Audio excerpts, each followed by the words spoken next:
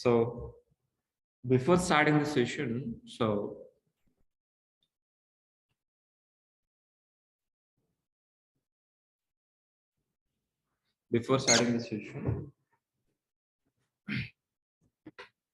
let me decide what is the plan for today. So today our focus is only what is DevOps. That is only one thing we are going to be discussed for today only. So before starting, so audio is clear for all online students. Audio, video, everything is clear. So can you confirm in the chat box, please, all of you? Audio, video, everything is clear.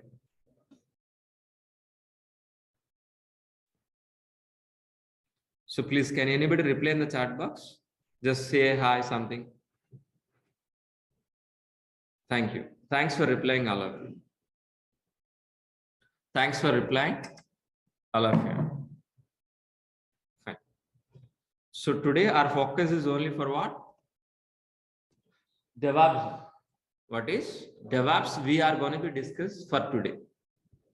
In tomorrow, we are going to be discussing about what is AWS. What is AWS and DevOps versus AWS. So today we're focused DevOps, tomorrow AWS and AWS versus DevOps. That is in exactly tomorrow day. So before starting this session, and let us course overview. What is this course? What exactly we are going to do? Let us course overview.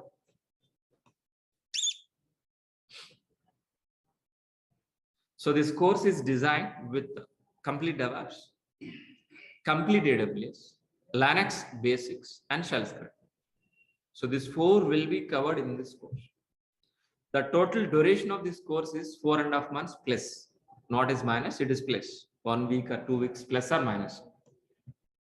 Okay, it will take total duration of this course is what exactly 4.5 months. In that 45 days, more than 45 days, we are going to be discussing AWS.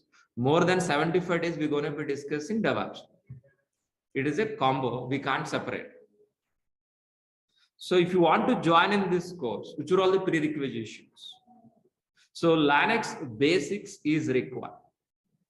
If you want to join in this course, Linux basics is required. That I will be covered, don't worry. Linux basics I'm going to be covered, don't worry. And shell script also I'm going to be covered, don't worry. No programming like Java, .NET, Python, no programming is required. If you understand my language, English, it is more than enough. It is more than enough, please. Laptop is required to practice every day. So minimum, so 10 Pro, Windows 10 Pro, 4 GB RAM is minimum, but I'm recommend 6 GB. i3 is minimum. So this is an exactly your laptop configuration. So who can join in this course? Yes, freshers can join in this course. Yes, freshers can join in this course. Experienced students also can join in this course, like developers, testers, AWS admins, Linux admins, Windows admins, DB administrators, any non-IT like a chemical background, mechanical background, any degree passed out, any non-IT students also can join in this course. Graduate, any graduation is must and should. Any graduate like BTech, MTech, MBA or a BSc computers, any degree is minimum qualification. So if you join in this course, which are all the benefits? If you join in this course, which are all the benefits, guys, please?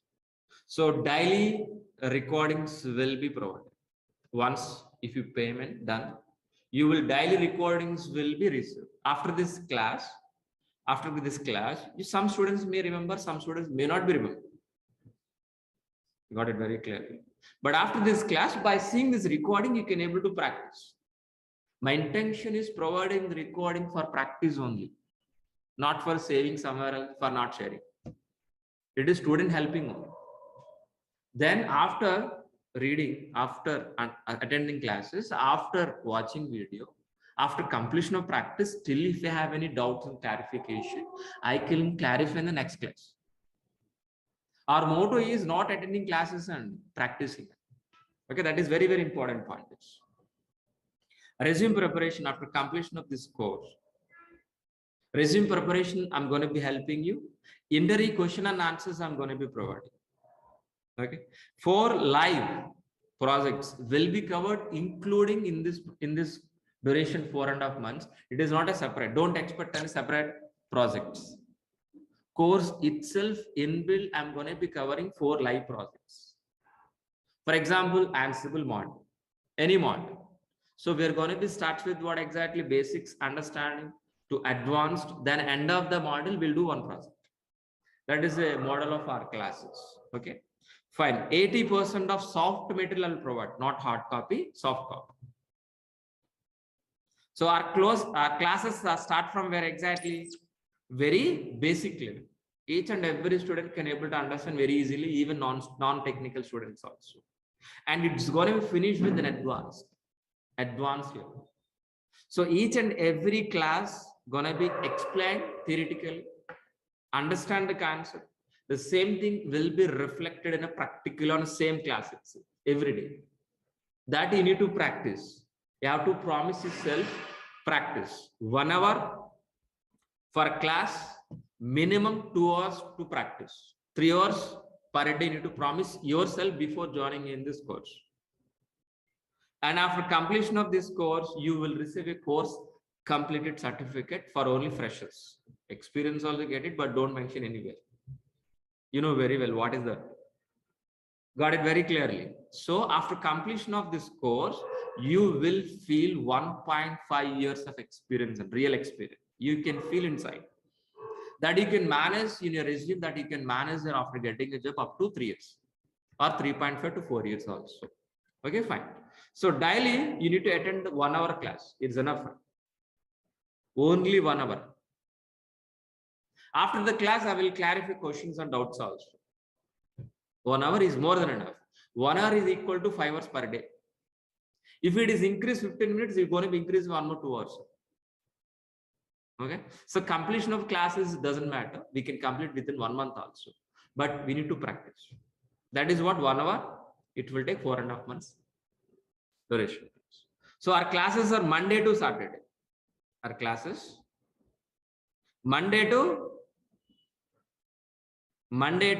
Saturday. Sunday also sometimes we have baby monthly once.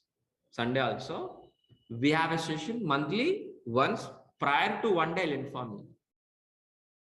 Prior to 1 day, if it is Sunday, Saturday, or Friday, I'll inform you whether we have a class this Sunday or not. Okay. So you are going to be paying 12,000 rupees fee. You're going to be paying 12,000 rupees fee for what? Full DEVOPS course, full AWS, not for introductory way, full AWS, full complete course, and daily recording sessions also. You're going to be paying for what? Daily recording sessions also. And if you want to contact with admin, please use this information. Please use this.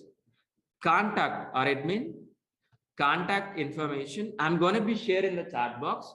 Online students, please be get it and make it somewhere else save.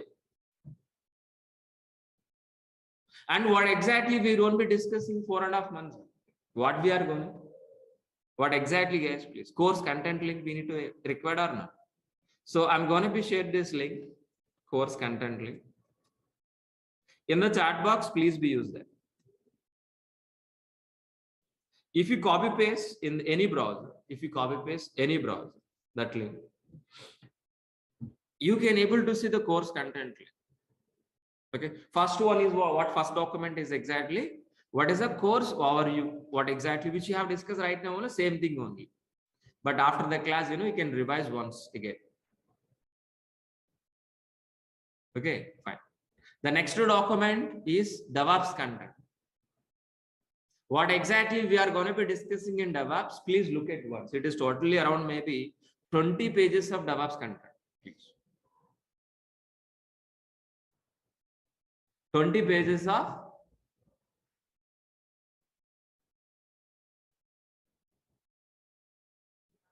DEVOPS contents, guys, please. 20 pages of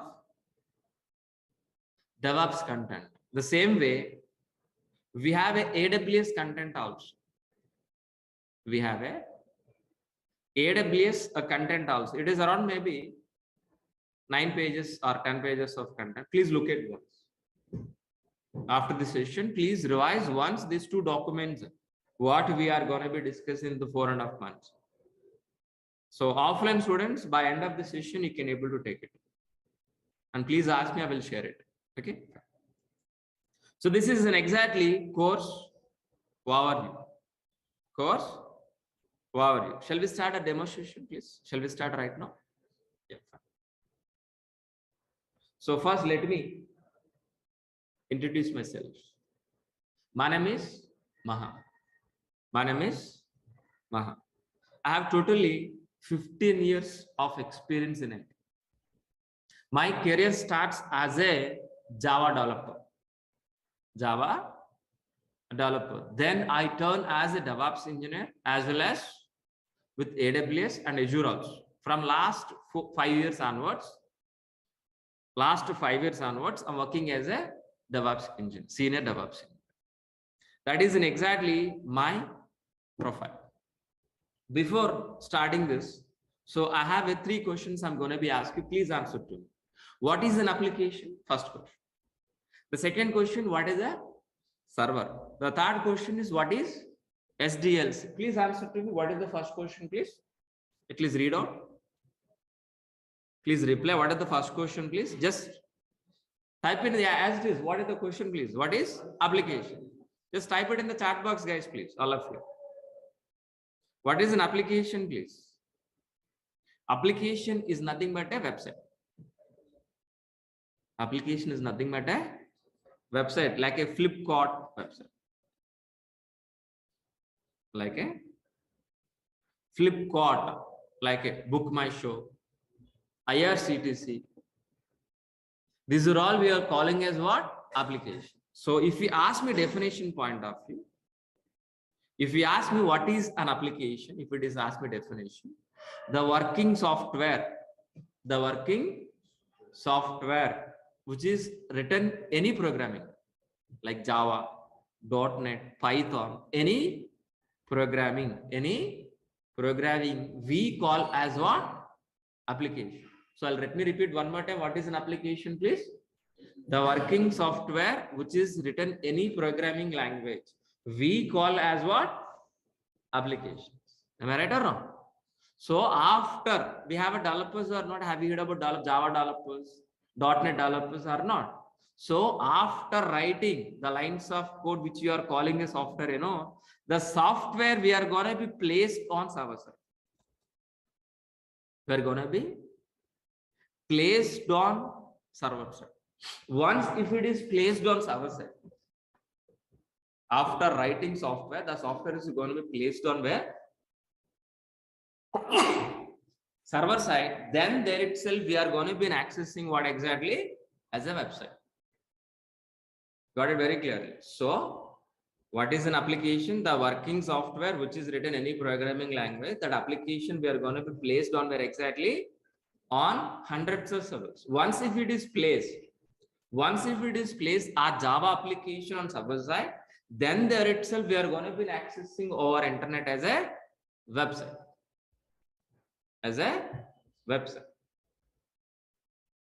Got it very clearly? What is an application? We understood. What is a server also? Server for what? For maintaining our applications, for deploying our applications. But what about next question is pending, guys? Please tell me. What is SDLC? So what is SDLC, please? How many people aware of this? How many people know about this? Online students can able to reply. How many of you know about this? How many of you know? How many of you don't know? Can you reply, please? If you know, say yes, sir. I know it. If you don't know, so no, I don't know. Can you reply in the chat box, all of you?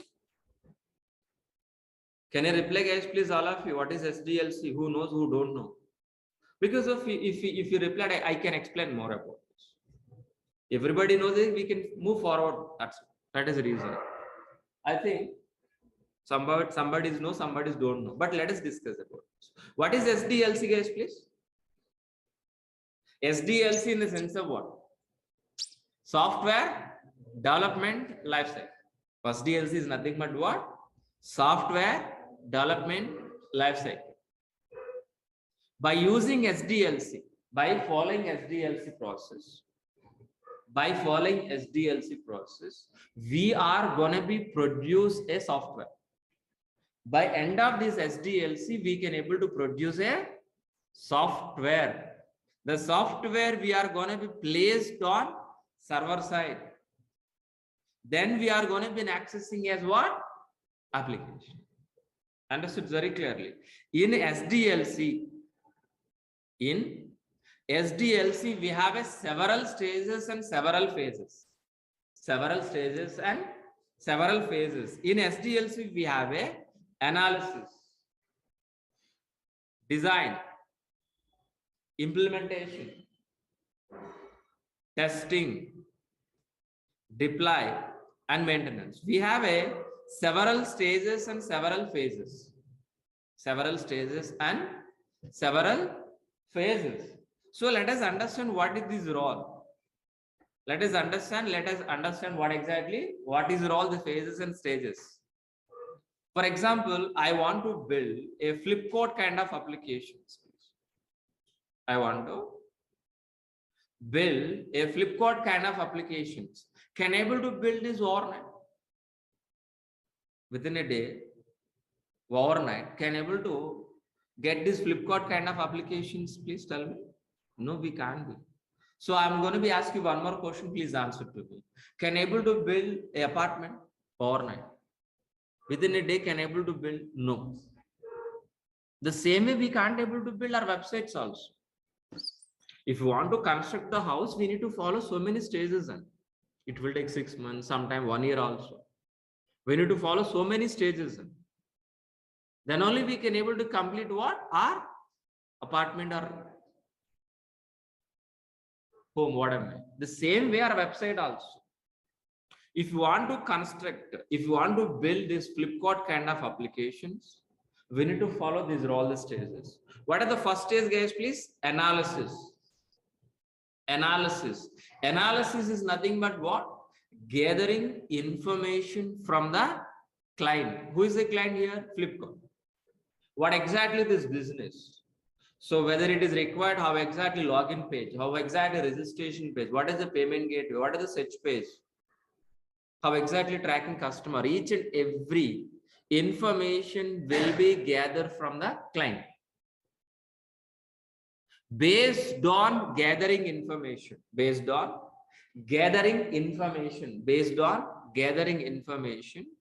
so our architects will be designed. Design is nothing but what? Plan. According into the plan, our plan, our developers will write the code. Either maybe Java code or .NET or Python, any programming, our developers will implement the software. But whether the software is in working condition or not, our testers will be verified by using Selenium test cases or automation test cases, performance test cases or manual test cases. Our testers will be verified. Once if it is verified, so we are going to be deploying on hundreds of servers.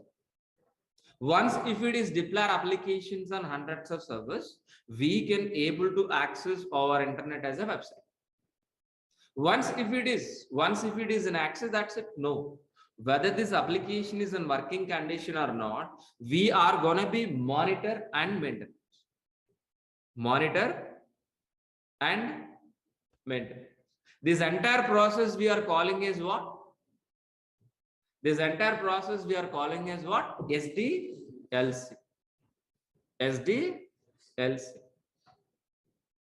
In this total process, so we have a developers, we have a testers, we have AWS administrators, we have a Linux administrators, DB administrators.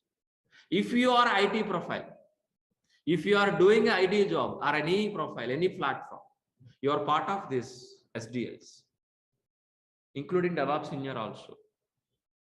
If you are working in IT software, you are part of this. Maybe developers are working on where? Developers are working on where exactly? In implementation part. Testers working on where?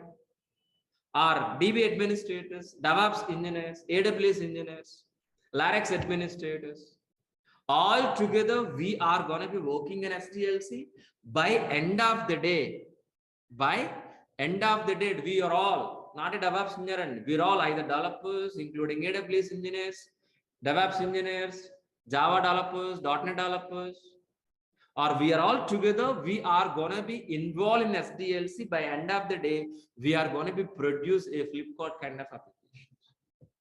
A Flipkart kind of application. Understood very clearly? I hope you people are understand. What is SD?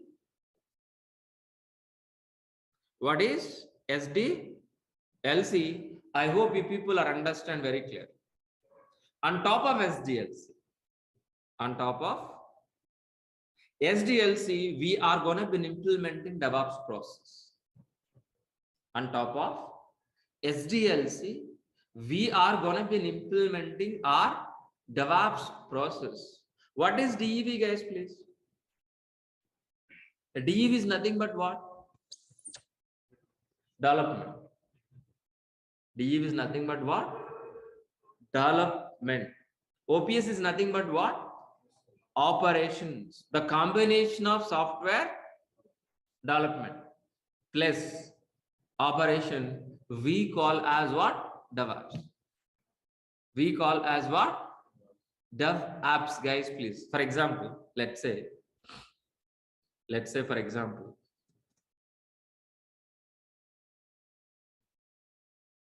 in SDLC, we have several stages and several phases, which you already discussed. Am I right? Yes. Just in assume, so our SDLC, we have several stages. Am I right? It may be developers are working here. Maybe testers are working here. Maybe it is a pre-production. It is live. So the last one is what? Live. It is a live product. So these are all the stages we have, guys. So many we have, but let it be scripts. So developers are going to be writing from where exactly? In dev environment, developers are writing it by using Java code. Then what exactly it is moving into the testing environment. After verifying testers, we're going to be moving into the pre-production. Pre-production to the production. Pre-production to the production. But my point is what exactly I'm going to be discussing with you guys, please. So as a DevOps engineer, our roles and responsibilities start from where? Dev environment. Ends with where exactly? Production. It's nothing but operations, guys, please. So as a DevOps engineer, our roles and responsibilities start from dev environment, ends with operations. That is what exactly point I want to discuss with you. Yes. So DEV is nothing but what? Development. OPS is nothing but what? Operation. The combination of software development plus operation, we call as what? DevOps. We call as what? DevOps. That means our roles and responsibilities start from where exactly? Dev environment, ends with operation. That means we are part of dev environment, build, test, release, deploy, operation, and monitor. So these are all the stages we are part of it. But to be frankly, we are not writing any coding. Sorry. We are not writing any coding. To be frankly, we are not writing any test cases also. So our job is just, we are going to be implementing DevOps process from where? Dev environment to operations with an automated process,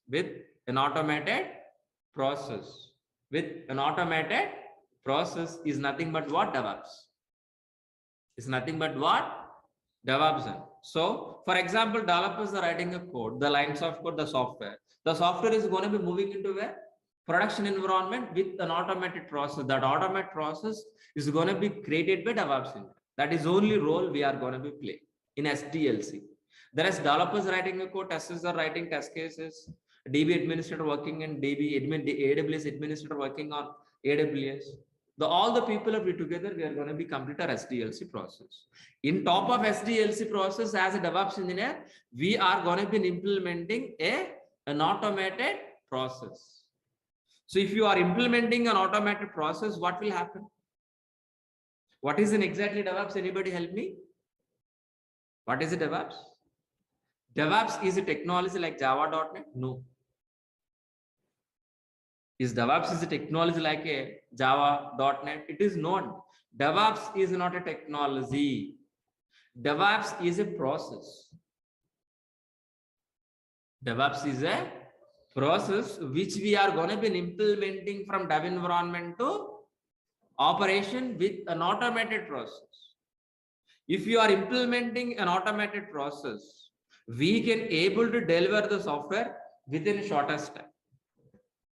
As soon as possible, we can deliver our developer software into the production environment. If we are delivering within a shortest time, and cost is going to be reduced, we can able to reduce the cost, and we can able to provide highest quality. Understood very clearly? What is DevOps? Let me repeat. DevOps is a process which we are going to be implementing from where dev environment to operations. While delivering developer code into the production environment, we can able to deliver within a shortest time with the high quality, with low cost. Is nothing but what? DevOps process. Is nothing but what? DevOps process. If we are replacing with our SDLC process with DevOps process, if you are replacing with the SDLC process with a DevOps process, what is our overall advantage exactly, please? What exactly DevOps aims, please? So we can able to deliver very fastly. We can increase the speed. We can increase the speed and frequently. And we can able to improve n number of deployments. And with highest quality, with lowest cost, with lower failure rate. These are all the advantage. These are all the advantage we can able to get it by helping our DevOps process. Simply, if you call this speed increase, cost is reduced. Quality is increased. Quality is increased. And so quality is increased, cost is decreased, means who don't want this technology. That is the reason. So more demand in DevOps. Understood very clearly. If you go for any shopping mall, so Pepe jeans or any pant and shirt is buying, instead of 2,000 rupees, if you're getting 200 rupees, you are happy or not? Are you going to be saving our expenses or not? The same concept. Fine. Fine, please. So, but whenever after getting a job, if you are, what is an exactly roles and responsibility? Once if you are getting a job, what is an exactly roles and responsibilities, guys, please?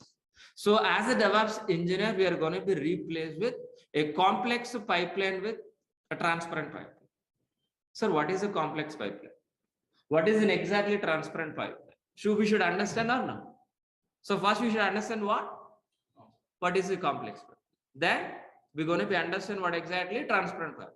What is an exactly complex pipeline? Our SDLC process is a complex pipeline. We know very well SDLC or not? We have discussed already. What is SDLC? SDLC is what? Complex pipeline. What is a transparent pipeline? DevOps process. Very simple. So we understood very clearly what is SDLC. We understood very clearly what is DevOps process. So we are going to be replacing with what? Our SDLC process with what? DevOps process. Why we are calling SDLC as a complex?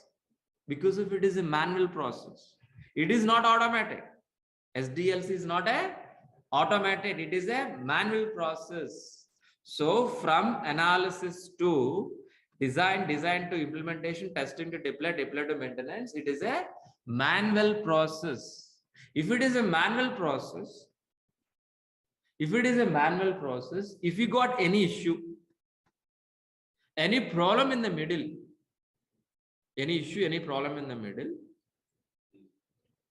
so it will take long time for resolving issues. For identification issues, it will take long time because of it is a manual process. Example, a water pipeline. The water pipeline is underground. Example, somewhere else a blockage, there is no leakage, it is a blockage.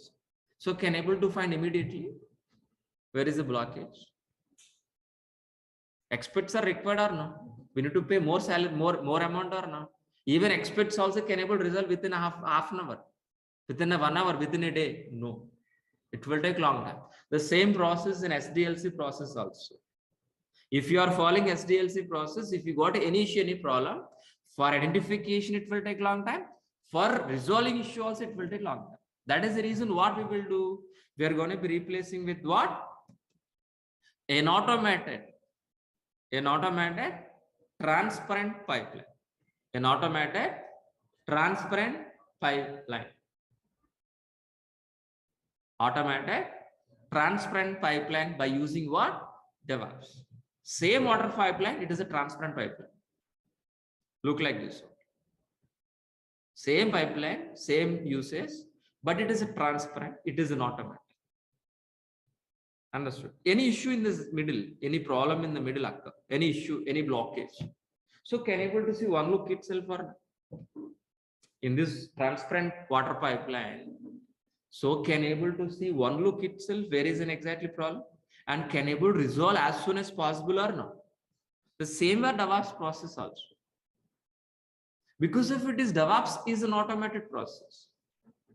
DEVOPS is a transparent process. In the middle, if you got any issue, any problem,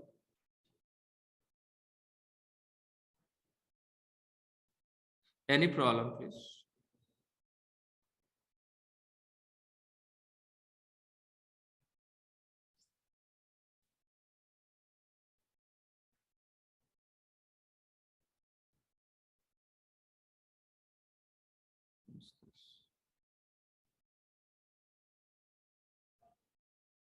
Okay, fine. 1 second. Yeah, fine. Let it be. Let it be continue, please. What is an exactly we are going to be, guys, please? We are going to be replacing with what? Complex pipeline with transparent pipeline. Why we are calling DEVOPS is a transparent pipeline? Because if it is a transparent with an automatic. In the middle, if you got any issue, any problem, easily we can able to identify, easily we can able to resolve. But actual DEVOPS process, how exactly look like this? This is what exactly our actual DEVOPS process, which we are going to be implement. Our actual DEVOPS processes look like this one. In this DEVOPS transparent pipeline, we have several stages and several phases like plan, code, integration, testing, release, deploy, operation. But in this DEVOPS process, we are going to be, our roles and responsibilities start from where? Dev environment. Ends with where? Operations. Starts with where exactly? Dev environment. Ends with where exactly? Operation. That means our roles and responsibilities in dev environment, in integration part, testing, release, deploy, and operations. Understood very clearly. To be frankly, while implementing this DEVOPS process, we are not writing any code. We are not writing any code. We are not writing any test cases. Just we are going to be implementing a DEVOPS, an automated, a transparent pipeline only. Why? To make it speed, to increase the quality, to decrease the cost. So that purpose only we are going to be implementing our DEVOPS process from where exactly? Dev environment to operations. So let us understand this DEVOPS process in stage by stage. What exactly are roles and responsibilities in each and every stage? Let us understand, guys, please. In dev environment, we are not writing any code. We are not writing any code. The writing is responsible by whom? Developers. The lines of code is responsible by whom? Writing is responsible by whom, guys? Please, developer. After writing by developer, that code which who are all maintaining? Writing is responsible by the developer. After writing the code, that code is going to be maintained by DevOps engineer. That's what we are part of dev environment. Clear, all of you? It's very important point. Writing is responsible by the developer. After writing, that code is going to be maintaining by DevOps engineer. But how many developers we have? Please, anybody help me? How many developers? Please tell me. N number of developers. We don't know.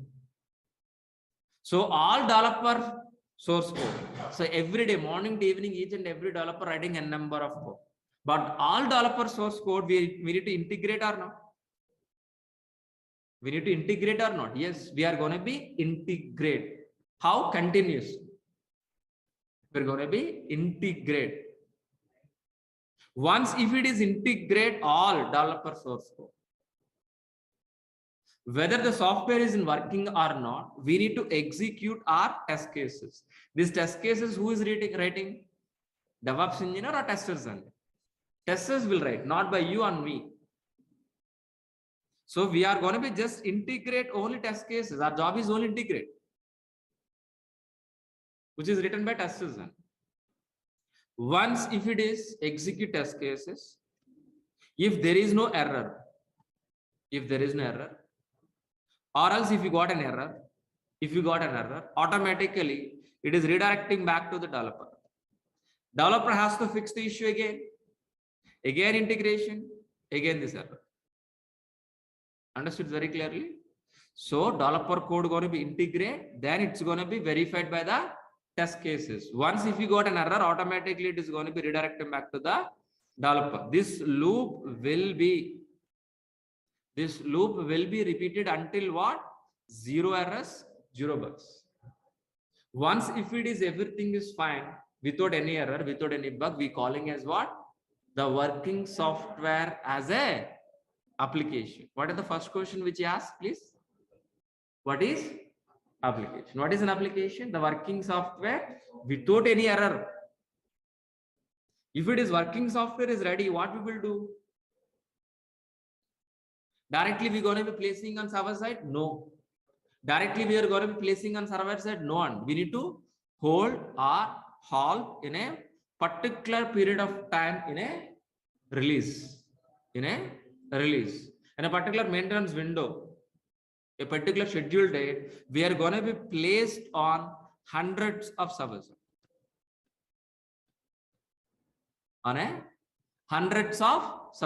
Once if it is placed on hundreds of servers, we can able to access our internet as a website. This entire process is we calling as what? DevOps. Once if it is placed our application, once if we are accessing this website to our internet, our job is finished. Is our job is finished? No. Whether it is working or not, we need to monitor and maintenance. That is also responsible by the DevOps engineer only. Got it very clearly? What is the DevOps process? So DevOps is a process which you are going to be implementing from where exactly? Dev environment. Ends with where? Operation. Ends with where? Operation. That means we are part of dev environment, integration, testing, release, development, and operation. We are going to be implementing DevOps, an automated transparent pipeline. While implementing this transparent pipeline, make sure whether you are going to be deliver within a shortest time, with high quality, with low cost. This is an exactly DevOps process. I hope you people are understand what is in exactly this DevOps process. What is in exactly this DevOps process. But for implementing this DevOps process, which are all the tools we are going to be using? We should learn some tools tag or not? For implementing this DevOps process, which are all the tools we are going to be, guys, please? Let us list down. Let us list down.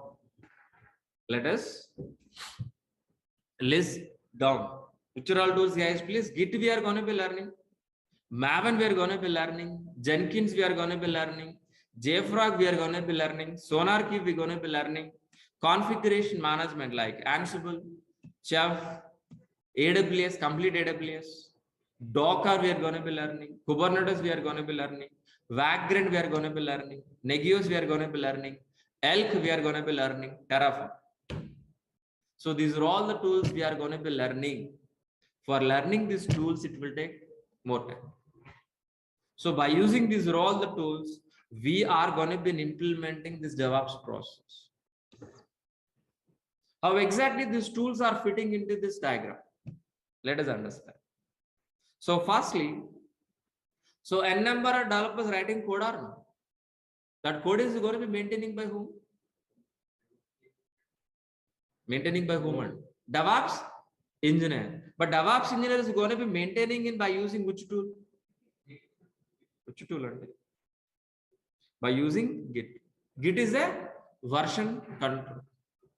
All developer source code as a DevOps engineer, we are maintaining in a Git version control. Git version control. But all developer source code we should be execute or not? We need to build or not by using Maven. But this entire process we are going to be automated or not by helping of Jenkins. Jenkins is an automation tool. In automation tool, this entire DevOps process is going to be automated by Jenkins only. Once if it is an automated, and we are going to be hold our working software in release or not. The release is nothing but what? By using JFrog. JFrog is nothing but what? Release. And we are going to be learning SonarQube. SonarQube is what exactly? Code analyzer. It is an optional tool, but we are going to be discussing. By using SonarQube, whether developers are following standards or not, it will verify and give statistics and reports. By using these are all the tools. Which are all tools, please? List down. Git, Maven, Jenkins, JFrog, SonarQube. We are going to be implementing CI/CD process. Continuous integration, continuous delivery, one module. These are all the tools we call as what? One module. It will take 3 weeks. Example. Or 4 weeks sometime. All of you understood very clearly. So where exactly CI/CD, guys? Please. CI/CD is nothing but what? Continuous integrating, continuous delivery. Continuous integrating, making working software. We are going to be continuously delivering. I'll repeat this diagram. Let me. So after writing by developer, all developer source code continuously we have to integrate. Am I right or wrong? Then making working software by executing test case. Once if it is making working software, we are going to be deliver, continuously deliver. Once if it is deliver, we are going to be placed. We are going to be placed on how many servers, guys, please? If it is one server, not be here. You not be sit here, not required. Understood very clearly? So we are going to be handling, we are going to be placed our applications on hundreds of servers. That is the reason we are here. We are using DevOps. Understood? So after completion of CI/CD, after delivering working software, we're going to be placing on where? Hundreds of servers. But these hundreds of servers, if you want to configure, sir, what is the configuration? Configure means what? If you buy a new laptop, what we will do? Configuration. You buy a new laptop one day. You're going to be configure or maybe network settings, maybe installing some software like a Microsoft, maybe PDF. You're going to be configuring something XYZ or not, according to your requirement or not. That we are calling as a configuration. But here is how many servers we have? Hundreds of servers, and each and every server we need to install the software. We need to create a file. We need to change the files. All of you are not. But if you want to do manually, server by server, how much time? Just think about it. For laptop, it will take minimum 1 hour. I hope maybe. But server, it will take more than 2 days, 3 days also for server. But 100 servers, it will be completed how many days and it will how many months? Can able to complete within the end of the day? No, but if you want to do that, we require an automation process. That automation process we are going to be implementing by using what?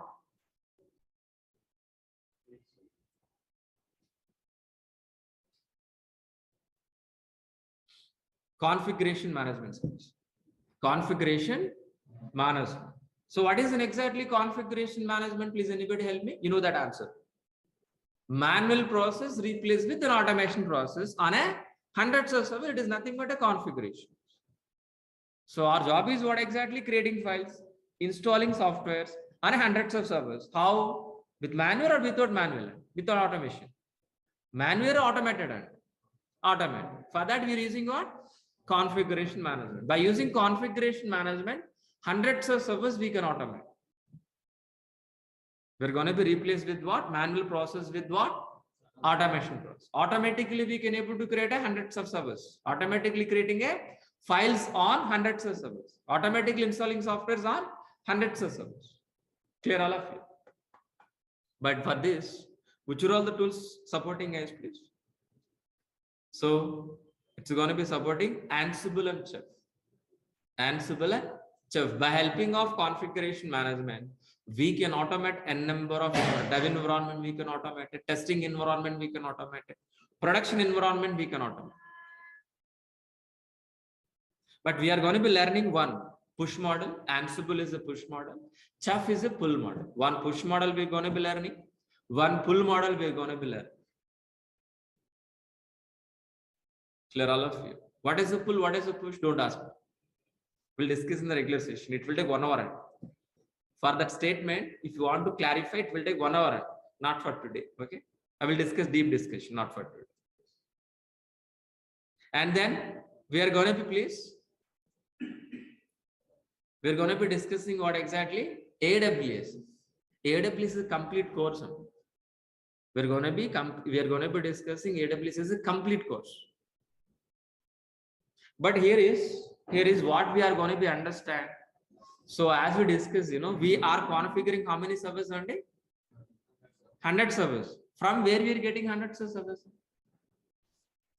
If you have a laptop, we can configure. If you don't have a laptop, from where you can able to get it done? Question is that. Where? From where? How many times? How many ways we can able to get a servers on? Physically, like your laptop. Virtually and cloud. Which cloud? AWS. Which cloud we are going to be getting as please? Hundreds of servers. Hundreds of servers we are going to be getting from where? AWS. On top of hundreds of servers, we can able to implementing automated process by helping of Ansible and Chef. I'll repeat this point, very important point. Getting servers from AWS. After getting servers, we are going to be implementing an automated process by helping of Chef and Ansible. Chef and Ansible. That's very simple. Am I right? But so we are going to be deploying servers on where? AWS service. Am I right? By using Ansible, by using Chef, we are going to be deploying our applications on a hundreds of AWS servers. That is the point we're discussing from starting of the session. Application, what is an application? Am I right? First question is that or only. But I've shown you only one server, but right now 100 servers. But the servers are from where exactly we're getting? AWS. That is the point. Fine. But are we deploying our applications on only AWS servers? Are we deploying our applications on only AWS servers? No. We can deploy our applications on Docker also. We can deploy our applications on Docker container. Understood very clearly. If anybody asks you what is a Docker, what is the statement? Docker is for only websites deployment. Understood very clearly. What is a Docker? For placing our websites. Very simple word. What is a Docker? For placing our websites very easily, with the high performance, with low cost. Understood very clearly. How much cheap, you know? For example, packaging you want to buy it for 10 rupees. Is it cheap or not? Same quality, same fan, but 10 rupees. Same thing here. So for getting servers, instead of spending crores of rupees, we can able to deploy application with a minimal cost by using Docker. What is a Docker? Docker is an isolated area which is specifically deploying our application. That is a definition. But easy way for deploying our websites. Simple word. Definition point of view, Docker is an isolated area which is specifically deploying our applications. Understood very clearly. Example.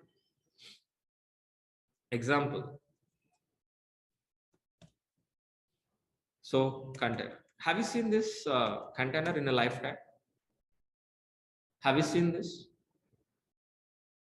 Have you seen this container space? I think you would have seen this in physically somewhere else on roads. You can see this type of containers. How exactly this container works? Same are Docker containers also. But by using this container, we can able to transport in the via sea. But by using our container, we can deploy our applications, means websites. That is only difference.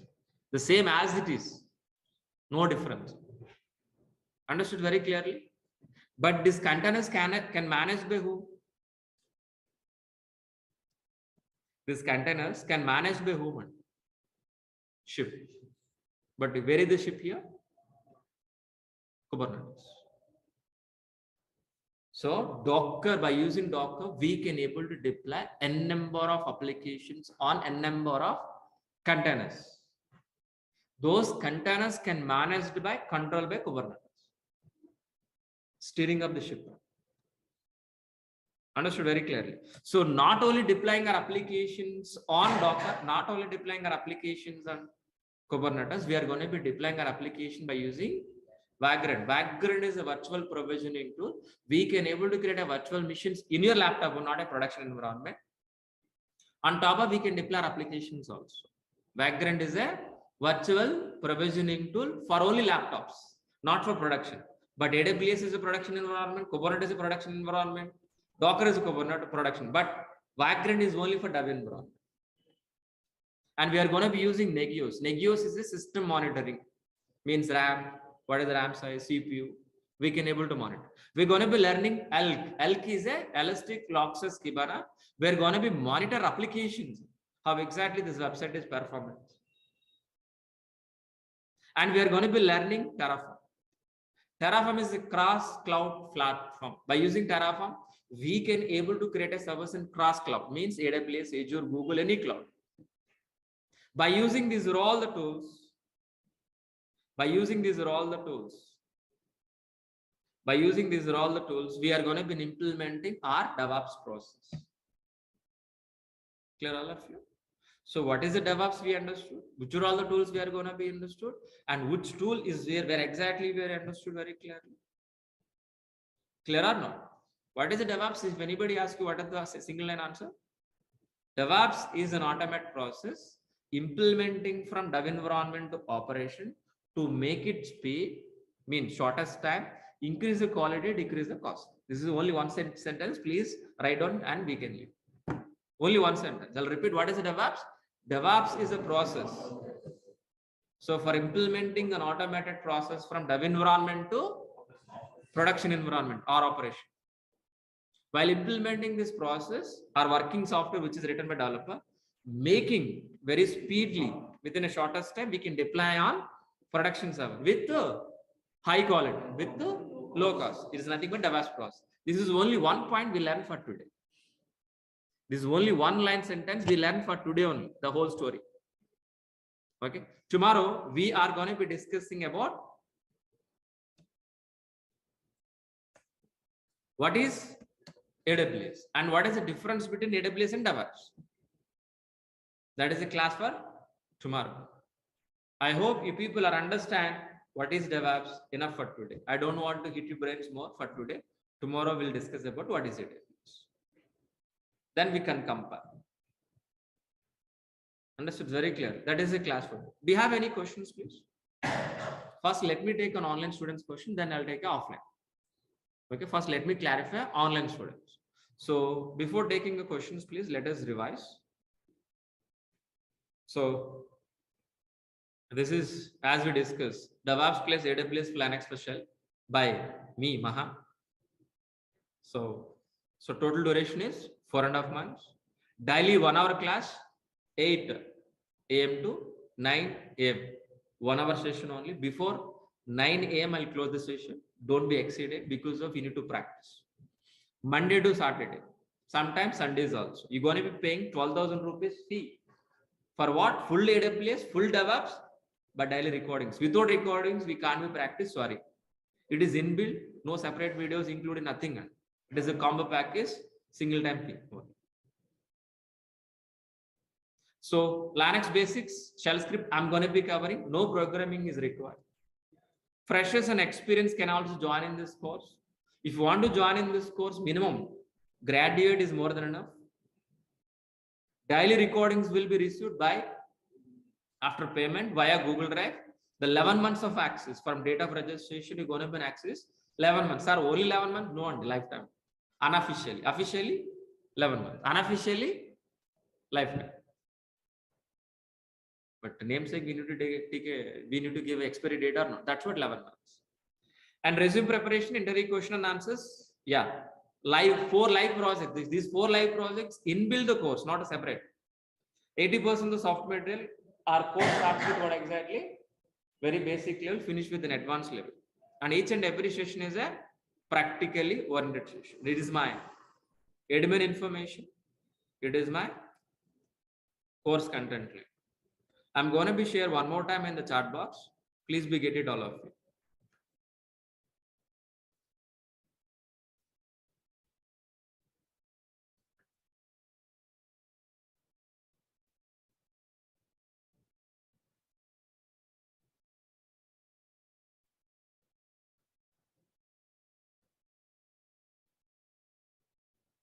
Oh, excellent.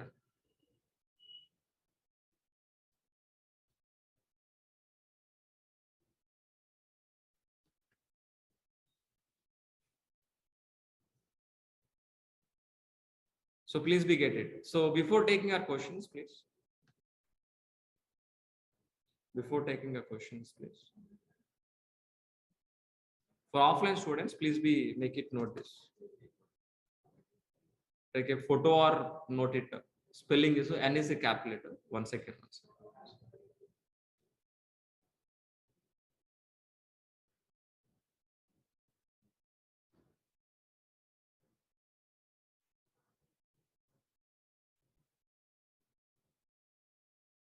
So please make it note. T.ly/NJXB. N is a capital letter, X is a capital letter. Remaining all are small letters. N capital letter, X capital letter. Remaining all are small letters.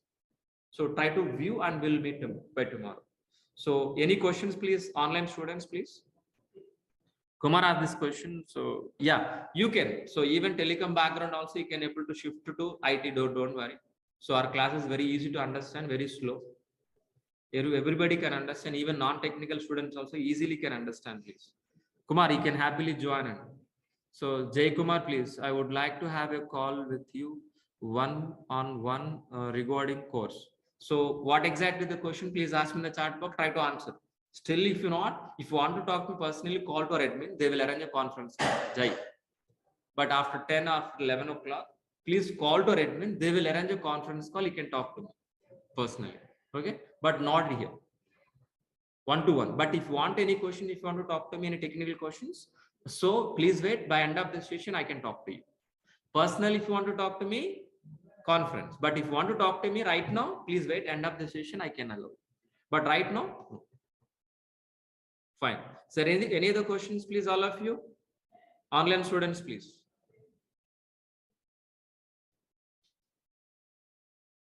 Online student, please. Yes. So IT, non-IT or experience, non-experience can join in this course easily. But December, January, usually it is less openings. That is a common thing. But after Pongal, after Sankaranti, automatically the openings are increased. But if you join in this course, half of the course will be completed by January. Am I right or not? Then, so February end, maybe within 4 months, the course will be completed. So when you're going to be complete this course, more openings you can able to get it. Don't know. From non-IT completion of 2018 batch, can I get a fresher? So 2 years maybe. Less than 2 years, you consider as a fresher. Less than 2 years, you consider as a fresher. If it is, I think 4 years gap, that means you are going to be as an experienced. Vaday Bhaskar, yeah. Bhaskar asked this question. Job assistant, definitely. I shared very clear resume preparation, entry question and answers. So materials providing. Job assistant, definitely. But any job guarantee, please talk to it. There is no job guarantee program in my classes, only job assistant programming. Bhaskar, definitely. Yeah, is there any other questions, please, all of you? Is there any other questions, please? Yeah. So is 2 years of experience, guys, got an interview calls? So 2.5, I'm recommend 2.5 to 3. More openings as of right. 2 places also we have, but compared to 3, less. Freshers also getting calls, but you know, the ratio is, for example, experienced guy getting 10 calls per example. Maybe freshers can get 4 calls, 4 to 5 calls. Maybe after January, I'm talking about, not December this month. Sunil. Yeah. Is there any other question, please, online students? Can you move to the offline? Yeah. Is there any questions, offline students? Practical explanation. Is hands-on explanation. Hands-on means what exactly? For example, I will show you here only. So, for example, one concept called. This is AWS website used to open and you say how to submit to your connected. I will show you in the live itself. I will show in the live example. That is only simple example. For example, Ansible, how to write a playbook, how to execute the playbook, how to configure servers. Practically, I will show you slowly, class by class. That's what Ansible itself 3 weeks will discuss. Ansible itself 3 weeks. Chef itself 3 weeks. CICD 3 weeks. Ansible AWS 6 weeks. Sorry, 8 weeks. I think 8 weeks or 7 weeks. We're going to be discussing AWS. I don't exactly plus or minus 1. Docker and Kubernetes 1 month. Why? Because of practical things. Each and every session is a theoretical explanation. We should understand the concept. Then only if you show practically, you can understand. Directly go for practical, nothing. And that is a blur. Hands-on. So project also in example, Ansible. What is Ansible? Why we are Ansible? We should understand. So day by day, slowly we are going to increase each and every concept. Show all the functionality. What are the features in Ansible? We're going to be discussing practically. Everyday practical.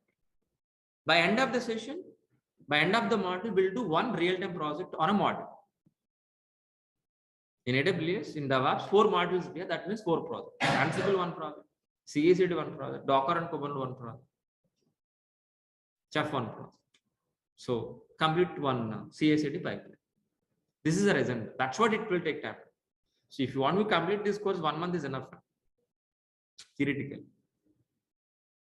But it is not that. That's what it will take 4.5 months to 5 months. Minimum 4.5 months. That's what plus is means it may take 1 plus or minus. So time is not concern for me. Time is not a concern, but we need to complete and practice what we are given content. That is my reason.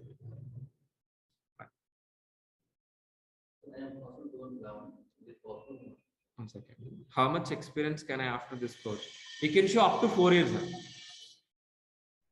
You can show up to 4 years by this course. What is the question, please? Okay. Eligible. For example, your name, please? Rajesh. So Rajesh asked this question. So I have a 10 years of experience, 11 years of experience. 11 years of experience I have already. Okay. How exactly we can able to show this, please? How exactly we can able to show? I have a totally 11 years of experience on IT in resume. From last 3 or 3.5 years onwards, I'm working as a DevOps. You can show like that. But how exactly convince? I'm working as a, for example, XYZ technology like .NET or Java or whatever. Internally, so my project in the project, we got an opportunity to work as a DevOps, and that's what I transfer.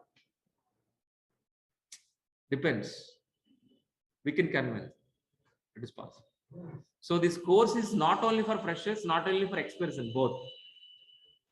Even 15 years of experience or 20 years of experience Java architect should learn this course. There is no exceptional for that. Not optional, and should be learned. Even VP, vice presidents of the company, or a senior manager, or senior architect, who are all working in top position as software, there is no option for them. They should learn DevOps. Even freshers also. Understood very clearly. Anybody should learn. Even testers should learn this. Developer, for example, you join as a developer, Java developer. Last maybe 2-3 years on working. For him also, there is no option to learn it. You should learn DevOps. If you are a developer, there is no option to you. Should learn this course. Whether you want to continue developer, whether you want to continue as a DevOps, that is the secondary. Even testers also. Even if you are admin, infra type side, so no question about it. You should learn this course. Fine. All of you understood very clear. So one more thing, compared to developers, more packages. Compared to developer, more packages here. If you are getting a more package, more work. If you are getting a more salary, that means we need to affect more. We need to mentally, we need to prepare for that. Mentally ready for that. We are working for money. Okay, please keep on the mind. So we need to hard work. We need to hard work. If you do practical, what I'm delivering in the class, if you do the same class, same if you practice, it is more than enough for getting a job. So you have to promise before joining in this course, practice. 1 hour class, 2 hours minimum practice per day. It is more than enough. So that's it for today. So we'll be continue by tomorrow. Please. It's depending on coding, but we're not learning coding. We're handling Java, but we're not learning Java. After writing code, we need to handle the code. We need to handle the code. That means we're not writing any code. Understood very clearly. Some scripts are required. Formats we require. I tell you. I will teach you guys. Maybe YAML, Ruby. Maybe maximum we are going to be using if condition. If, variable, if. Maximum. Nothing. C, nothing, if else, data structure, nothing. No data types in, no variables we are going to use. That is also string type one. No, not required. Python is not mandatory, but it's, if you want, yeah. If you want, yes. But what's the problem, if you are keeping Python on Python with DevOps, more weightage. We can't handle after getting a job. That's the reason. So as a beginner, as a fresher, so getting a job, as a looking for a job, Python is not including it. But after getting a job after 3 years, 1 year, if you settle down as a DevOps, then looking for Python with DevOps. After getting a job, after 3 years. That's very clear. With this combo, what will happen, after getting a job? You become a scientist. Understood very clearly. Means what? There is no time for your family. You're dedicated to the company, dedicated to the project. No personal life. That's what I'm not recommending. Without Python also, we can happily get a job. We can continue. There is no problem. It is an option. Thank you. Thanks, guys. Please. We'll be continue tomorrow. If any questions, any doubt, don't worry. We'll meet tomorrow again. We can discuss. Thank you.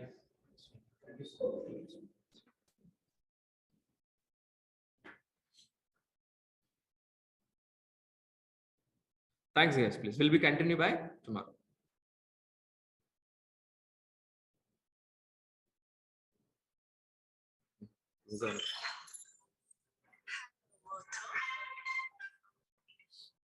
So today our agenda is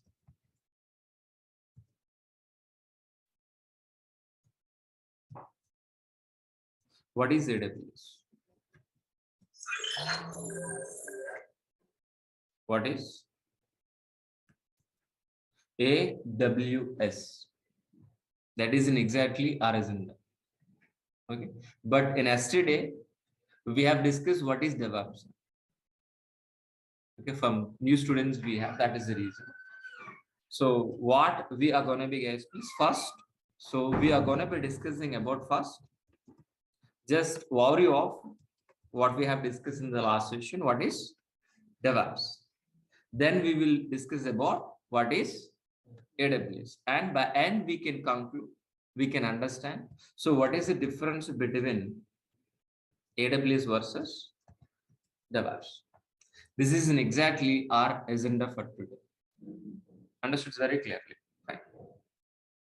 So before starting our session,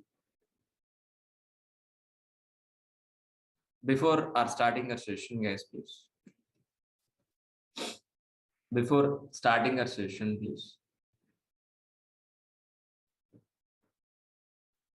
So online students, audio, video, everything is perfect. Can you confirm in the chat box once, all of you? Audio is clear.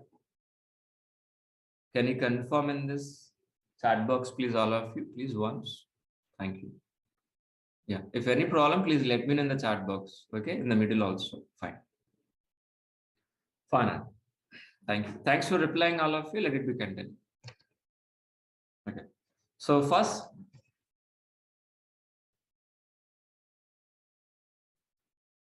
so let me introduce myself. So my name is Maha. I have totally 15 years of experience in IT. My career starts as what? Java developer. My career starts as what? Java developer. From last 5 years onwards, I'm working as a senior DevOps engineer. Senior DevOps engineer as well as AWS and Azure also. This is exactly my profile. So before starting this session, so I'm going to be ask you 3 questions, please. What are these 3 questions, please? What are the first question? Anybody help me? What is application? What is the second question? What is a server? Third question is what exactly? What is SDLC?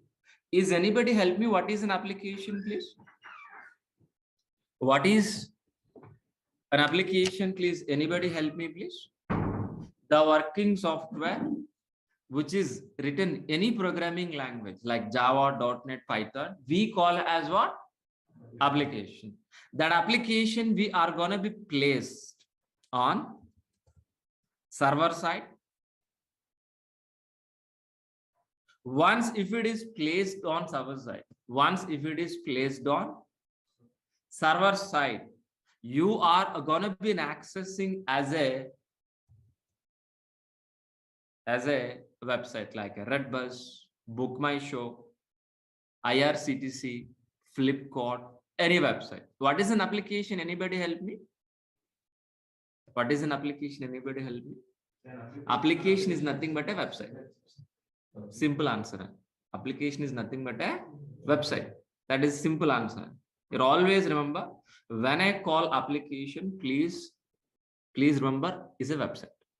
If it is called a definition point of view, application is nothing but the working software which is written any programming language, the Java, .NET, Python, we call as an application. That application we are going to be placed on hundreds of servers. Once if it is placed on hundreds of servers, we are going to be accessing over internet as a website. This is we calling as what? Application. But what are the server? What are the purpose of server? How many ways we can able to get a service?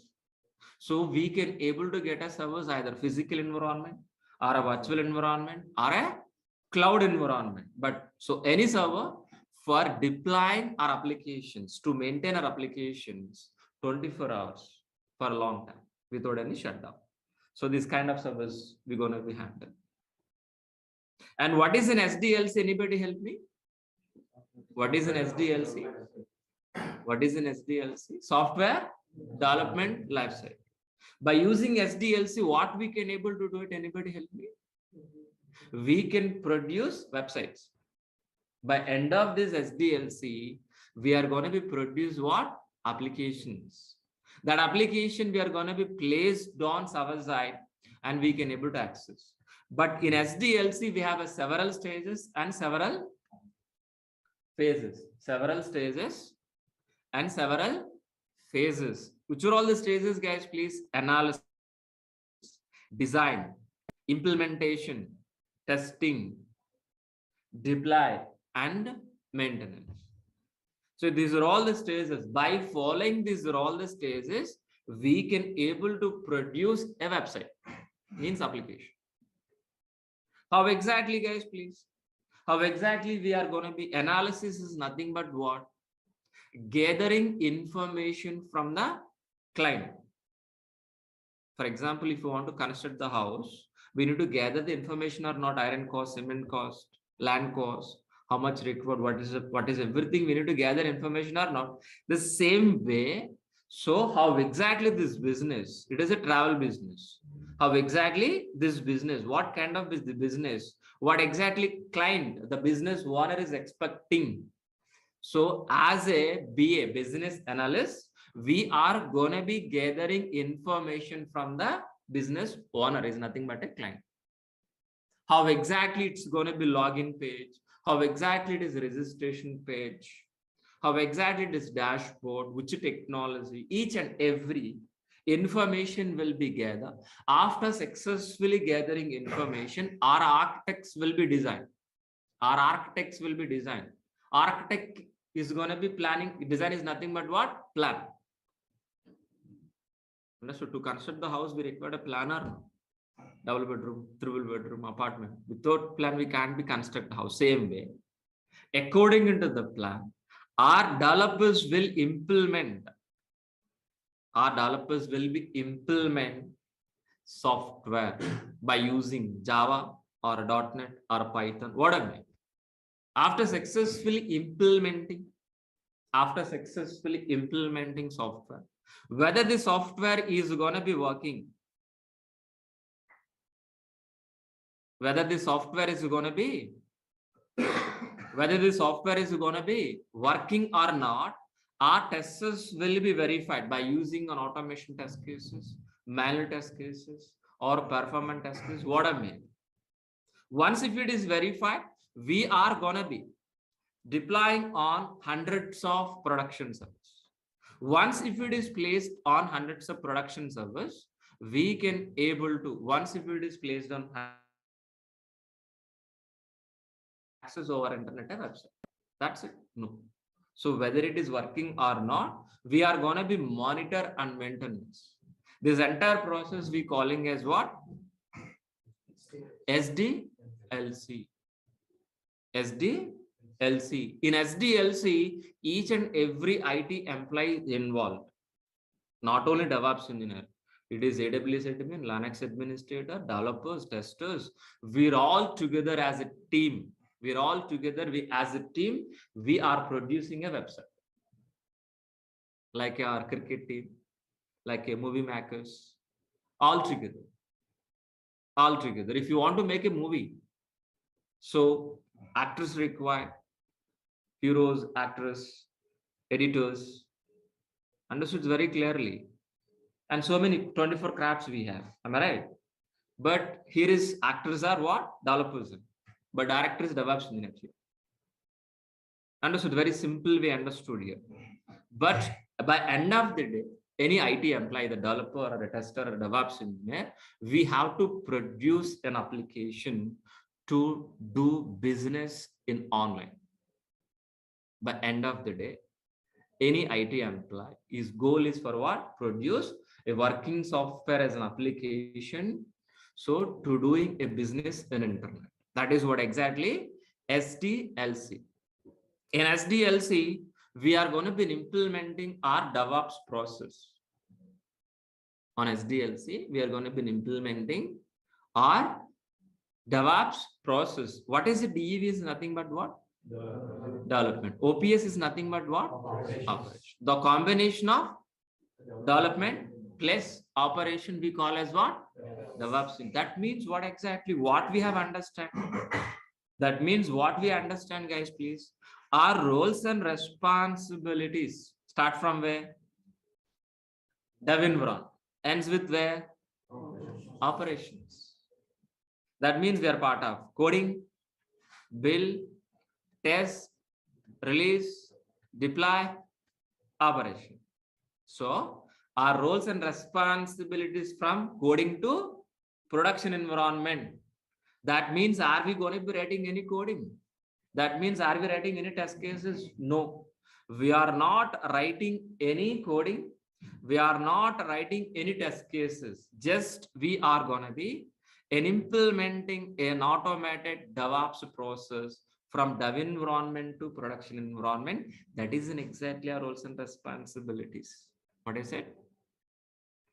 What is a DevOps? Is DevOps is a technology? No. Like Java, .NET, Python? No. DevOps is a process. DevOps is a process which you're going to be implementing from dev environment to operation. But what exactly it will happen? Developers writing a software or not? Lines of code by using Java, .NET, Python or not?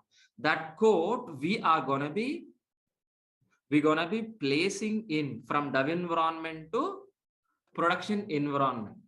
While we delivering working software from dev environment to production environment, make sure whether you are delivering within a shortest time, with the high quality, with low cost is nothing but what? DevOps. So let me repeat this point. So what is a DevOps?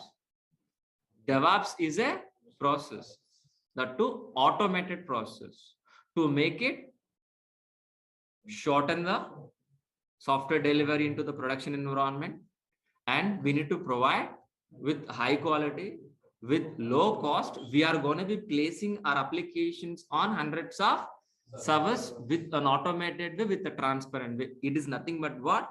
DevOps. But actually, what is the roles and responsibilities? Once if you're stepping into the company, what is the first priority goal? What is the major first goal? Have remembered? Replacing with what? Complex pipeline with transparent pipeline. So when you go to stepping into the company, so you seeing only complex pipeline, an existing process that already developers are working, already an existing process. But what we are going to be? We're going to be replaced with what? A manual process with an automated process. The manual process we are calling as what? Complex. But automated process we are calling as what? Transparent. But so complex pipeline, which we are calling as what? SDLC. Why we are calling complex process is this? Why SDLC is a complex? Because if it is a manual process. Because if it is a manual process from analysis to design to implementation, implement testing, it is a manual process. One team to another team, it is a manual process. It is not an automated process. So for example, while implementing this SDLC process, if you got any issue in the middle, any problem in the middle, any issue in the middle. So how difficult to identify this? Due to this manual process, so if you got any issue, easily can able to identify? No one. No, experts are required here. We have experts. If you are hiring experts for this process, definitely we need to pay more salary. Yes or no? That means the cost is increasing or no? So we're going to be deliver in time? No, we can't be.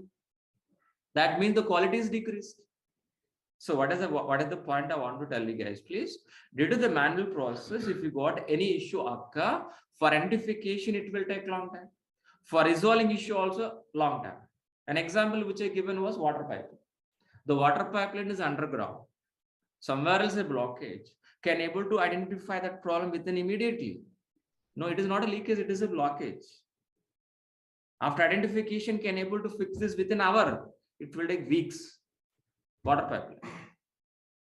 But what we're expecting this? I don't want this complex pipeline, but I want to replace with what? Transparent. If it is a transparent pipeline, how exactly? I want to visualize transparent pipeline. The same water, everything is same, but I want to implement transparent. Once if it is, look at this. If you got any issue here, for example, Any issue, please? Here. Any issue in the middle, like any problem, any error occur in the middle of this pipeline. By one look itself, where is the problem, can able to see or not? And as soon as possible, can able to fix this issue or not? The same way in DevOps process also. Due to this an automated process, if you got any issue, any problem in the middle, we can able to fix this as soon as possible. It will take time, but it is a very shortest step. And so that is the reason. So we are calling as a DevOps is a transparent and automated process. A transparent and automated process.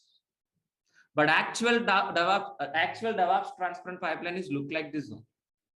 So in our course, we are going to be implementing this diagram. So we're all working for this 4.5 months for this diagram. For this implementing this diagram only, we are going to be spending 4.5 months here. So in this DevOps transparent pipeline, we have several stages. Planning, coding, integration, testing, release, deploy, and operation. But in this DevOps transparent pipeline, our roles and responsibilities start from where? Dev environment. Ends with where? Operation. Ends with where? Operations. So that means we are not responsible for planning, and the planning is done by BS, business analyst, not by you. We are part of coding. We are part of integration. We are part of testing. We are part of release. We are part of operation. So we are going to be implementing DevOps process from dev environment to operations with an automated way, with the transparent way. But how exactly, guys, please? Are we going to be writing any coding in dev environment? No. The writing is responsible by whom? Developers. Developer has to write the code by using any programming. Once if it is write the code, who is the responsible person, please? Who is the responsible person to maintain, please? DevOps engineer. What I said very clearly, writing is responsible by the developer. But maintenance is responsible by the DevOps engineer. Once if it is maintained, how many developers we have here, please? A number of developers that continuously writing code or not. But all the code we need to mix. We need to combine. We need to combine. How? How about only one, sir? No. So developers are continuously writing the same way as a DevOps engineer. Our responsibility continuously integrate. So developers are continuously writing a code. That code automatically we are going to be integrate continuously. Once if it is increase, once if it is integrate, so whether the software is working or not, we need to verify or not. We need to verify or not. That is the reason we are going to be executing test cases, but we are not writing any test cases, which is written by testers, just integrating in this process. If you got any issue, any error, automatically it is redirecting back to the developer. Developer has to fix the issue, again integration, again testing. So this loop will be repeated until zero errors. Once if it is zero error, that is we calling as a working software as an application or not. That is the first question which I ask you. If it is in working software, in the software, there is an error that we are calling as a working software as an application or not. Application is ready or not. Can we able to directly placing on live servers? No. We're going to be hard on a particular period of time. That place we calling as a release. That place we are calling as a release. So from particular maintenance window, monthly ones or weekly ones, we're going to be placed with support of all our team members. With support of all our team members, we're going to be placed on hundreds of servers. On a hundreds of servers. On a hundreds of servers. Once if you are placing our application on hundreds of servers, we can able to access our internet as a website. Our job is finished up to here? No. Whether this application is working or not, we are going to be monitor and maintenance. Monitor and maintenance. Monitor and maintenance. This entire process we are calling as what? DevOps process. For implementing this DevOps process, which are all the tools we are going to be learning, guys? Please, anybody help me? Let us list down, guys, please. For implementing this DevOps process, we are going to be using, which are all the tools, guys, please? We are going to be using, let it be low.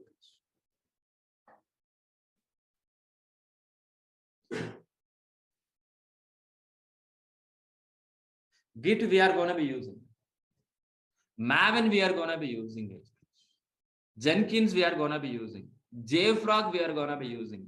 SonarQube we are going to be using. Ansible we are going to be using. Chef we are going to be using. Amazon Cloud we are going to be using. Docker, Kubernetes, Vagrant, Negios, Elk, and Terraform. These are all the tools we are going to be using for implementing this DevOps process automated. Got it very clearly? But so for implementing CI/CD, for continuous integration, making working software, continuous delivery for the CI/CD pipeline, we are gonna be using for what? Git, Maven, Jenkins, JFrog, SonarQube. So these 4 tools, these 4 to 5 tools, we are going to be using for implementing CI/CD process. Once if it is deliver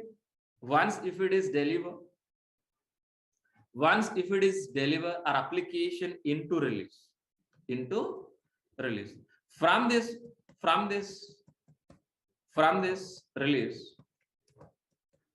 From this release, we are going to be placed on hundreds of servers or no? We are going to be placed in hundreds of servers or no? With an automated or manual way? Automated. So we have hundreds of servers. On hundreds of servers, if you want to create a file, if you want to install a software, if you want to change a file, how exactly, which process we are going to be using, guys, please? An automated process. At a time, I want to install a software. At a time, I want to create a file on hundreds of servers. For that, we are going to be using configuration management. By using configuration management, we can able to replace with a manual process with an automated process. Instead of manually server by server installing software, at a time on hundreds of servers, we can able to install our software. That we calling as what? Configuration. Configuration is nothing but a setup. Installing, changing files, whatever. But which are all the tools we are going to be using? Ansible and Chef. Ansible is a push model. Chef is a pull model. Understood very clearly. But if you want to automate on hundreds of servers, so we require a servers or no? From where we can able to get it? Understood very clear. So we are going to be an automated process of hundreds of servers, agreed. But from where? We can able to get a servers from physical environment and implement DevOps process. We can able to get a servers from virtualization and we can implement DevOps process. And moreover, we can able to get a servers from cloud. Which cloud we are going to be learning? AWS. Any cloud, we can able to get any cloud, Azure, AWS, Google. If you want the infrastructure, we can able to get any form we can able to get it. On top of it, we are going to be implementing an automated process by helping of Ansible and Chef. Finally, we are going to be getting hundreds of servers from AWS. We are placing our application, our websites on hundreds of servers, cloud servers by helping of Ansible and Chef. So for my satisfaction, let me repeat this point. It's very important point. So hundreds of servers, getting servers from AWS. After getting servers, on top of 100 servers, we are going to be implementing an automated process by helping of Ansible, Chef. This is very important point. But so we are going to be placing our application on where? AWS cloud or not?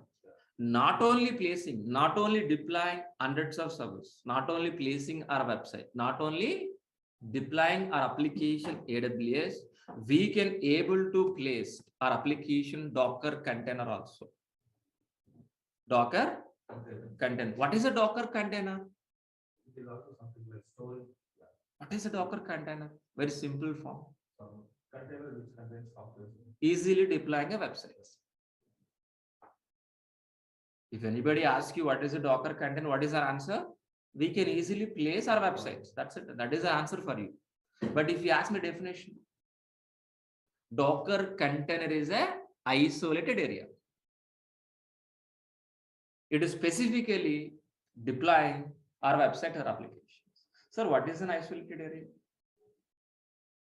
Separate. For isolation, what separate meaning is what? Synonym, separate. Docker container is a isolated area, means separate environment. On top of it, we are going to be placing our websites. Example, we are sitting in this room. This room is isolated or not, all of you? Yes, sir. By helping of these 4 walls, ceiling and ground, 6 sides. By helping of these 6 sides, this room is isolated or not? On top of it, in this room, we are conducting DEVOPS classes or not? We're conducting DEVOPS classes in the same way. Docker container is an isolated area, which is specifically placing our applications. Example, containers. Example, containers, please. Example, please. This container.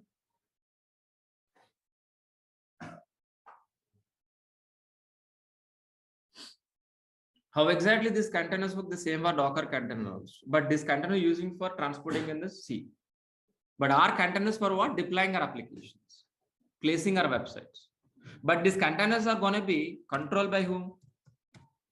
Ship. Controlled by whom, please? Ship. Where is the ship here? Kubernetes. Understood very clearly. So the Docker containers are managing or controlled by whom? Kubernetes. So if we see the Kubernetes symbol, logo, if we can able to observe, sea color is what? Blue. What are the steering of ship? Same like that. So we can control all hundreds of containers easily managed by Kubernetes. Kubernetes is a orchestration tool. Kubernetes is a orchestration tool. Okay, what is orchestration? We'll discuss later, not for today. And we can able to learning Vagrant. Vagrant is a virtual provisioning tool. By using Vagrant, easily we can able to create a virtual machine. In where? In your laptops. By using Vagrant, we can able to make it easy or dev environment. Make it easy, dev environment. How we'll discuss, don't worry. We're going to be learning monitoring tools like Nagios, Elk. Nagios is a system monitoring like RAM, CPU, motherboard. So whatever may be user load, we can able to monitor. Elk is an application monitoring. So each and every application, if you're using internally generating logs, those logs will be monitored. It will be generate analytics. Like this, analytics also generated. And we're going to be learning Terraform. Terraform is a cross-cloud platform. Cross-cloud platform. By using Terraform, we can able to create a service any cloud, either Azure, Google, or AWS. So these are all the tools we are going to be implementing. By using these are all the tools, we are going to be implementing this DevOps process. Understood very clearly. What is the DevOps, guys, please? We are going to be implementing DevOps process from dev environment to operations with an automated way, with a transparent way. While we're delivering working software from dev environment to production environment, make sure whether you are delivering within a shortest time, with the high quality, with low cost, with low failure rate. This is what exactly DevOps. If anybody asks you what is a DevOps, DevOps is a process which we are going to be implementing from dev environment to production environment with an automated transfer. That's it. That is only one sentence enough to understand DevOps. Fine. But my question is here. After successfully implementing CI/CD, making working software, CI/CD, we are going to be placed our application on hundreds of servers or not? We're going to be placed on hundreds of servers or not? Understood very clearly. But from where exactly you can able to get these hundreds of servers? Anybody help me? These hundreds of servers, from where exactly you can able to get it? Anybody help me?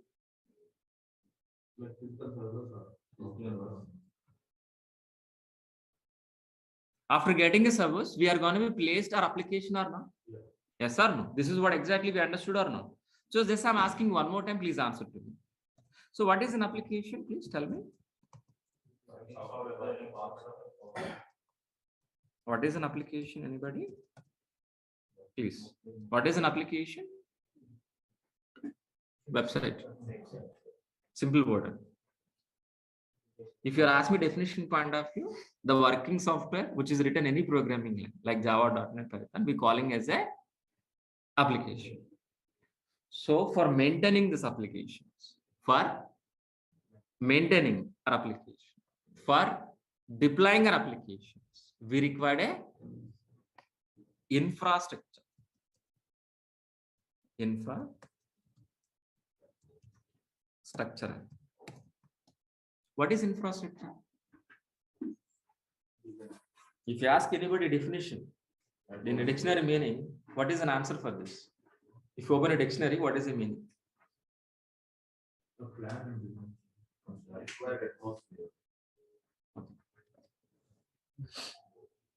What is infrastructure? For example, to conduct this classroom, what kind of infrastructure is required? TV, laptop, internet, chairs, fans, my mobile, to specifically my water bottle also. Power also. Understood very clearly. So with this infrastructurally am I conducting these sessions or not? Understood very clearly. So to maintain our office, what kind of infrastructure is required? So office tables, computers, software, water bottles, AC, files, pens, whatever may be. So for that infrastructure, by using that infrastructure, can able to maintain our office or not? But my question here is, for maintaining our application, what infrastructure is required? Understood the question very clearly right now. What are the question I'm asking, please? For maintaining our applications, for deploying our applications, what kind of infrastructure we require? The first most infrastructure is server zone.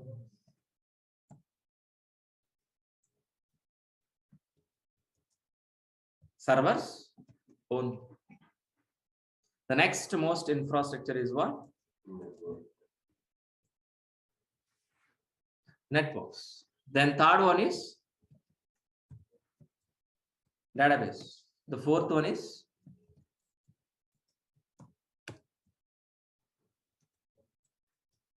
storage. So many.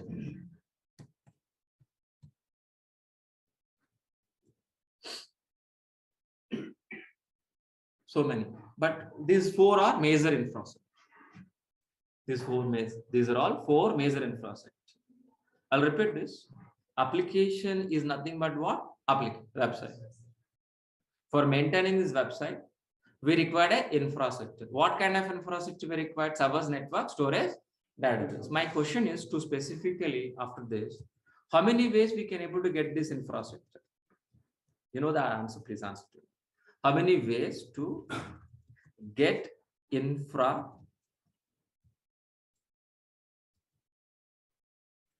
please tell. I think so many ways, so many times we discuss in the same session and physically.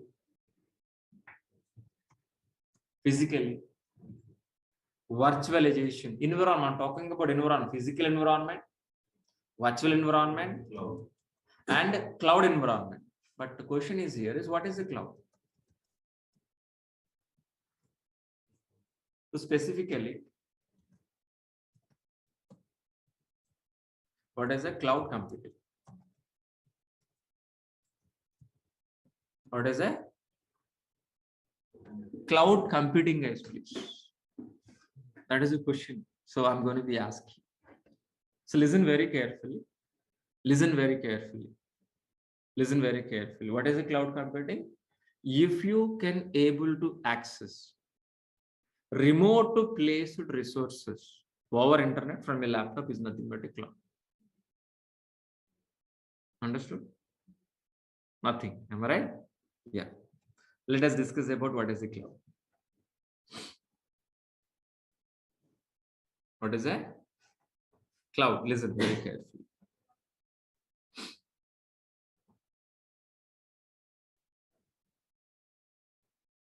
Yeah. What is a cloud computing, guys, please? So if you can able to access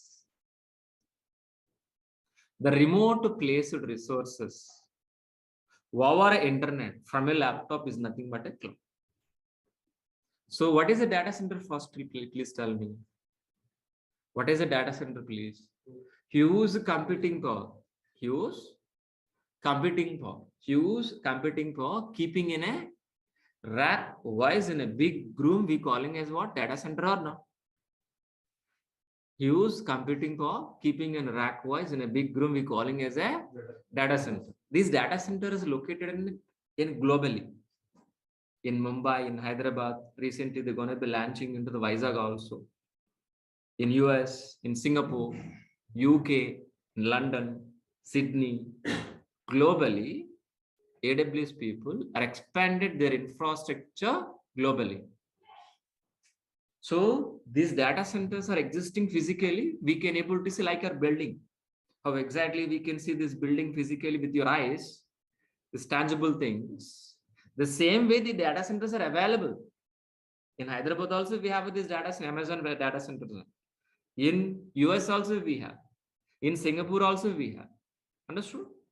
From these data centers,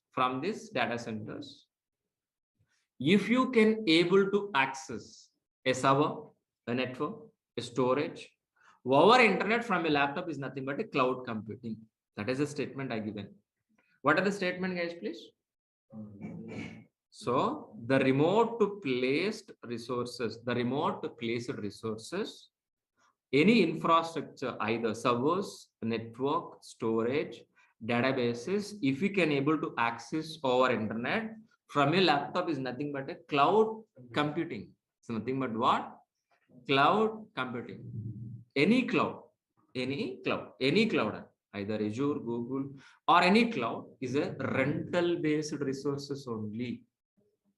We are not buying anything. We are going to be getting infrastructure as a rental based, pay as a service, which is better for you. Build and use and select and use.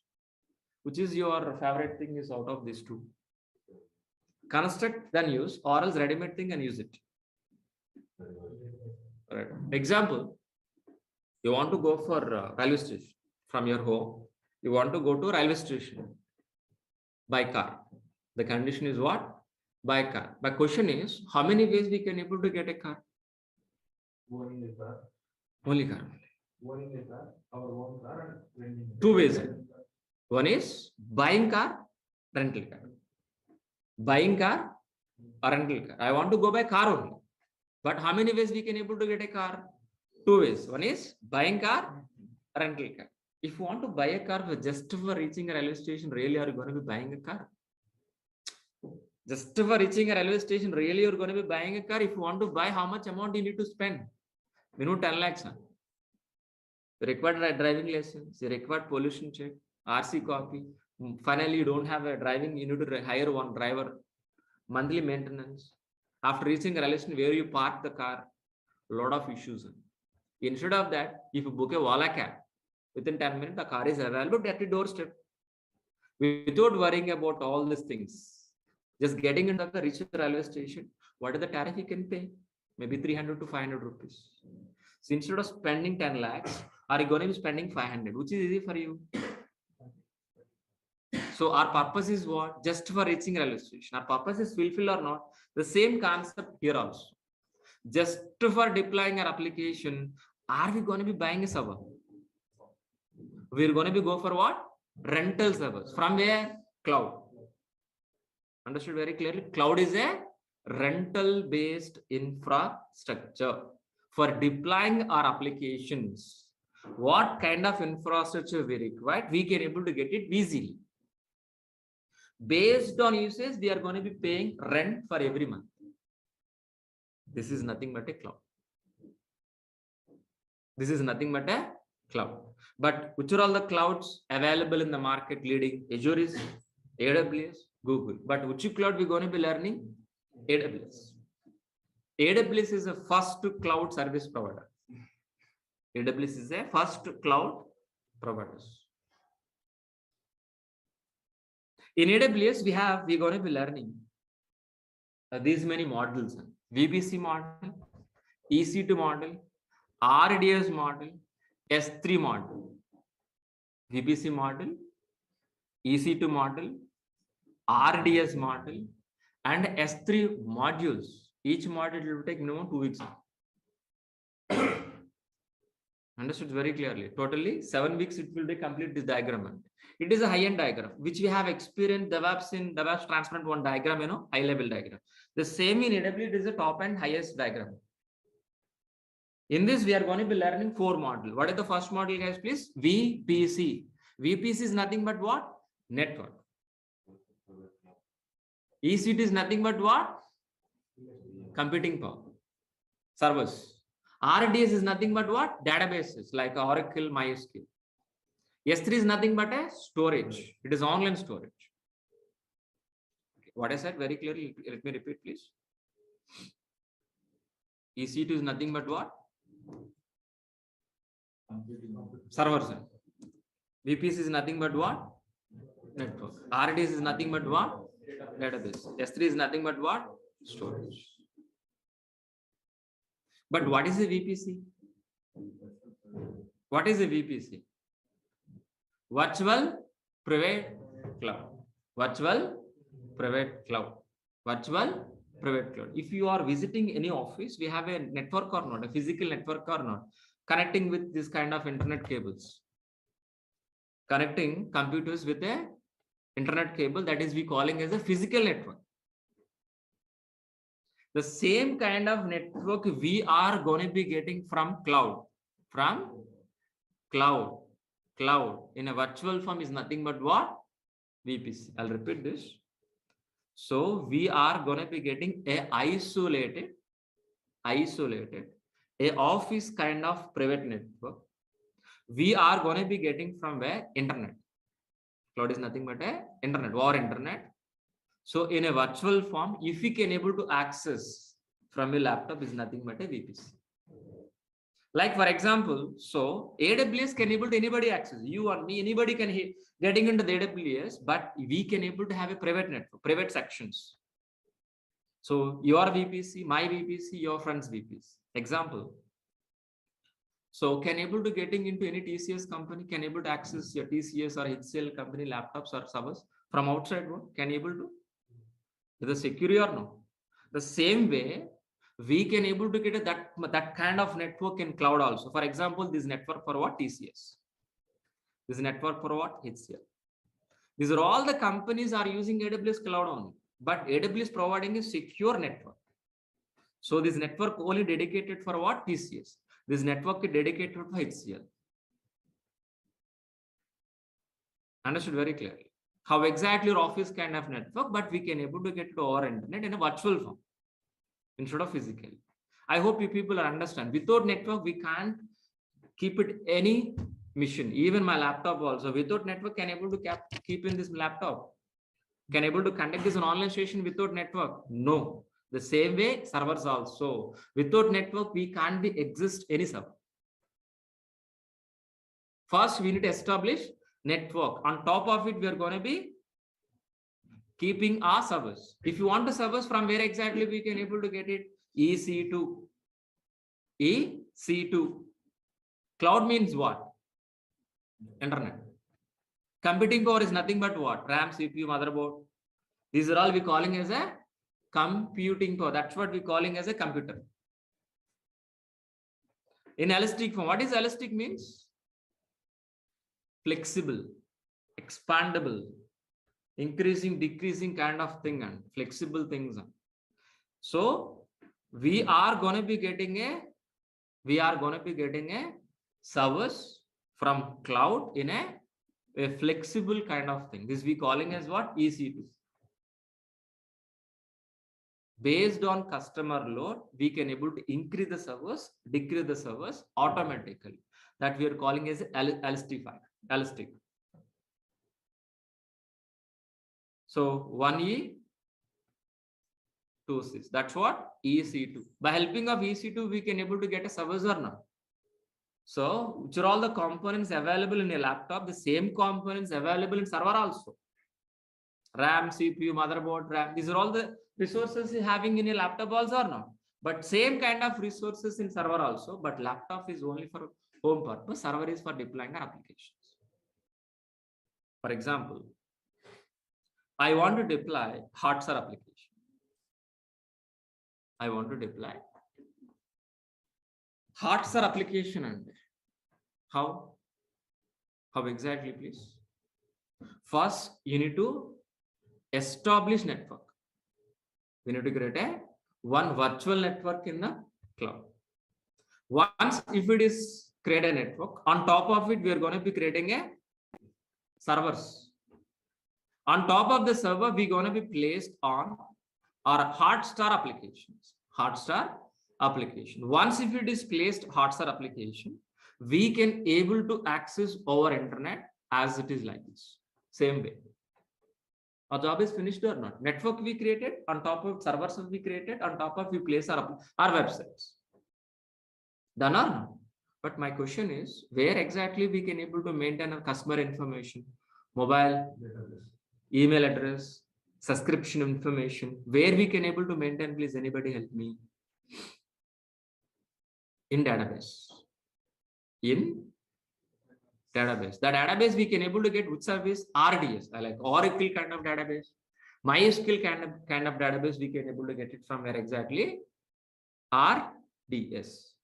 But the question is, one more question pending. Where exactly we can able to store this? So Hollywood movies, like in Blu-ray printed movies. It is around more than 3 GB of files. Can able to inserting into the database? No, we can't be.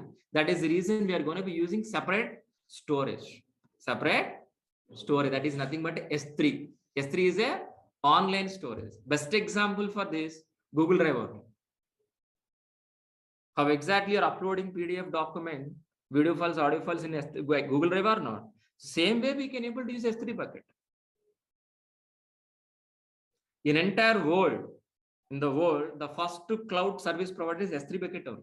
Then only remaining. So by helping of these all the services, we can able to get infrastructure, either network, storage, or database, whatever may be. On top of this infrastructure, we're going to be implementing our DEVOPS process. I'll repeat this point. By using AWS, we can able to get this infrastructure. On top of this infrastructure, we are going to be implementing an automated transparent pipeline by using DEVOPS. When you are going to be implementing this DEVOPS transparent pipeline, we are going to be using these all the tool stack.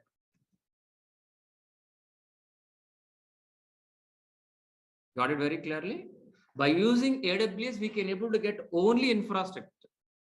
But to automate the process, to automate that infrastructure, we are going to be using DEVOPS process. But if you want to implement DEVOPS process, we are going to be learning what? These are all the tools. This is exactly what is DEVOPS, what is AWS. Got it. So before taking your questions, so let us revise my course overview. Let us revise my course overview.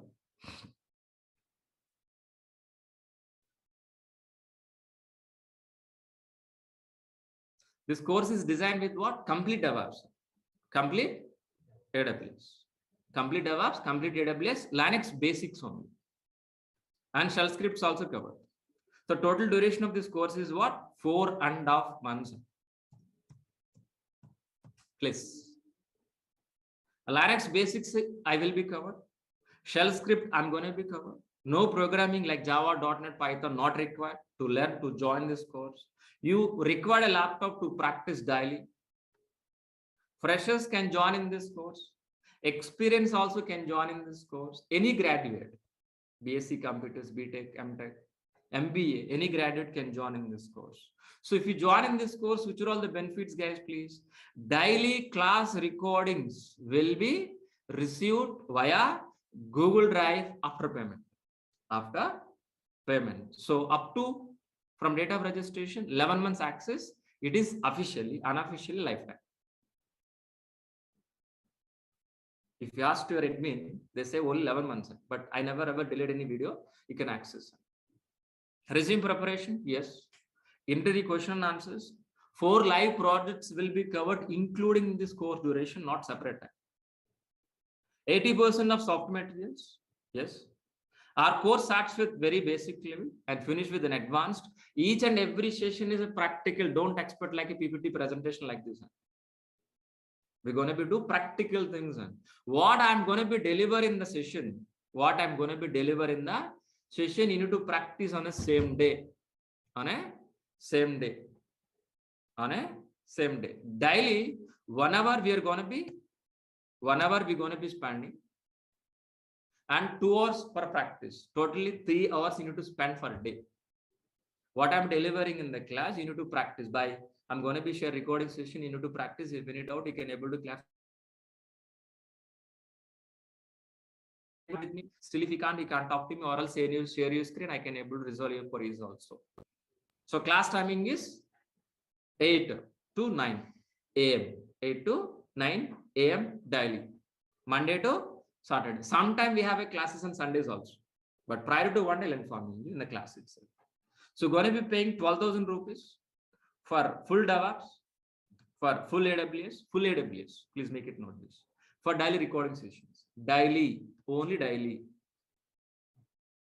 So this is our admin information. Please, if anybody interested in this course, please call to them. Please be enrolled.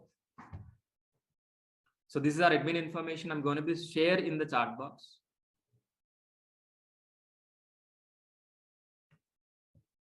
So this is the course content link. I'm going to be sharing the chat box. Please be. So just if you copy paste this link, just to copy paste this link in the chat box, or else any browser. So it will be redirecting into our drive. So the first document is what exactly? Course body, which I have discussed right now. The second document is what? What exactly? DevOps content. The third document is what? AWS content. Please revise this once, because if we can't discuss which are all the topics in demonstration, it will take for 1 week demonstrations. I don't want to waste your time. Got it very clearly. Please revise what I'm going to be discussing in 4.5 months. So 20 pages of DevOps content, 20 pages of DevOps content, 10 pages of AWS content. Please revise this content. Okay. So each and every student, I hope you will receive this content. Offline student, by end of the session, you can able to take it. So I hope you understood very clearly what is exactly for today's session. So today the second demo. So overall option last session. Please be access. Please be go to YouTube. So please go to the YouTube channel. YouTube. Overall miss last session, online students or offline students. So go to the YouTube.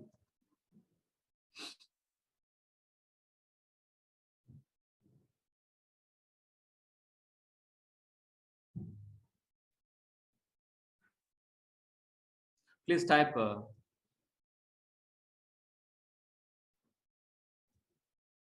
Durga Soft. Click on Durga Soft channel. Click on videos. in the video somewhere else.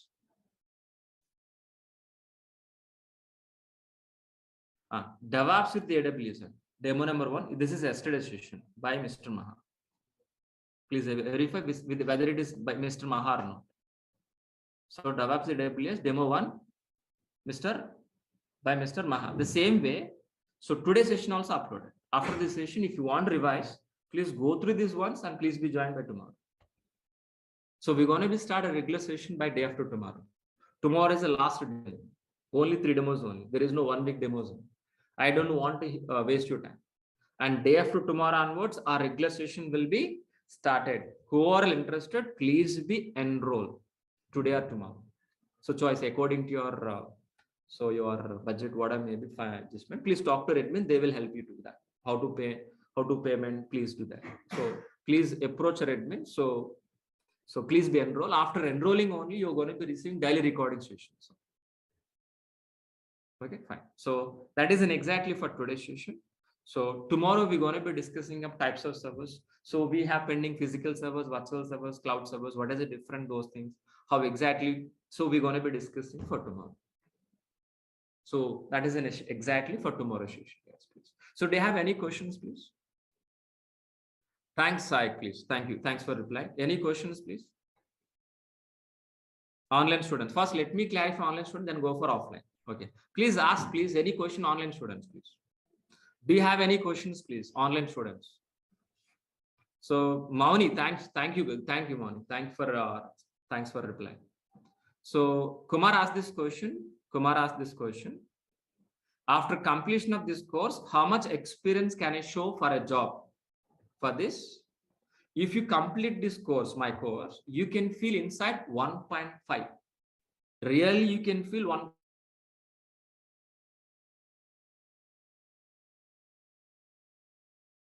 2 years, 3 years to 4 years you can manage. But I am requesting each and every student attend the regular sessions and practice each and every day. Definitely get a job.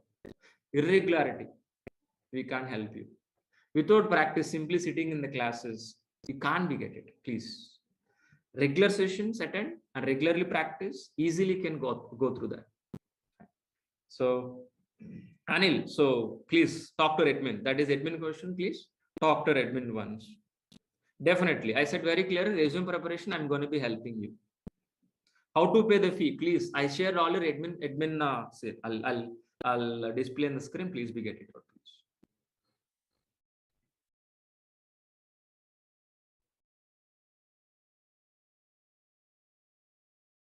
See. So please contact our admin. They will help you, please. So Vinay, please talk to admin.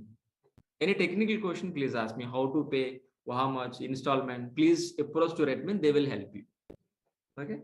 Is there any placement providing after this completion? Placement assistance, there is no placement guarantee. Only placement assistance. If any placement regarding, please talk to admin. Okay. They will help you, please. Mauni, please talk to admin. They will arrange a conference call. I will talk to personally. Mauni. So at 2 o'clock or 3 o'clock for today, please call admin. They will arrange a conference call, Mauni. I will talk to you personally for your career guidance. Definitely. So Raj, please, sir, for doubts, clarification, can I join offline? Yeah, you can. Offline, online student, for example, who are available nearby in Hyderabad. So Monday to Friday, join online. Saturday, come and meet me and clarify doubts, sir, with the lappy. Without lappy, don't come, please. Okay, fine. No, there is no wasting of time, you know. With the laptop, you can show the query, then I can able to do what is the solution I can give. Easily, the time is going to be saved. That's what.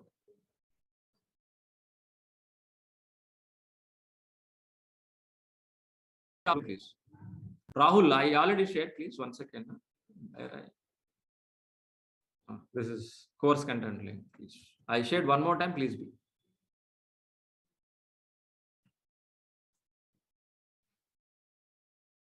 Fine. Docker, Jenkins, Kubernetes covered in this sessions or missed yesterday's lecture. When I today also discuss what is a Docker, what is a Kubernetes, what exactly. So we're going to be spending Docker and Kubernetes 1 month. In depth, we're going to be discussing. Because of that, those two tools are very important tools. That's what take more concentration of those tools also. So we are going to be using cloud machines. We can practice in virtual machines also, not required. So happily we can able to practice in AWS. How I will teach you, don't worry, in the coming sessions. Definitely. You can come and meet me after the course also. After completion of the course also, if you want to meet me, if you want to clarify, yeah, definitely I will available. Don't worry.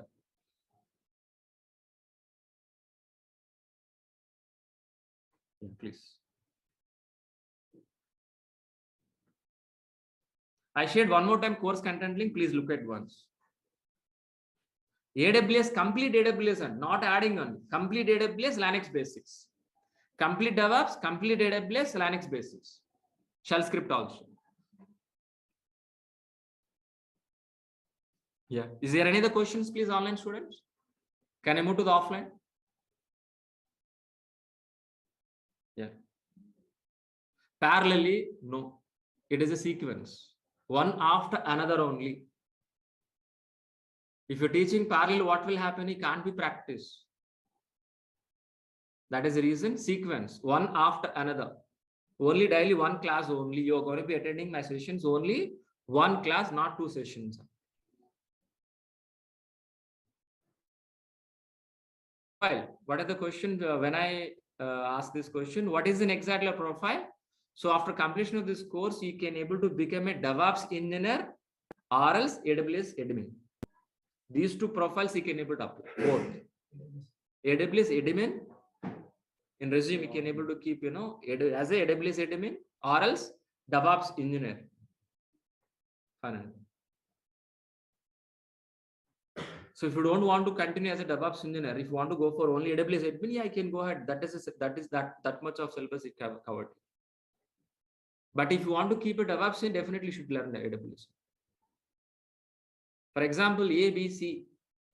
Example, A, B, C. For learning C, compulsory you need to learn A, B, C or not, A, B or not. You need to complete first A, then B, then C only. If you want to stop at B, not required C, am I right? The same concept. So how many days? And I think 45 days more than that. That means almost 8 weeks. 8 weeks, 7 to 8 weeks. AWS itself. Solution architect. AWS, we're going to be discussing 3 ways. AWS, we're going to be learning 3 ways. Totally 4 ways, but we're going to be discussing only 3 ways. First, graphically, we're going to be learning. CLI, commands, we're going to be learning. And file, we're writing a file and execute files, we're going to be creating infrastructure. 3 levels, not a 1 level, not a graphically, sorry. We're going to be spending for time 3 ways. One is graphical, CLI, and CF, cloud formation, command line also we're going to be learning. But SDK, software development kit, SDK, software development kit, we are not learning. Because of that, Java is required, .NET is required. I don't want to learn Java here. Sorry, it will take 1 more year. Fine. I'm going to be explain architecture every tool, yes, in depth. For example, Ansible we're going to be discussing. So we're going to be start very basically. What is Ansible? And each and every function, each and every feature.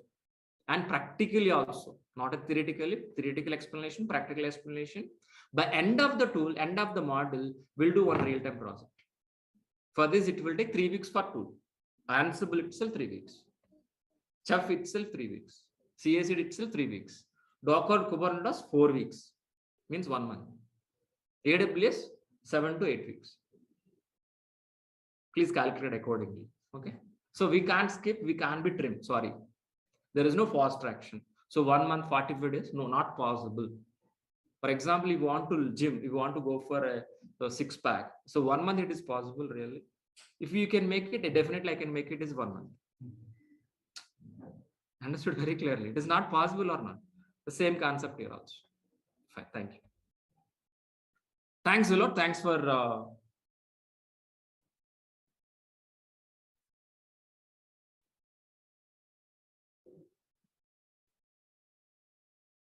so way of teaching. If you join DevOps, any institute, the same syllabus. So I'm not, no. So I'm not, for example, I'm not finding anything here. What exactly DevOps? Easy to weigh. My job is what exactly? Easy to understand what is DevOps. That is the difference if you compare to other institutes. Very good question asked you. My job is what exactly? Make it easy to understand DevOps. That is the difference. Classes are very easy to understand, very slow. Not very slow, but medium. Even non-technical student also can understand my classes. It is not fast. So understanding concept, practicing, these are all very, very important. Fine, bro. So that's it, guys, please. So who are interested, please enroll, and will be continued tomorrow. Day after tomorrow onwards, our regular sessions will be starting. Online students, the link will be changed day after tomorrow. So tomorrow, please be joined with same link. But day after tomorrow, who are unpaid only will get the link, new link, and please be joined day after tomorrow. So even offline also. That's it for today. So we'll be continued by tomorrow. Thank you. Are we using any applications? We are going to be using so many applications, please. Winky. So Tomcat, Java applications, web servers, database servers, we're going to be learning all together. Slowly. Thank you. Thanks a lot. Thanks, buddies. So we'll be continuing.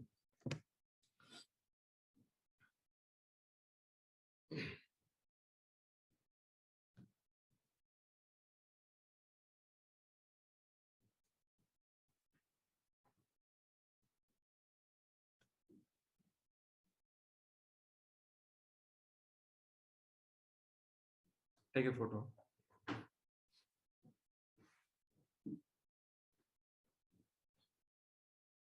So before starting the session, so it is a third demo. It is a third demo. So demo 1, demo 2, it is already uploaded in YouTube. It is already uploaded in YouTube. How you can able to access those videos, please just type in YouTube. Go to the YouTube, please.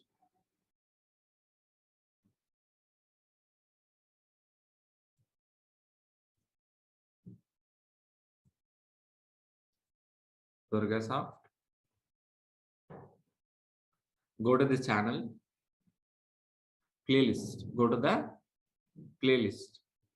In the playlist, you can see here DevOps with AWS tutorial by Maha.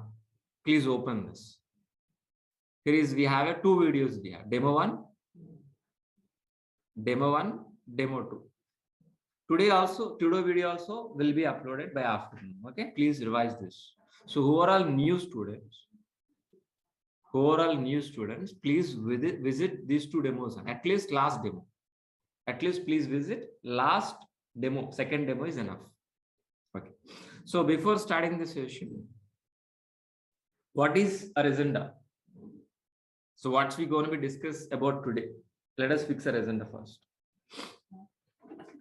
Let us fix our agenda, guys, please. Let us fix our agenda first. So today we're going to be discussing about what is client and server communication. Server communication.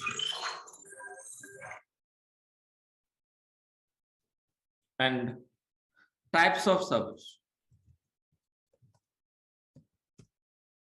How many ways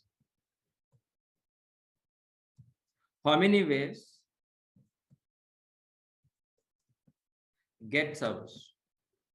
So what is a physical server? What is a virtual server? What is a cloud service? And what is the difference?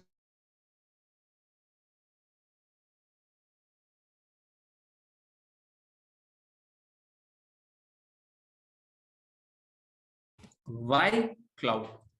Why we are shifting into the cloud? We can understand by this end of this session. By end of this session. So before starting the session, so let us worry off, please. Let us worry off, because of some new students we have here. That's what. Let us worry off what is DevOps.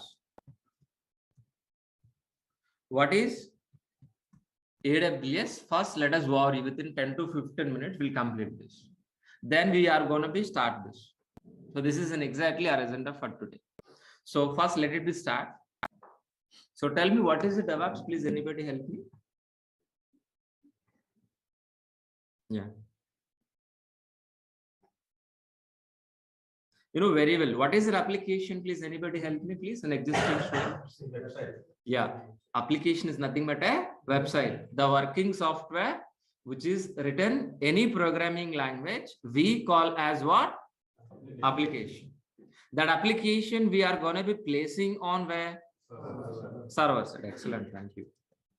On server side. Once if it is placed on server side, we can able to access over internet as a website.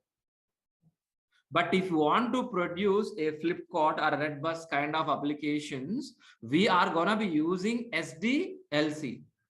SDLC. In SDLC, we have several stages like analysis, design, implementation, testing, deploy, and maintenance. By following these are all the stages and phases, we can produce a working software and place on server side. Then there itself we are going to be accessing as a website, as a Redbus or Book My Show or whatever maybe, guys. Abibus, whatever maybe. So how exactly, guys, please? First we need to gather the first information. First we need to gather information. What exactly this business, whether it's travel business, how exactly login page, how exactly registration page. Gathering information from the client. Based on that, it will be design. Design is nothing but what? Plan. According to the plan, our developers will write the programming, either Java, .NET, Python, or anything, guys, please. Or anything. Once if it is implemented, implement, ready the software, whether the software is in working condition or not. So our testers will be verified. Once if it is verified, so we are going to be placed on hundreds of servers. Then there itself we are going to be accessing over internet as a Abibus or a Flipkart or Redbus, whatever. That's it. No. So we have to monitor and maintain these websites. So that we are calling as what? Maintenance. By following these all the stages, we call as what? SDLC. But as a DevOps engineer, what we are going to do, guys, please? As a DevOps engineer, what is exactly our roles and responsibilities? Replacing with the complex pipeline. Replacing complex pipeline with transparent pipeline. So what is an exactly complex pipeline? So SDLC is a complex. Why we are calling complex? Because of it is a manual process. From analysis to design to implementation testing to deploy. It is a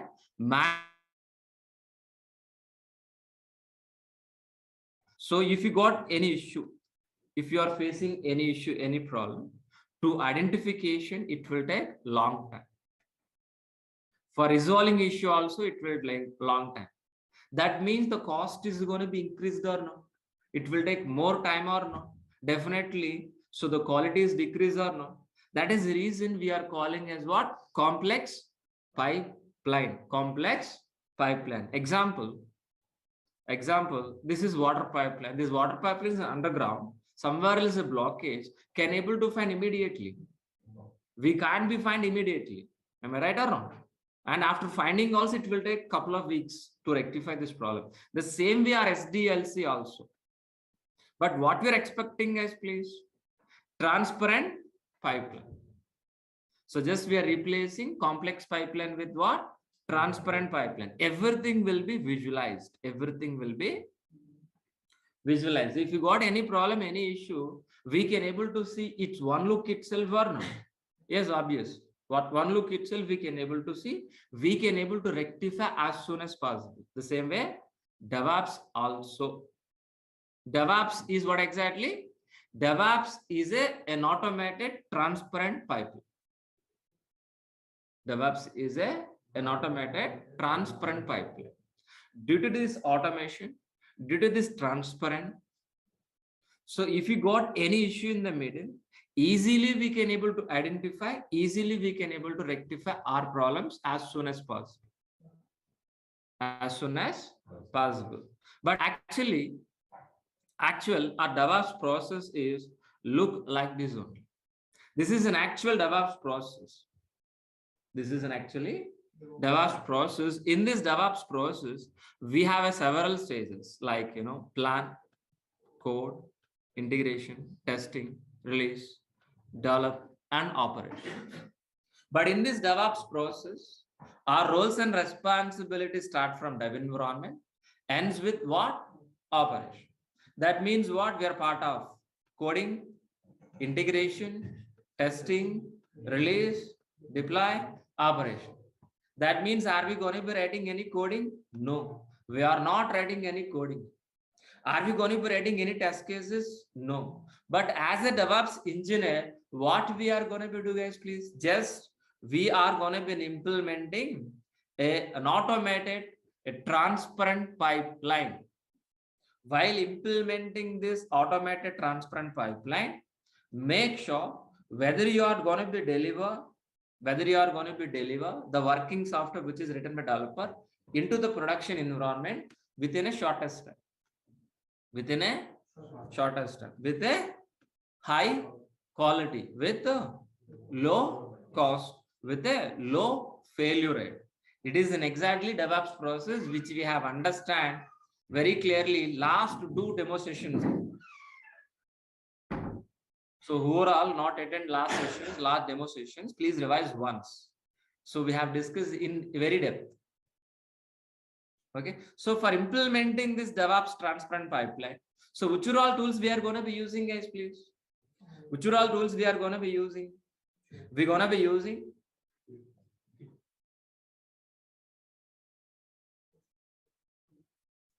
Git. We are going to be using.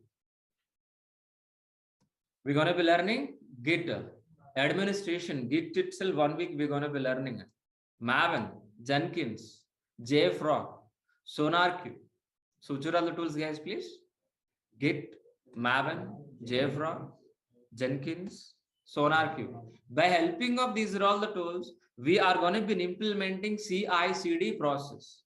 CI/CD process. The CI/CD process from where to where, guys, please? From here. CI/CD, continuously integration, making working software. We are going to be deliver continuously. Once if it is deliver, we are going to be placing our applications on hundreds of servers. These hundreds of servers, we are going to be automated. We are going to be automated by helping of configuration management. Configuration management. What is the configuration management? Please help me. What is the configuration management? Replacing manual, please. Replacing what exactly? Manual process with automation process. So we are gonna be creating files, installing software, changing files at a time on hundreds of servers with an automated process at a time. For this, which are all the tools we are going to be learning, guys, please? Which are all the tools, please? We are going to be learning Ansible and Chef. Ansible is a push model, Chef is a pull model. So, but if you want to automate these hundreds of servers, from where we can able to get it? By using Ansible and Chef, we can able to automate hundreds of servers. We agreed it. But those hundreds of servers from where? We can able to get it either physical environment, or virtual environment, and more specifically AWS cloud. From AWS, we can able to get a hundreds of servers. On top of hundreds of servers, we are going to be implementing an automated process by helping of Ansible. All right, Chef. So are we going to be deploying our applications only AWS servers? No, we can deploy our applications on Docker container also. Docker container is an isolated area which is specifically deploying our application. What meant for Docker? Docker is for what? No. Websites. Easy to clean applications on Docker. Very easily. Very easily. Very easily. So how exactly, for example, if you want to transport a C products via C, how exactly, please, we are using containers or no? Yes or no? Obviously, containers or not, please. By helping of these containers, we can able to transport any product via C or no? How exactly these containers work? The same way our Docker container also. Our Docker container also. But these Docker containers, it's going to be managed or controlled by Kubernetes. These are all the containers going to be managed by whom, please? Ship. How exactly the ship works? The same way our Kubernetes also. By using Kubernetes, we can able to manage or control a number of containers. I hope each and every student, what is a container? What is a Kubernetes? You understood idea. If you don't know, if you not understand, don't worry. We're going to be discussing deep discussion 1 month. These two tools we're going to be discussing 1 month. If you not understand, don't worry. Okay. So we are going to be deep discussion and with the practical examples. Okay. If you understand, very good. If it is not understand, also very good. Fine. So next tool is what exactly? Vagrant. Vagrant is a virtual provisioning tool. By using Vagrant, we can able to our dev environment make it easy. Make it is easy. And we are going to be learning Nagios. Nagios is a system on a RAM, CPU, motherboard. We're going to be monitoring. And we're going to be learning ELK. Elastic, Logstacks, Kibana. By helping of these three tools, we are going to be monitor our application. How exactly this performance. So each and every website is generating in the background logs. Those logs will be monitored and it will be generated analytics. How exactly our application performance. So what would be the next action, next month action, next year action, we can able to decide, but right now. So Terraform, we're going to be learning, guys. Terraform is a cross cloud platform. By using Terraform, we can able to create infrastructure in any cloud, either Azure, AWS, or any cloud. So what I'm trying to tell you, please, by helping of these are all the tools. We are going to be implementing our DevOps process. So while implementing this DevOps process, what exactly, guys, please? Developers writing the code. That code is going to be integrated. That after integration, whole software, it's going to be verified by test cases. The test case verified, we are going to be getting a working software as an application. That application, we are going to be halt on release. Once if it is halt and release on a particular maintenance window, we are going to be placing our applications on a hundreds of servers or not? Yes or no? Yes or no? But if you want to implement this DevOps process, we require infrastructure or not? But tell me, what is infrastructure?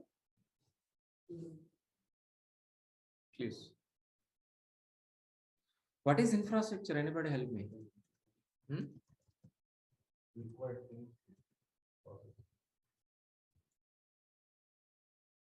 Please. What is infrastructure? Yesterday only we have discussed. So first, what is an application?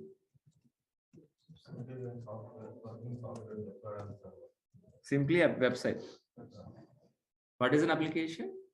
Website. For maintaining these applications, for deploying our applications means websites. So we require infrastructure or not? But what kind of infrastructure we require? Maybe servers, networks, database,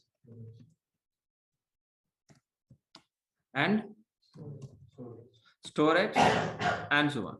But these are all major infrastructure. Major infrastructure is required to maintain our applications, for deploying our applications or placing our applications on a hundreds of servers. We require this infrastructure. Very clear, all of you.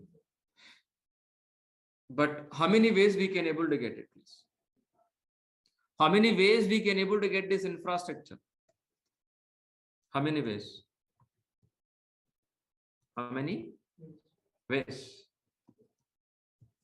to get infra? Please help me. Repeat it.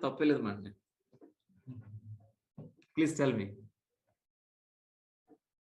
How many times, how many ways we can able to get infrastructure? 3 ways.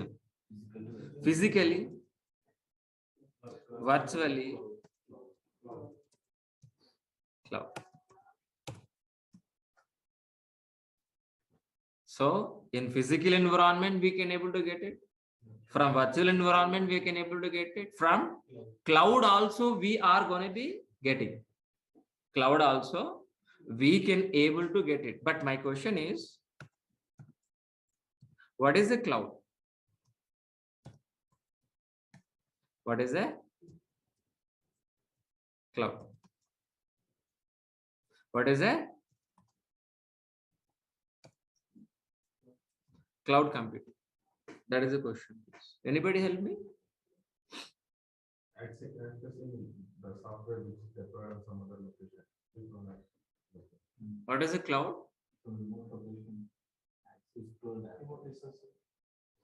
Remote placed resources. If we can able to access our internet from your laptop is nothing but what? Cloud. Which resources? RAM, CPU, motherboard, or a server, or a network, or a storage. Anything if we can able to access, anything if we can able to access our internet from a laptop is nothing but a cloud. Sir, one question here, sir. We are using VMware. Sorry, what AnyDesk? Have you heard about AnyDesk? Yes. TeamViewer. Have you heard about TeamViewer? We can able to access one laptop to another laptop. We can log in or not? Yes or no? Is that cloud? No, sorry. Don't say cloud. So that you are working on operating system level, but I'm talking about hardware level. Simply, I'm going to be asking you one question. Please answer to me. From one laptop to another laptop, can able to access RAM? In a laptop, 8 GB RAM, but I want to use other laptop RAM only. Our network can able to use it. If we can, that is a cloud. Very simple way.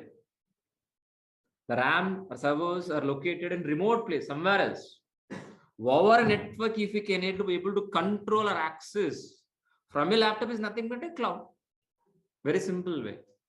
Okay, fine. Let it become definition point of view. So, what is a cloud? Anybody help me? What is a cloud? What is a cloud computing? If we can able to access remote placed resources over internet from a laptop, is nothing but what? Cloud. First, what is a data center, please? Yes, excellent. So the group of servers keeping in a rack wise in a big room, we calling as a data center. The huge computing power keeping in a rack wise in a big room, we calling as a cloud data center. It is a data center only, not a cloud. Example, our building. In this building, we are filling in each and every room is filling with the huge computing. This building is a data center only. Tangible things we can see with our eyes. The data center we can able to visualize. Like a laptop we can touch, we can see. But where this data center located? In remote place, it might be in US, it might be in Singapore, it might be in Mumbai, it might be in Hyderabad also. These data centers are located geographically in the globally in different locations. Got it? Over internet, we are going to be accessing these data centers. From your laptop is nothing but a cloud. What is a cloud? The remote placed resources. The remote placed resources like servers, storage, network, database, over internet from your laptop, if we can able to access, is nothing but a cloud computing. Cloud computing, but cloud is specifically is rental based resources only. By using cloud, we can't able to buy anything. We can't able to buy anything. By using cloud, we can able to get a rental based infrastructure, either server, network, storage, database. We can get a rental based. The best example is what? Wala cab. But the best example is what? Wala cab. For just for reaching railway station, are we buying a car or rental car? Even I have a car, but I'm better to choose Wala because it's very flexible. Understood very clearly. Instead of buying car, we're always preferring rental car. Because if you want to buy a car, we need to spend upfront amount at least 10 to 15 lakhs. 10 to 15 lakhs. But if you book a Wala cab around 500 rupees, where is 15 lakhs, whereas 500 rupees. So you are fulfilling your purpose or not? You so do you require driving license? Do you require RC copy? Not required. So your purpose is fulfilled or not? The same way, our purpose is what exactly here? Deploying our applications, placing our applications. Just for placing our application, do you want to maintain these data centers? Just for your placing a red bus kind of very small application or a big application, whatever may be, for that you want to be maintaining your data center, it is very difficult. And instead of maintaining your own data center, take it as a other service as a rental based. For other service from where exactly? Cloud. So what is a cloud? Cloud is a rental based infrastructure. So for deploying our application, we can able to get infrastructure and the servers and network order maybe from cloud, and based on usage, we are going to be paying rent every month. That's it. Like Wala cab. But which cloud? Any cloud is same, either Azure, AWS or Google. All are same service, same thing only. But which cloud we're going to be learning, guys, please? AWS. AWS. So service is same, but provider is different. But which provider we're going to be, guys, please? AWS. For example, I want to buy a shirt. I want to buy a shirt in online. So shirt is same or not? Shirt is same or not? But my choices might be Flipkart. My choices might be Amazon. My choice might be Snapdeal, whatever may be. But product is same. Approach is same. Am I right or not? The see here also same. So we require infrastructure, servers, network, storage. For getting this infrastructure, which cloud? Either maybe Azure or AWS or Google. So DevOps is same, process is same, servers are same.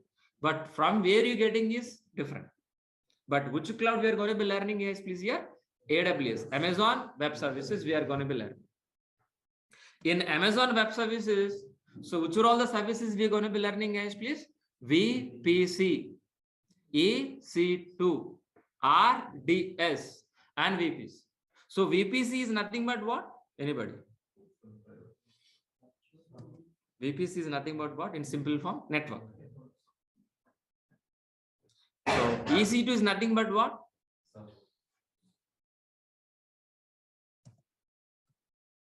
EC2 is nothing but what? RDS is nothing but what? So storage is nothing but what? So by helping of this raw infrastructure,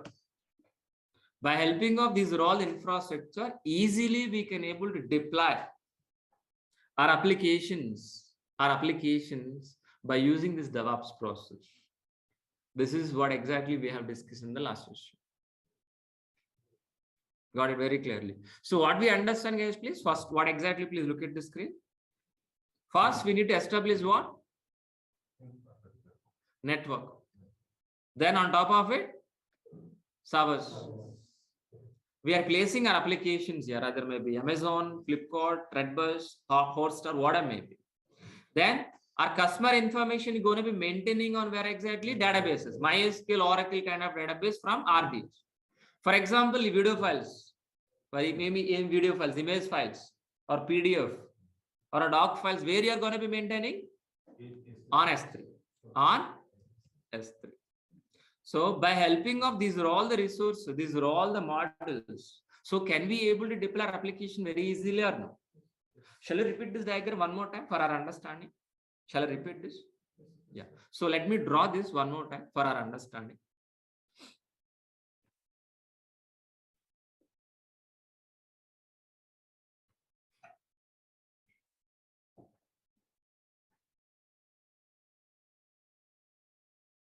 Please.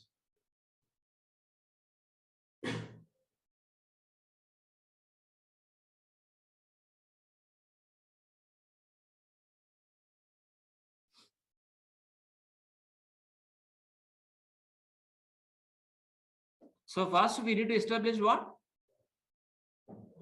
Network. Without network, we can't be create any mission. And even my laptop also. Without network, can able to conduct this online session? No. First, we need to design network. Sir, are we going to be learning network? Yes, we are going to be learning 3 weeks. On network itself 3 weeks. That we are calling as a VPC. Got it very clearly. Okay. So once if it is established this network,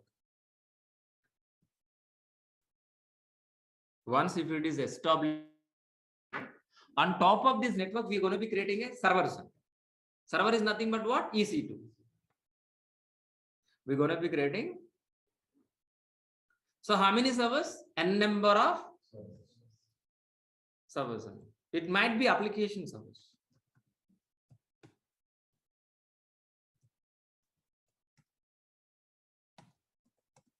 Application service. So application is nothing but anybody help me? Thanks.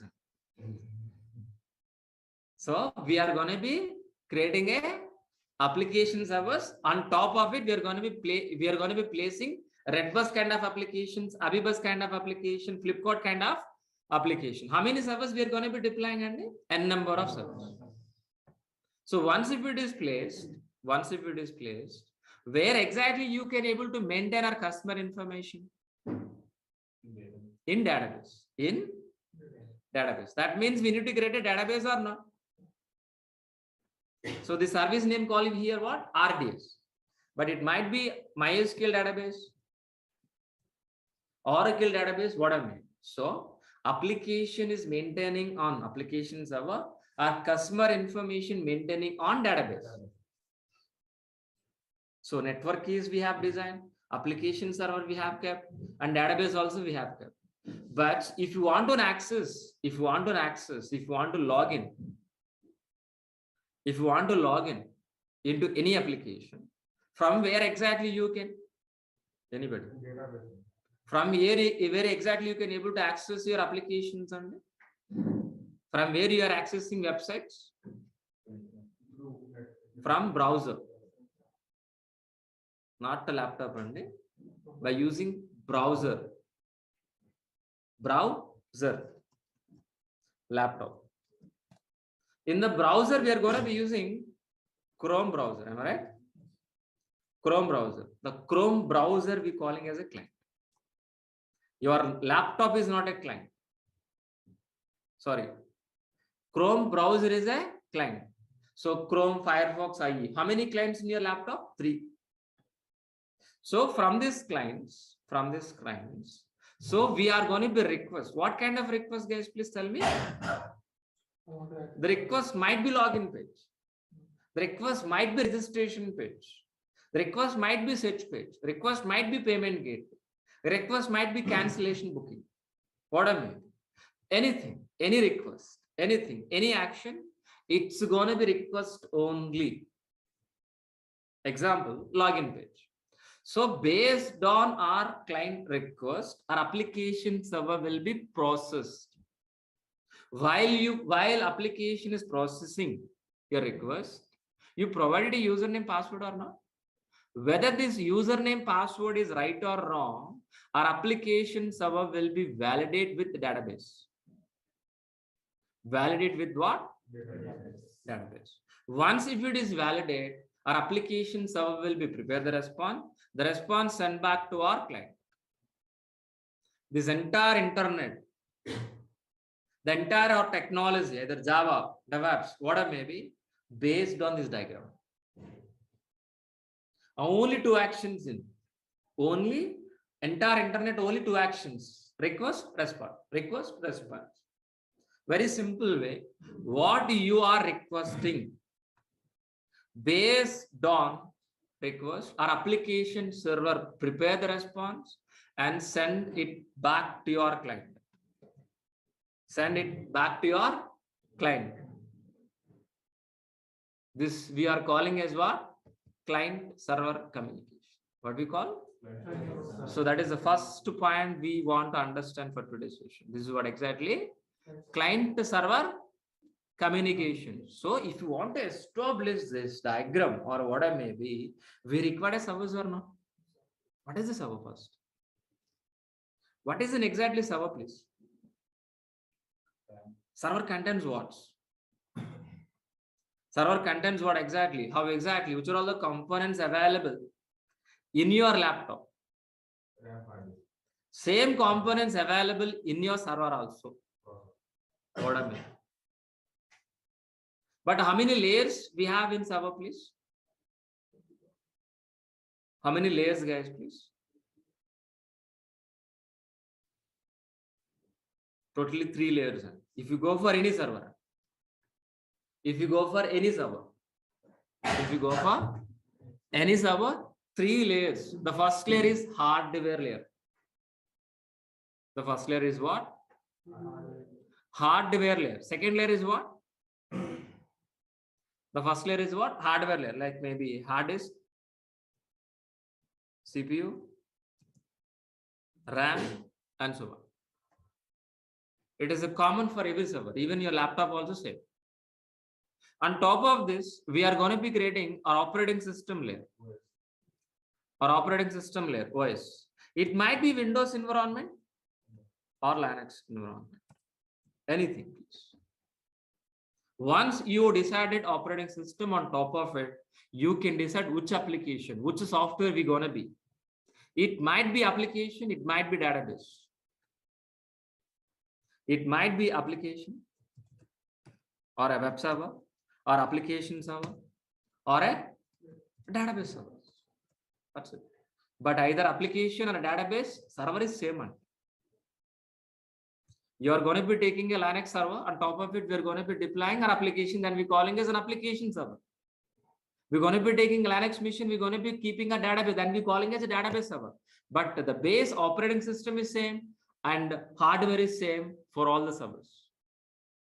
For all the servers. So if you compare your laptop, which are all the components available in your laptop, the same component server also. But laptop is just for home purpose, but server is for maintaining our applications. But how many ways we can able to get this servers in? Server is same in all the cases. Server is same in all the cases. All the cases. Example. Water is same for all the cases. Water. For drinking water is all the same. When your grandpa, so those days, they have any water bottles? Are you buying water? Directly can take it from ponds. And they use it. Then pots. Then pots, Mattikundu. Then what exactly nowadays we are using in bottles? Is any change of water?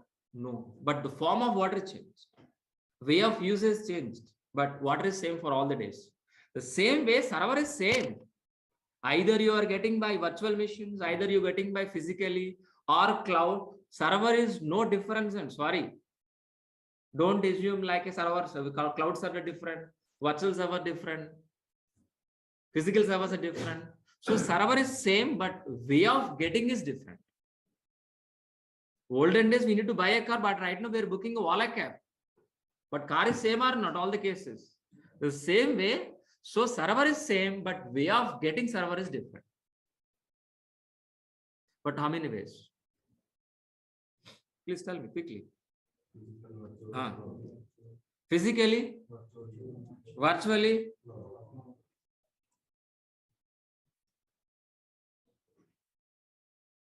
cloud. Physical servers, virtual servers, cloud server. But all servers are same. But way of getting is different. Please observe the point. Way of getting is different. Way of paying different. Way of accessing different. Way of use is different. But all the cases server is same. But if you are getting a server from physical servers, we can able to use 50% of resources only. But when you are going to be using virtual machines, 100% we can use. Means resources. Resource means what? Again, don't ask me. RAM, CPU, motherboard, those are all we calling as resource of server. But if you go for cloud, very good. No limit. No limit. So why 50, sir? Why 100? Why no? No limit. Should understand this or not? We should clarify this or not, please tell me. Definitely, we should understand this. So that is the reason. So let us open my PPT. Let me open my slide. So this basic fundamental understanding and every student, so overall experience, those people very well about it, but overall not working, they should understand this. So clarification, that's what we start from the scratch. So server client communication, we understood. We have one server, can handle n number of clients. Client means what? Laptop, am I right? Browser, sorry. N number of browsers we can handle by single laptop. So throughout the world, from anywhere in the world, we can able to access the same server. One server can handle n number of clients. Based on request, a server will be prepare the response and back. But if you want to establish this, we require a server. Server has 3 layers. Server has 3 layers. Hardware layer, operating system layer, and application layer. 3 layers. We understood very clearly. But how many ways we can able to get a server? Please, anybody help me? Physically, excellent. Virtually, cloud. But if you are using a physical server, 50%. If you are using a virtual machine, 100%. If you are using a cloud machine, no limit. Got it very clearly? So we are not discussing technicality here. Why? That's the question. Why physical? Why virtual? Why cloud? That is your clarification. Technicality in depth, what is a physical, virtual? We not. Why we are shifting into the cloud? That I want to clarify here for today. But in depth, we'll discuss later in regular classes. Understood very clearly. Okay. So in physical environment, we can able to use only 50% of resources. Why 50? Why 50%? You know the answer. That's why I'm asking you. For example, it is a 8 GB of RAM. 50% of 8 GB RAM, how much, please? Anybody? 4. Why 4 GB?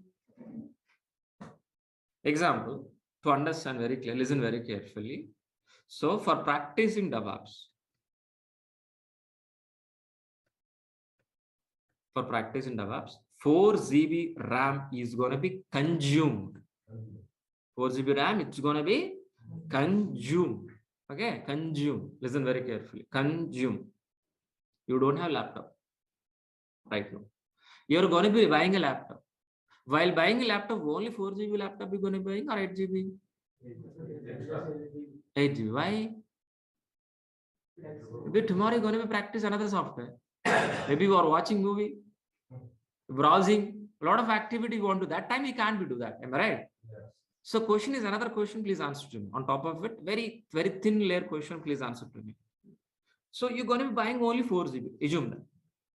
You're practicing well DEVOPS. So you're going to be practice another software. Immediately can able to increase 4 GB to 8 GB. No. Within a minute. I'm asking about within a minute. In your laptop, can you able to replace a 4 GB RAM with 8 GB within a minute? Can you able to rechange within a half minute? No. That is the reason we are always keeping efficient resources. The actual requirement is 4 GB, remaining 4 GB for features.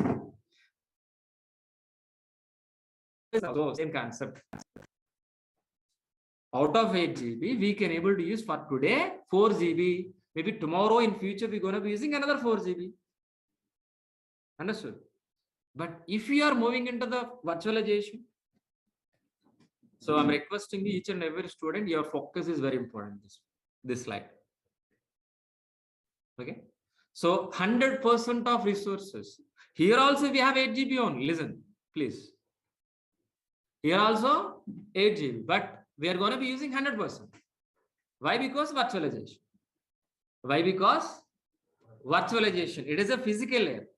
What I'm drawing, what I'm mentioning, it is a physical layer. On top of it, we are going to be creating a 2 virtual layers. It is a VM1. It is a virtual machine 2. So this 4 GB RAM is depending on this 8 GB RAM.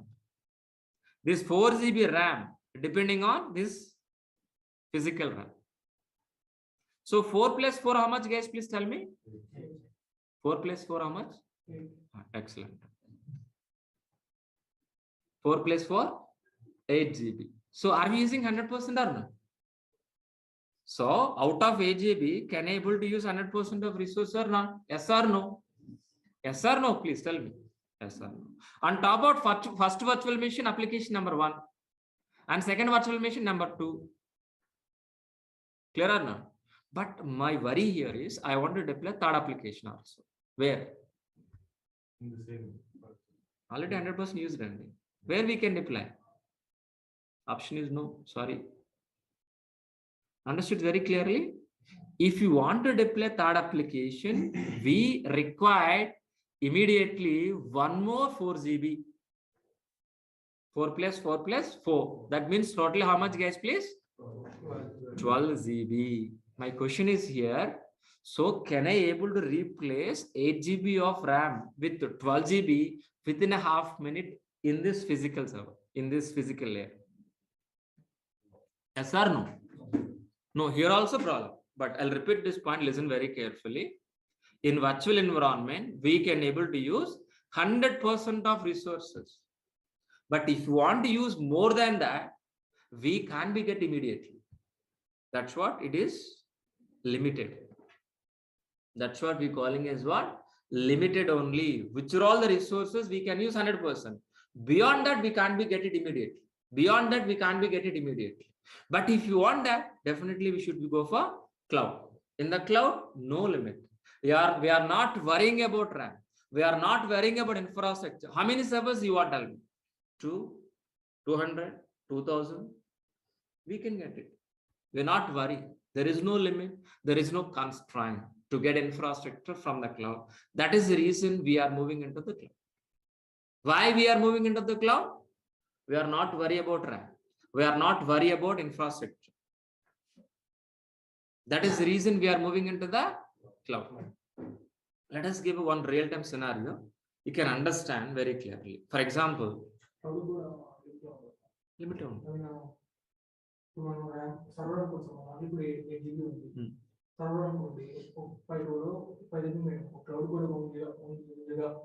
Unlimited. And what is the value of infinity? Based on the server. So we can give use, that unlimited infrastructure in the cloud throughout the globe. How many data centers we have? Based on the data center only, we increase the data. Yes. Our laptop is only 8 GB, but in the cloud, Yes. unlimited. We can't calculate, but we can calculate our laptop, right? Same. Yeah, fine. So let it be continued. For example, a Flipkart. So as of right now, how many users can log in here? N number of logins. As of right now, maybe 15 users log in. Just for number, just for understanding, I will give a number 15. So 15 users or customers are logging into the Flipkart. Today is a normal business day, but tomorrow is Sankranti. Tomorrow is a Ramjan, Christmas. Tomorrow is a festival day. Or maybe. Tomorrow is a special day. Definitely the customers are double or not. That means 15 into 2 how much? 15 into equal to how much, please? 30 users. So we can't decide how many customers logging at this present, we don't know. But if it is customers increased, our server should be also increased. How many customers are going to be logging? Can able decide? Can able restrict? Can able to seriously? Yeah. But they are ready to handle the load. If we can't, they lose business. Clear or not, please? So based on customer load, our infrastructure should be increased and decreased. This we calling as what? This we calling as what? Auto scaling in AWS. That we calling as what? Elastic flexibility. Flexibility, elastic cloud compute, EC2. A flexible kind of service we can able to get it from cloud. So I'll draw one more diagram for understanding this. This is what exactly we have explained so orally, but we'll understand diagrammatically. For example, we have a example.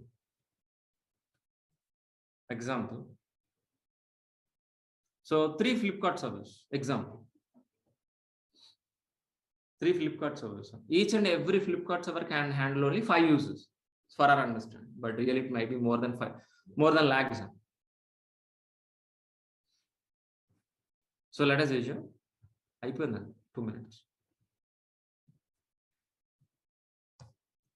A Flipkart server, 1. So this server can handle maximum how many users only? Just namesake, just for understanding. Flipkart server 1, Flipkart server 2, Flipkart server 3. 2.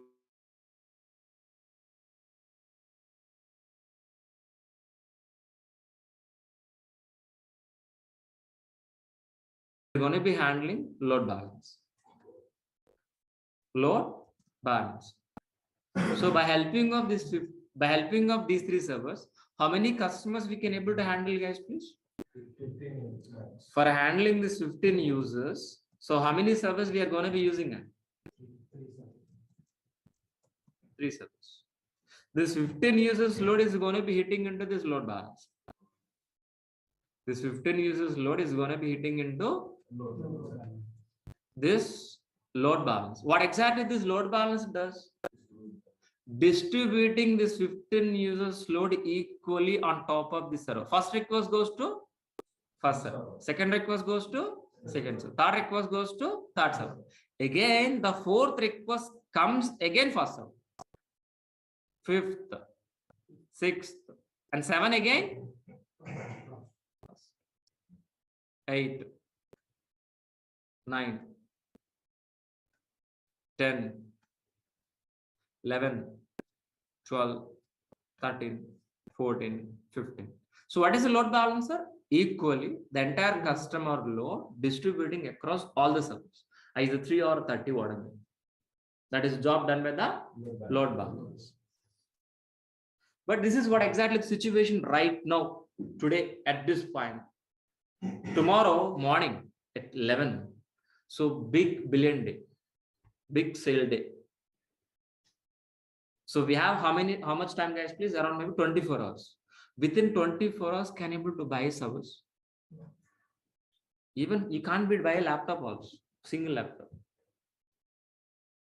You have to buy a server. You need to get it into the data center. We need to keep in the network. We need installation. Make it is ready. Not possible physically. In virtualization, also not possible because if it is limited. Limited. But in the cloud, we're not worried about infrastructure. So that means what? If users, customer will increase, automatically servers also increase in the cloud. We are not worrying about infrastructure. We are not using physical servers. We are not using virtual environment. We are not getting from servers from physical environment. We are not getting servers from virtual environment. We are going to be getting server from where? Cloud. In the cloud, there is no restriction. There is no limit. Based on customer load, our infrastructure will be increased and decreased. Today as a 15 users, tomorrow at 11 o'clock, definitely double the users or not, please tell me. Yes or no? Yes or no? Definitely. But this time how many servers we require? 5 plus 5? 10. 10 plus 5? 15. For 3 servers, how many servers handling? And 15 users handled by 3 servers. For handling 30 users, how many servers are required? Simple maths, 6 servers. At 11 o'clock. But at 10 users is going to be adding. Within a half an hour, can able to add 1 more 2 servers? In physical environment, no. Virtual environment, no. But in the cloud, yes. Yes, sir. Yes. But at 12 o'clock, it's going to be 1 more 10 users. That means this time, how many servers we require? So can able to increase 1 more 2 servers within a half an hour? No. In physical, in virtual, no. But in the cloud, yes. Understood? Why we are moving into the cloud? But at 1 o'clock, 2 o'clock, there is no load. So automatically the load comes down up to 25 users. That means we need to decrease the servers also. This time, how many servers we require? 5 servers. So what I understand, guys, please, based on customer load, our infrastructure will be increased. Based on customer load, our infrastructure will be decreased. This concept we calling is what? Elastic.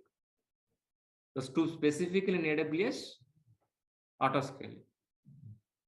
So it is one of the great feature in AWS. So if you compare with physical server, if you compare with virtual environment, why we are moving into the cloud? Because of these reasons. These kind of feature we're going to be using so many. Understood very clearly. What we have discussed for today, we understood what is the client server communication, what is the server, types of servers, what are the physical virtual servers difference, and why we are shifting into cloud. We understood very clear. We understood very clearly. So that is what exactly for today's session. So before closing the session, so just to overview, because of some new students we have here, what exactly this course, let us overview, please.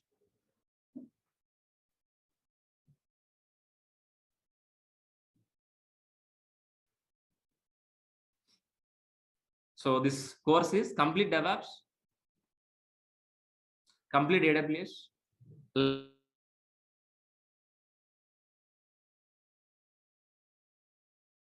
place.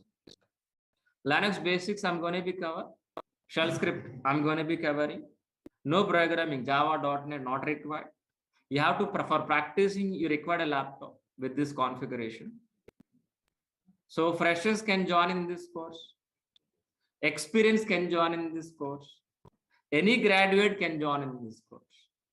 If you join in this course, daily class recordings will be received after payment via Google Drive from date of registration. You're going to be accessing up to 11 months, officially, unofficially, lifetime. If you ask me personally, lifetime. But if you ask your institute, they're saying only 11 months. Resume preparation, entry question and answers. For live real-time projects, I'm going to be covering in this duration only, no separate classes. 80% of soft materials, yes. Our classes start from basic level, finish with an advanced level. And each and every session is a practical oriented, not like this PPT presentation. Course completed certificate you can able to receive only for freshers, experience not required. If you want, get it. But don't show anywhere else, anywhere in the resume. Why? You know very well. So daily 1 hour session we are going to be. Daily we are spending 1 hour. The same day you are going to be practicing for 2 hours. It will take 2 hours. 1 plus 2 total 3 hours you're going to be spent. Make promise yourself before joining this course 3 hours per day. Monday to Saturday classes. Timing is same, 8 a.m. to 9 a.m. You're going to be paying 12,000 rupees for full DevOps, full AWS for daily recordings. So this is my admin contact information. Who want to register and you want to pay the payments, please approach to them. They will help you how to pay. I'm going to be share this information in the chat box.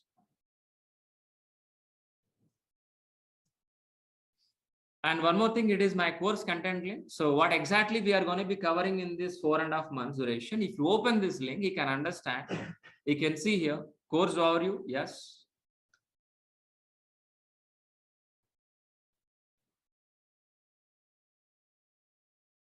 Yeah, first document is course overview. Second document, DevOps content.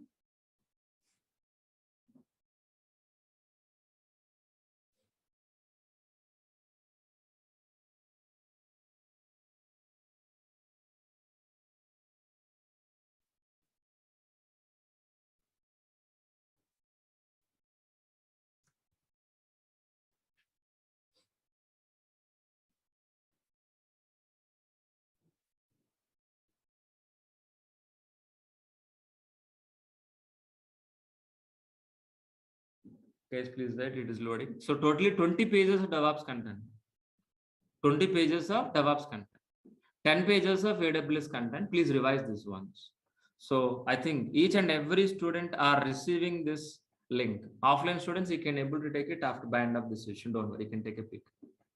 Okay. And one more information, guys, please to all, please. So today is the last demo. So tomorrow onwards, we're going to be start regular sessions.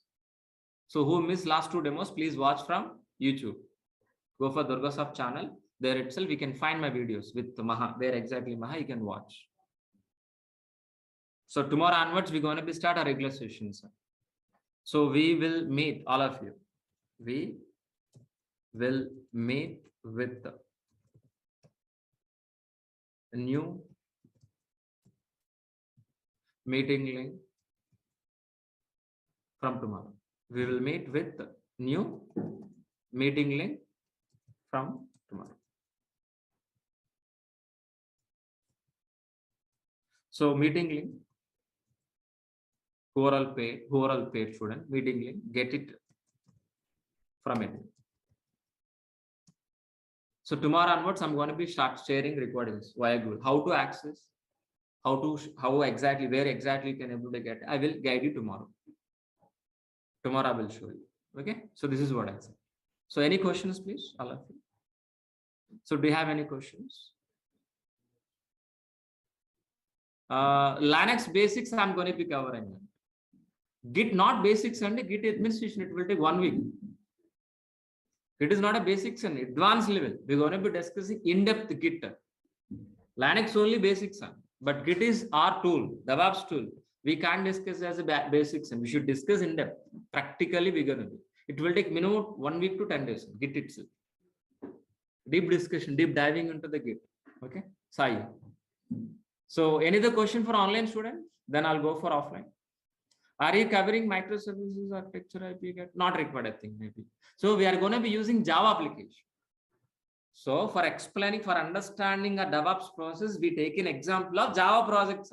In Java, one of the features were called microservices. Rajendra. Fine.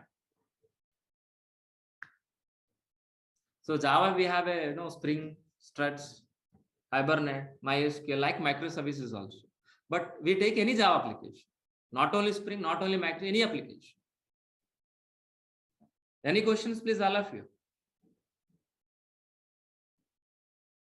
I think each and every student is clarified. Shall I move to the offline? You clarified all of online students, am I right? Yeah, fine. So online, offline, do you have any questions, please? Virtual business, I mean, cloud is also something like a virtual business only. Yes. Load is same. But we can't be get immediately, The point is where exactly, if it increase the load, can able to replace your physical server? No, we can't, but ultimately same. Yeah. But this kind of features we can't be using physical servers. But in the case of data services, they will maintain the required hard disk, the resources. That is your own service, We need to spend, for example, tomorrow is the 100 server required, you can keep today. How much money you can spend? And today I require 10 servers. I'm paying rent for only 10 servers. Tomorrow 100, I'm going to be 100 servers only. So we're going to be reduce the cost or not. Maintenance is very difficult, your own servers. Maintaining car is difficult, but getting car 500 rupees, But data centers guys will maintain the required cars. Yeah, definitely. That they should be maintained. They're ready. They because of Ola kept maintaining hundreds of cars, because they're engaging all the cars for 2 customers. But you are a customer. As a customer, we can't be all the cars. Yeah. We can't maintain Ola cap company. As a customer, as a company, yes. As a cloud company, yes, I can do that. You want to become a cloud provider or cloud user? That is the case. That's it. Thank you. Thanks. Any questions? Yeah, AP gate. Yeah, please. Tushar, yes. Yeah, fine. I think so. Each and every student has clarified what is the DEVOPS we understood, AWS. So types of service. So tomorrow also will be resumed, but in the cloud. So we understood up to this point why cloud, but in the cloud, how exactly we can able to get a service in a real world, physically. Sorry, physical in the sense of again physical server. So practically, how exactly we can able to get a service, I will show you by tomorrow. Tomorrow onwards, our practical sessions will be started. Thanks, buddies. So we'll be continue by tomorrow.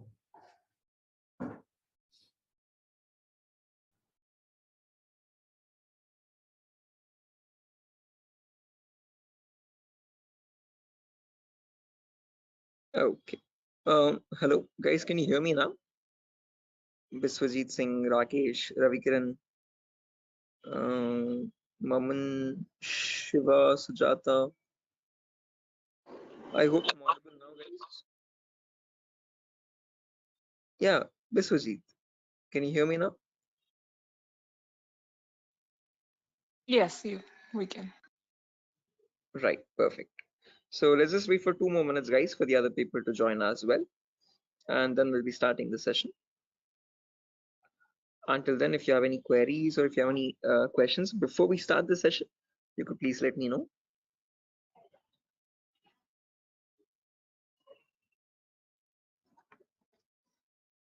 So, Yes, I excuse can me, hear sir. Yeah. So is this the same demo was on Sunday? Yes, the same demo itself, guys. Oh, okay. I have attended on Sunday, so I thought it would be some different or what. Okay. No, it's the same demo, guys. A shorter version of that same demo. Again, we'll be starting the live classes, or the course is going to start from Monday onwards. So just in case we're planning on joining the course, you can join from Monday. The first class will be on networking concepts. Okay, thank you. Tomorrow as well, we'll have one last demo. So Thursday and Friday, today and tomorrow will be the last demo sessions, just in case if students have missed out the previous demos, they can join. That's one last chance for them. And then from Monday, we'll be starting the course itself. Yeah, okay. So just in case, guys, if there's anyone who has already attended this demo session, again, just a heads up, this is going to be the same demo. It's not going to be any different from the previous ones. Okay, this is just backup sessions or backup demos for people who could not join earlier. Okay. Thank you. Sure.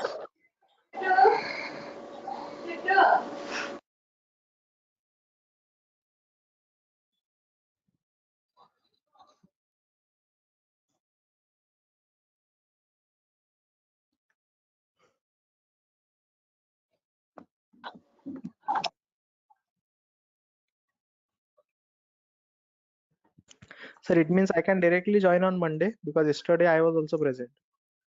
Yeah, sure, guys. Again, as I've mentioned, it's the same demo. It's not gonna be any different. So this is only for people who are completely new to it, who have not attended the previous demo sessions. So if you have already attended the demo session, guys, you can join back on Monday itself directly. Okay, and the timing will be same at 8 p.m. Same time, 8 o'clock in the night. Okay, thank you. Sure. Okay, guys, so let's get started without any further ado. Before I get started, a quick formal introduction on my end. My name is Maha Sir. I'm a cybersecurity trainer certified from EC Council. EC Council is the leading organization for cybersecurity domain certifications. Okay, and one of the courses that it provides for people who are completely new to this domain is Certified Ethical Hacking version 11. This is the latest version of the course that is running at the moment, and this is a course designed in such a way for people who are completely new to this domain. So if you have no knowledge about what cybersecurity is or what hacking or ethical hacking is, this is the course to get started with. Okay, so before I proceed further, this is a common question that I usually ask all the students just to understand their perspective on this topic. So again, guys, let's keep the session a bit interactive and fun. So my first question to you is to understand what your perspective is on hacking. So again, not asking for exact definitive answers, guys, but just to understand your view on it. Okay, so whatever comes to your mind, please do let me know. In your terms, what do you think hacking is? Anyone? There's Biswajit, there's Maman, Rakesh, who else? Shafiuddin, Shiva. Hello, Yeah, Biswajit, I can hear you. sir. Actually, according to me, hacking means to hack the information of organization or any Okay, systems. right. Yeah, hacking information or getting access to the information of organization systems. That's a good answer, Biswajit. Anyone else, guys, who wants to add anything to that? That's a perfectly right answer. There's nothing wrong in it at all. Perfectly all right. Any other additions to that, guys? Anyone who wants to append anything to that answer?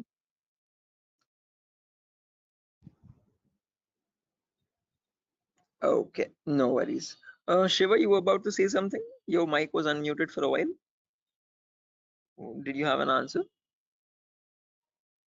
Okay, no worries, guys. So let me just add on with Biswajit's answer. So if I had to define hacking on, depending on using on his words itself, hacking is nothing but the procedure of trying to gain access to information systems. Okay, now these information systems could be anything.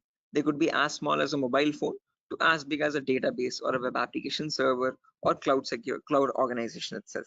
Okay, and this gaining access to these devices is done without the permission and the consent of the person owning those systems. Okay, so the organization who owns those systems has no clue that someone is trying to gain access to their data. Okay, and this is usually performed by hackers for their own benefit. So once they get access to the data, they can steal it, they can destroy it, or sell it on the dark web to other third-party vendors.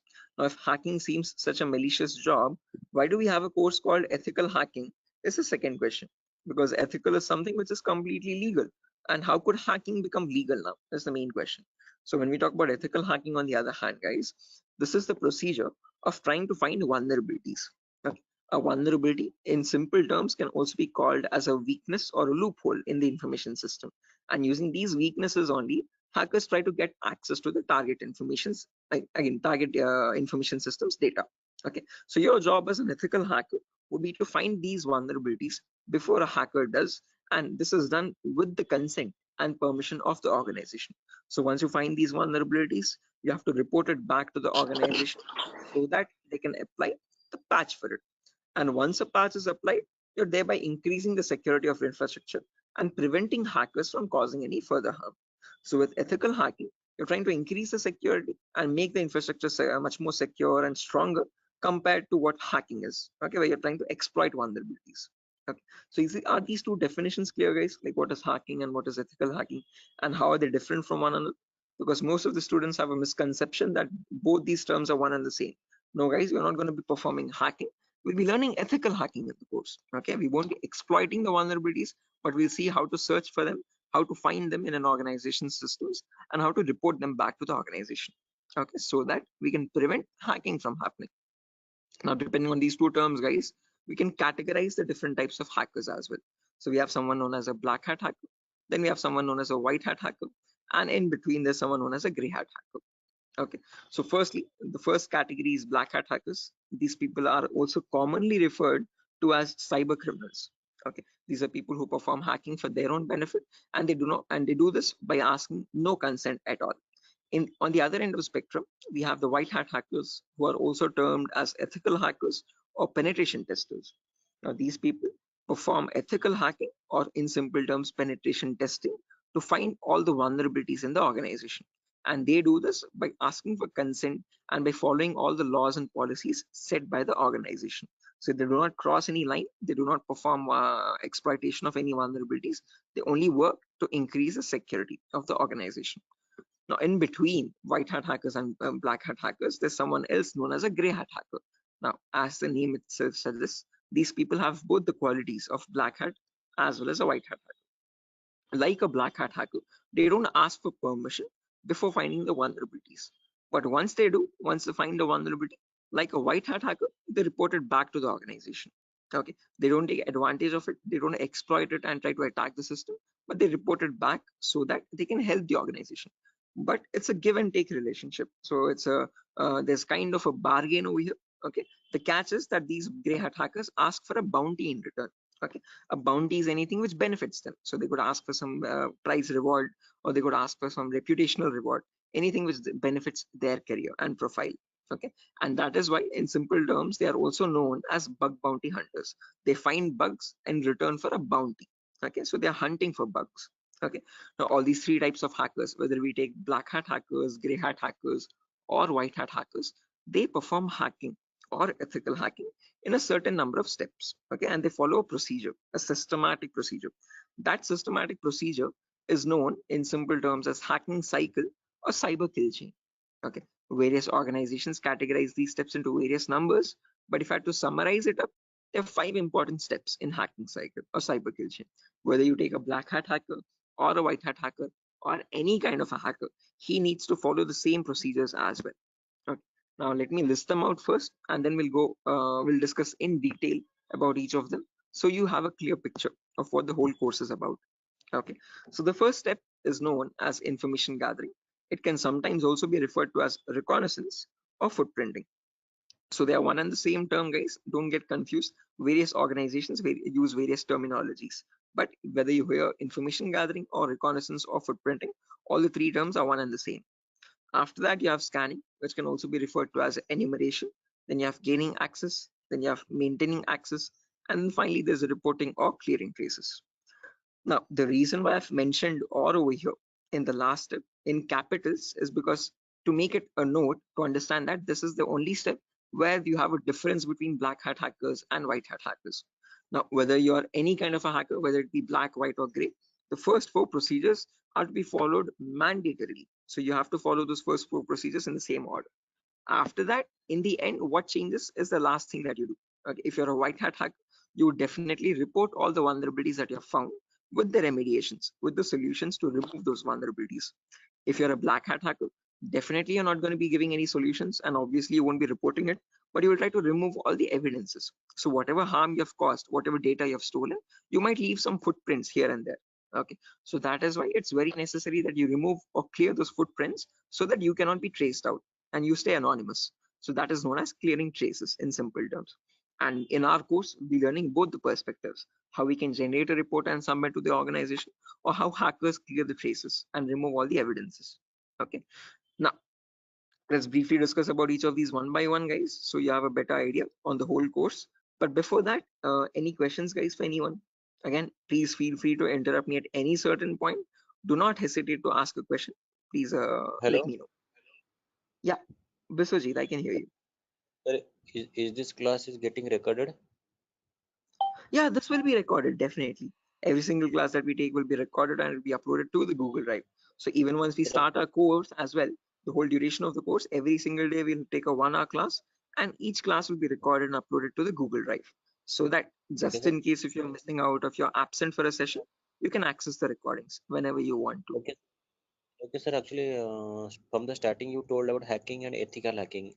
So, could you please briefly tell me? Hacking means like you're hacking the particular cadence, some credential information, like something personal information you are hacking. But ethical hacking was that I did not get it properly.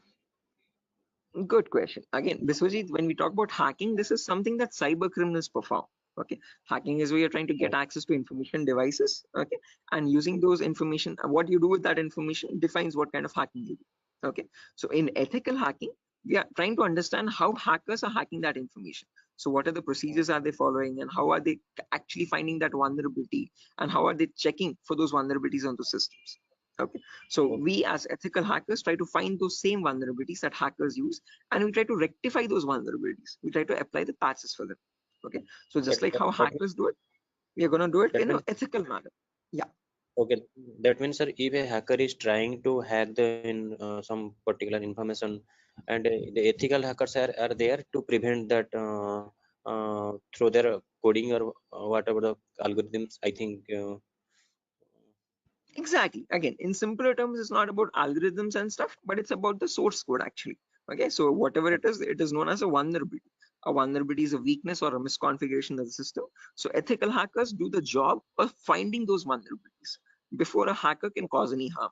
Okay, and once the vulnerability is found, they disclose it to the organization, and organization will remove that vulnerability so that your systems are secure. Okay. Sir, then although you told about the black hat hackers, Mhm, red hat, and gray. So what are the mhm. what are the job responsible of the three hackers? Again, yeah, I'll be coming to that as well, Biswajit. So when we talk about ethical hackers, we have a certain few job roles that we can apply for. I'll be discussing that at the end of the class. Okay. Until this part, any questions or doubts? Okay, hacking cycle. And you information gathering, scanning, in information. You will tell detail about this chapter, I think. Right now, yeah, that's the main thing to do right now. I'll be doing that now. Okay. Sir, you continue. Sure. Right. Anyone else, guys, who has any other confusion or any issues with the clarity? Mamun, Shafiuddin, Shiva. Right. Okay. Now let's briefly discuss about each of these terms, guys, one by one, so that you have a better picture of what we are going to be discussing in the course as well. Okay. So the first step is information gathering. Okay. As the name itself says, information gathering is nothing but trying to gather as much data as possible about the target organization. So if we take a client, for example, Wipro.com, for the time being, we need to gather information about Wipro servers. Okay. Now the main question is, what kind of information are we talking about over here? And this is the information as follows. Okay, so we try to gather information such as the IP addresses or the range of IPs used by the Wipro servers, then the who is records to understand who is hosting Wipro's website, and since when it has been hosted, when was it last updated, when will it expire, then the DNS records to understand what data is stored in the DNS servers, then employee details such as the contact numbers, email addresses, usernames and publicly leaked passwords, and domain names of the Wipro.com, subdomains of Wipro.com, and operating systems. So what OSs are they using in their organization? So if I give you a very basic example, I can just go to my browser, and in the browser, I can search for a website called DNS Dumpster. This is a common website that I usually show in the demo sessions. So if I search for DNS Dumpster, I get the first link. Now this is an example of information gathering. So you're trying to gather information about Wipro.com from other third-party sources. So right now in this step, we are gaining information passively. What I mean by passively is that we are not contacting Wipro.com directly, but we're trying to gather information about Wipro.com from other third-party sources, such as DNS Dumpster. Now when I click on search, I can notice this gives me all the information about Wipro's DNS servers. Okay, so at the moment Wipro has 4 DNS servers with these host names and these exact public IPs. So these IP addresses are very important for a hacker or for an ethical hacker to proceed further in the further steps of hacking. Okay, after this information is given out, we can see the mail servers, we can see the DNS servers, we can see all the host records, which are nothing but the main servers of Wipro.com, the main domain name and the other subdomains, and their exact public IPs. Scroll down much further and you can see the whole complete network topology. So this is how Wipro's servers are connected to one another. Okay, so these are all the servers of Wipro. Okay, the main domain and all the subdomains, and the mail servers also, mail or DNS servers. Okay, so this gives us complete information of all the endpoints that you have to test for complete security of Wipro. Okay, now this information is given out by Wipro itself. It needs to be given out. It is mandated so that people can access their services. Okay, what that is not the vulnerability, guys. Giving out the information is not the vulnerability, but not checking if each of these endpoints are secure or not is the vulnerability. So a pen tester or an ethical hacker needs to check for each and every endpoint and see to that that on each of these servers there are no unnecessary ports running or unnecessary services running, which are having vulnerabilities. Okay. So now next comes the scanning phase. So after you gather information like this about a target organization, then we go with the scanning phase. Okay.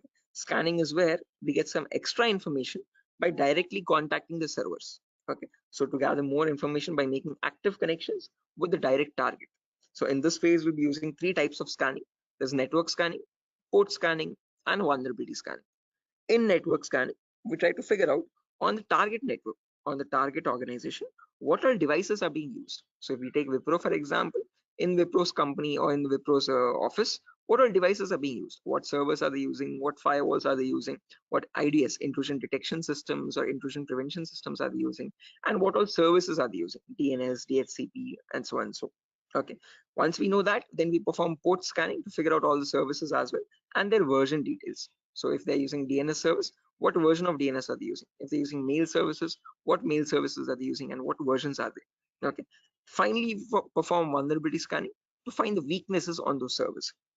So if there's any application with an inbuilt weakness, or if there are any misconfigurations like weak password or default unnecessary ports open, all that comes under vulnerabilities. So we scan for vulnerabilities by using some automated tools. Okay. So if I go to the browser now, I can show you one of the very important tools, which is Tenable Nessus. So this is the same tool that is used in organizations, guys. As you can see over here, quite an expensive tool as well. If you click on buy, you can see it's around $4,000 or so for 1 year subscription. And we shall be using the same tool in our lab setup, in our classes. So let me show you how the tool looks like. Admin password. Yes. So again, default password, default credentials, policies, scan templates. So this is how your Nessus tool looks like, guys. So this is capable of performing your network scan or port scan or vulnerability scan and gives you the list of vulnerabilities. So once you perform a scan, it shows you in your network, whatever devices are there, what vulnerabilities are there on those devices. So it categorizes the weaknesses on the system in 5 levels: information, low, medium, high, and critical. So if a company has any critical vulnerabilities, it means hackers can easily get access to their servers. Okay, so we'll understand how to perform vulnerability scanning, how to know if a system has any vulnerabilities, and if hackers can hack their organization so easily. Okay, if they can hack, how do we provide the solutions is also what we learn. Okay, after scanning is done, then we go with the next phase, which is gaining access. Now this is a huge concept, guys, covers a lot of variety of topics, and these are the topics as follows. Before I proceed further, any questions or doubts up to this part, guys, in information gathering or scanning?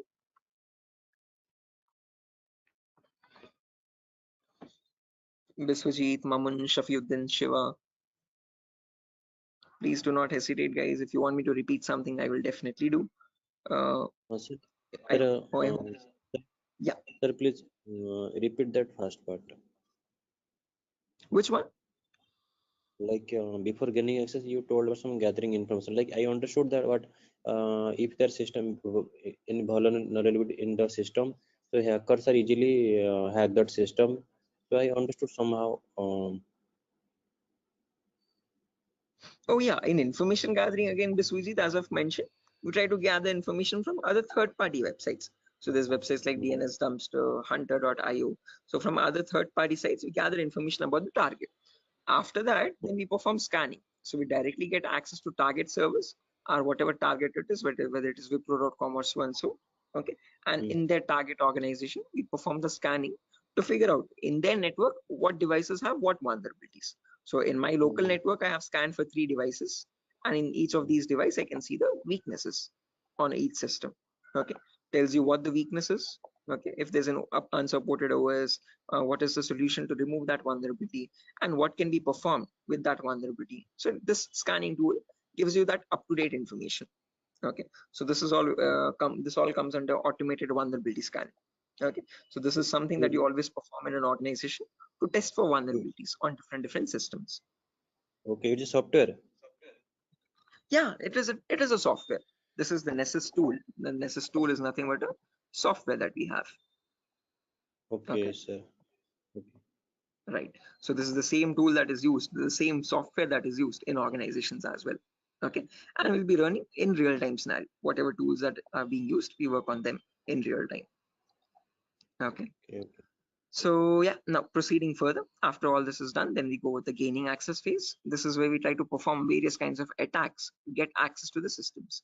Okay, once we perform the scanning, once we know that these are the vulnerabilities on which you can attack on, next part is nothing but to attack directly, which is nothing but penetration testing. So in this, as I've mentioned, there's a huge set of topics. Okay, so let me discuss them one by one. So first topic that we'll be discussing is system hacking. So in system hacking, we learn how we can hack or crack or bypass a Windows operating system password. So whether it be Windows 7 or Windows 8 or Windows 10 or Windows 11, doesn't matter. How do we crack or how do we bypass the password is what we learn in system hacking. So if your system is password protected, how can you crack and understand what the password is in clear text? Or if you're unable to crack it, if it is too tough to crack, how can you bypass that password and still get access to the internal files is what we learn in system hacking. After that comes malware attacks. Malwares in simple terms are nothing but malicious softwares, and we'll practically know how to create each of these malwares. So people think that viruses are on the only malicious software is available on internet, but that's a misconception. We have multiple malicious softwares. We have viruses, we have worms, trojans, backdoors, spyware, rootkit, whatnot. There's tons and tons of malwares, and there's thousands and thousands of malwares added every single day. So we'll practically learn how to create each of these malwares and how to prevent our system from getting attacked by these malwares, or how to detect for malwares on our system. Then comes network penetration testing. Okay. In network pen testing, we learn all the common network vulnerabilities. Okay. So in an organization, in a local network, there are multiple services. There's DNS service, Telnet service, SMTP service, DHCP service. These are all the services or protocols used in a common organization. So we learn how to test for weaknesses on each of these servers. And after that, we'll also learn how to perform network attacks like sniffing attack, man in the middle attack, DOS attacks, or hacking Wi-Fi routers and cracking Wi-Fi router passwords. All this comes under network pen testing. Then comes social engineering, where we learn how to crack passwords from websites. Okay, so how do hackers make fake login pages, Facebook page, Instagram page, or a Flipkart login page, bank login pages? How do hackers get your passwords from these pages? Okay, how can they create fake login pages and send them to the victims and perform phishing attacks? All this comes under social engineering. Then finally comes web application pen testing, where we learn all the common website weaknesses. Okay. Is this useful for SOC analyst role? Yeah, Shafiuddin. We'll be discussing a very basic tool called Splunk as well. That is very important for your SOC analysis role. Okay. SOC is nothing but Security Operations Center, guys, just in case if anyone is confused. Okay. In SOC job roles, we usually see how to monitor and detect threats. Okay. Threats are nothing but attacks. Okay. So for that, we'll be discussing a very basic tool, a very important tool actually, but the very common tool used in SOC, which is Splunk. So this course was helpful for that as well. Shafiuddin. Okay. Now, after that, coming back to our topic, guys, as I've mentioned, we'll be discussing web application vulnerabilities, where we learn all the common website weaknesses. Now, again, this might sound a bit technical, guys, okay, but these are a few common weaknesses that exist, such as SQL injection, cross-site scripting, broken authentication, file upload vulnerability, and so on. So these are the weaknesses that hackers use to get access to the web server, okay, or the databases in the backend. Okay. After that, we have hacking mobile phones, where we learn how to hack or crack an Android application phone. Okay. So how do we use Trojan attacks and get access to the Android phone remotely? Okay. After this is done, then we have two small topics, which are maintaining access and reporting or clearing traces. So this is the most important concept, guys, gaining access. After that, we need to know how to maintain persistent connections. So how do hackers maintain a connection even if the system restarts? Okay, is what is known as maintaining persistent connections. After that, we have reporting or clearing traces, where we'll see how to generate a report and submit to the organization. Or if you're a black hat hacker, how do they remove all the evidences? How do they clear the traces? Okay. Now, since not everyone is from a technical background or might not be from a technical background, we will discuss a few prerequisites as well. Okay. So the course is designed in such a way where you don't have to learn anything separately from outside. So if this is in a way to even a 10th standard student to understand this course in a simple and sufficient manner. Okay, so before we dive into all the advanced concepts, we'll be discussing these 4 prerequisites or 4 to 5 prerequisites. So first we'll learn basically what ethical hacking is, or how is it different from hacking. Then we learn virtualization. Okay.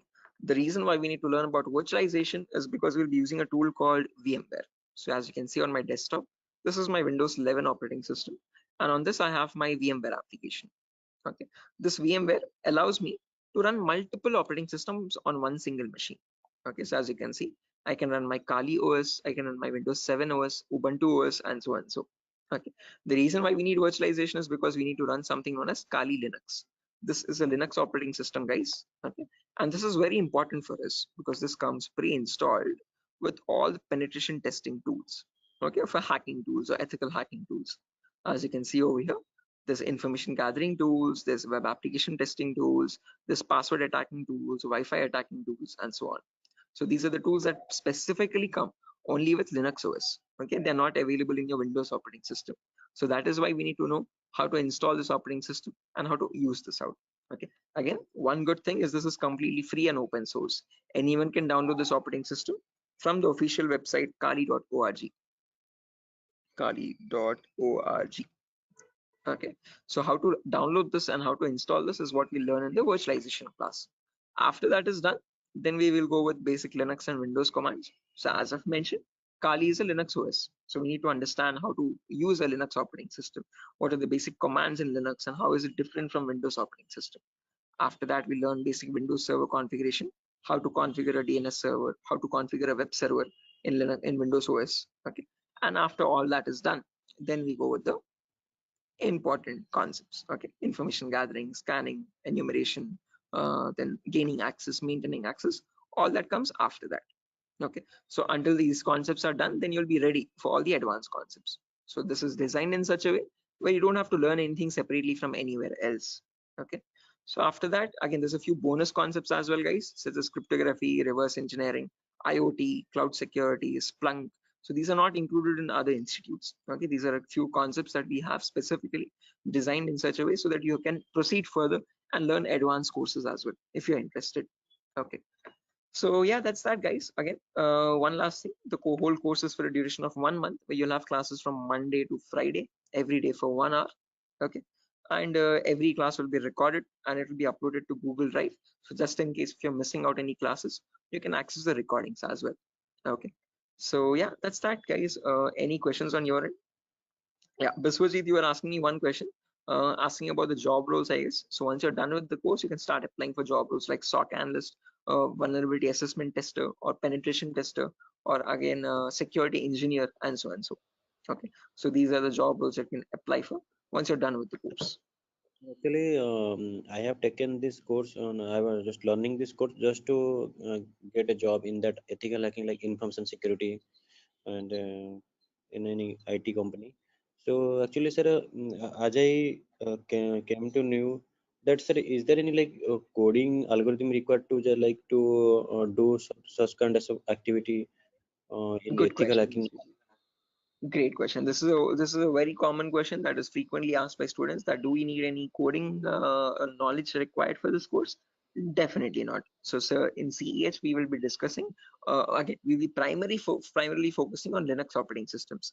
So we need to know how to use a Linux OS properly. Okay, so that is the only requirement which we will be learning throughout the course. Okay. Other than that, you do not require any coding level language knowledge at all. Okay, so coding or development knowledge is not at all necessary. Wherever it is, we will be discussing that basic necessity of it. Okay, so there are certain topics where we have a topic called malwares. So in this we learn how to create malwares. Okay, so in that one topic we'll require basic coding language knowledge, but again, that itself I will myself be teaching it. Okay, so you don't need to learn anything separately from anywhere else. And other than that, this one topic malware, we won't be using coding language at all anywhere. Mhm.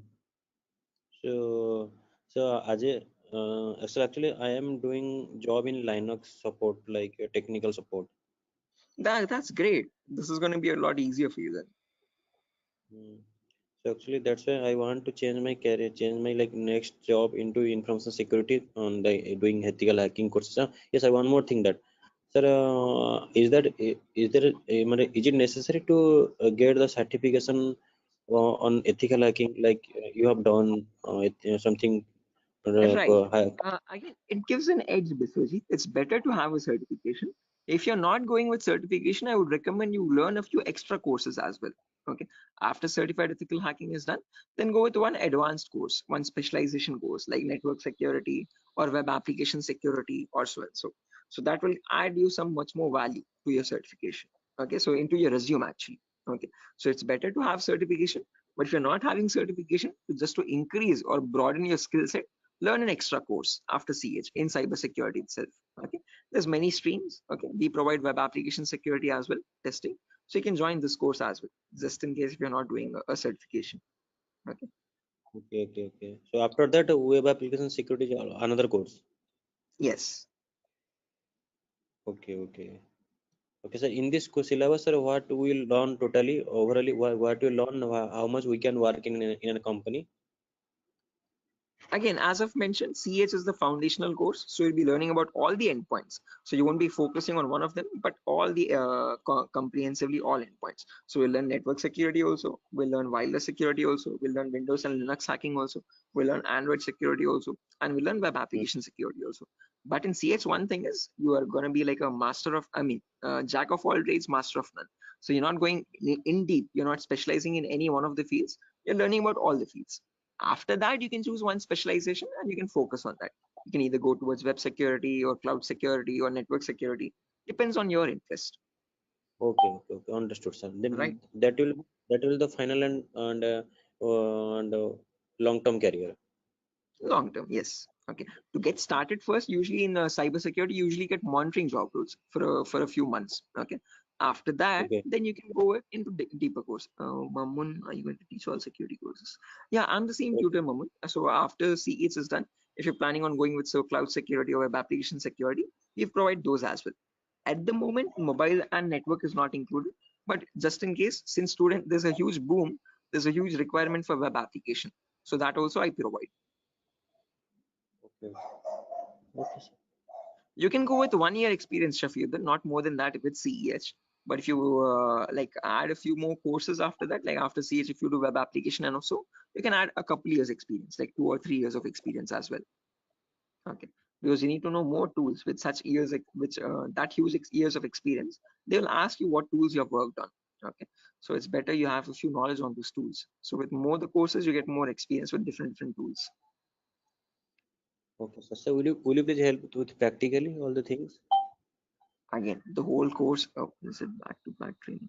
Yeah, Mahmood. Again, after the CH is done, I usually take separate classes for web application students as well who are interested to join that. Okay, so that will be a back-to-back session directly. Again, yeah, coming back to you, Biswajit, you were asking me something. What was the question again? I forgot. No, actually, I was asking, sir, what, sir? Forgetting. Anyway, I forgot as well. But let me try to recollect. Does anyone else remember, right, guys, what Biswajit was asking? Practical, yeah, good question.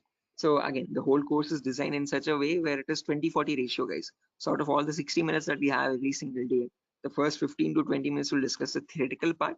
The remaining 40 minutes will discuss the practical part itself with real-time scenario examples. I'm not going to be boring you with theoretical knowledge. Only in the demo class and only in the first few introductory classes we'll discuss theoretical concepts.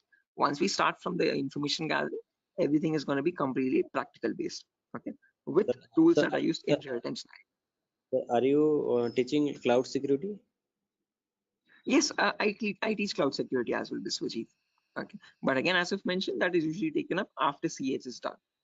Okay, so we'll discuss on AWS security and again, mostly on AWS itself.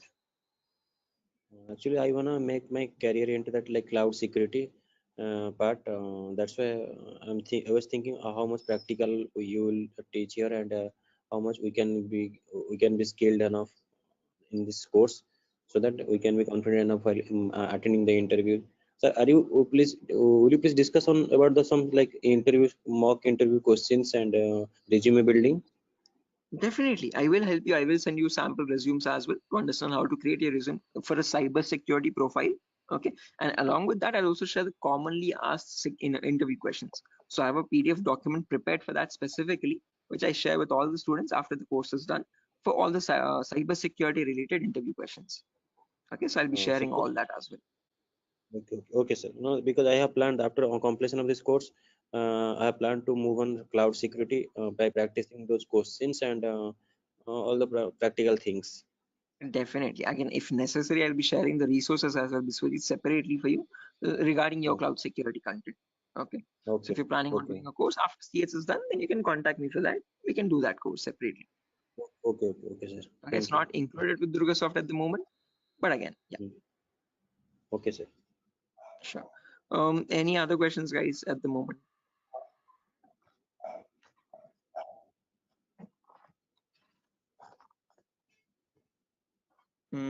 Okay, assuming there's no questions, guys, I'll be ending the session over here. And yeah, that was great interacting with you guys all, Biswajit, especially with you because you have asked a lot of questions. So I hope everything is clear and you have no more unresolved queries.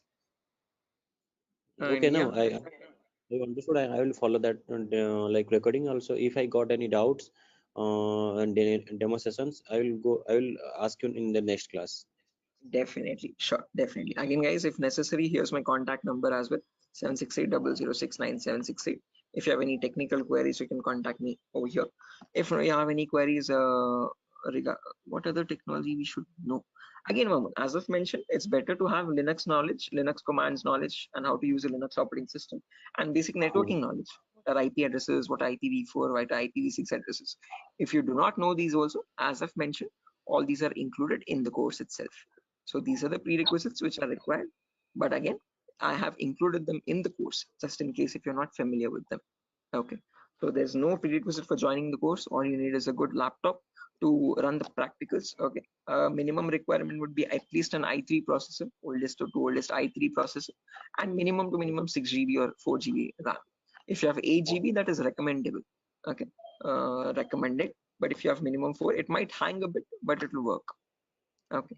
So one important requirement is you need a laptop or a device for practicing because we have a lot of practicals in the course. Okay. So other than that, nothing else is required. Okay. Just interested mindset and a device to practice on. Those are the only two requirements for this course. Nothing more. Okay. All right. So yeah, that's it, guys. Nothing further for the session today. If you're interested to join the course, you can join this from Monday. We'll be having the first class on Monday for networking concepts. Okay. And after that, yeah, tomorrow as well, there's another demo session. So just in case if anyone is planning to join a demo again, you can join it tomorrow at the same time. If not, we'll be starting the course from Monday itself directly. Okay, thank you, sir. Okay, guys. Good day. Thank you for joining the session. It was great interacting with you. And I'll see you soon, guys. Bye-bye. Have a good day. Thank you, sir. Good night. Thank you, guys. Good night.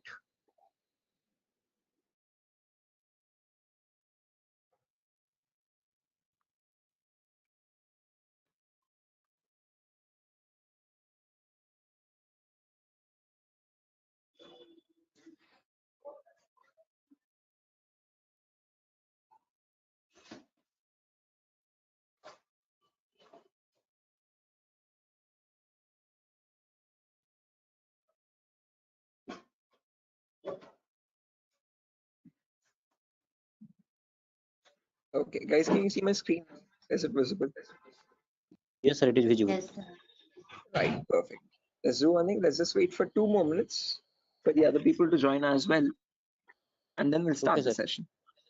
Okay, sir. Okay. Very Sure. Anyone who's viewing or joining the session today, fresh without joining yesterday? Anyone from that such? Okay. I hope everyone has joined yesterday as well.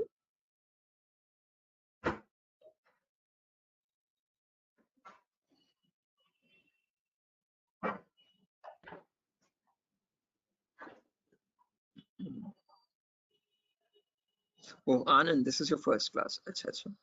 Okay, Anand, I'll do one thing. I'll just take a quick recap of whatever we discussed yesterday. In the meanwhile, okay, there's Biswajit, Mamoon, Ravikiran. Ravikiran, did you call me in the evening, Ravikiran? I was a bit out. I was a bit busy. I'm so sorry you couldn't attend to your call. I thought of calling. Yes, sir. Actually, It I slipped my called you mind. because I had one query. So, Achha. sir, I will call you. Means I will ask you on a telephone call only. Sure. Again, I have a class till 10 o'clock after your batch also. So give me a call after 10. Okay. Okay, sir. No problem. Thank you. Sure. Okay. Then Shiva, Sujata, Tripti. Okay. Tripti, I have received your email as well. I'll be sharing the notepad file today. I'm so sorry I couldn't do it yesterday. Okay, sir, no problem. Sure. Okay. So a quick recap, guys, on yesterday's class. We were discussing basic networking concepts. Let me open up my networking document.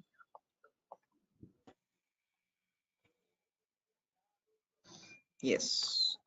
So again, we are in the first prerequisite concept, guys. We're understanding what basic networking concepts are.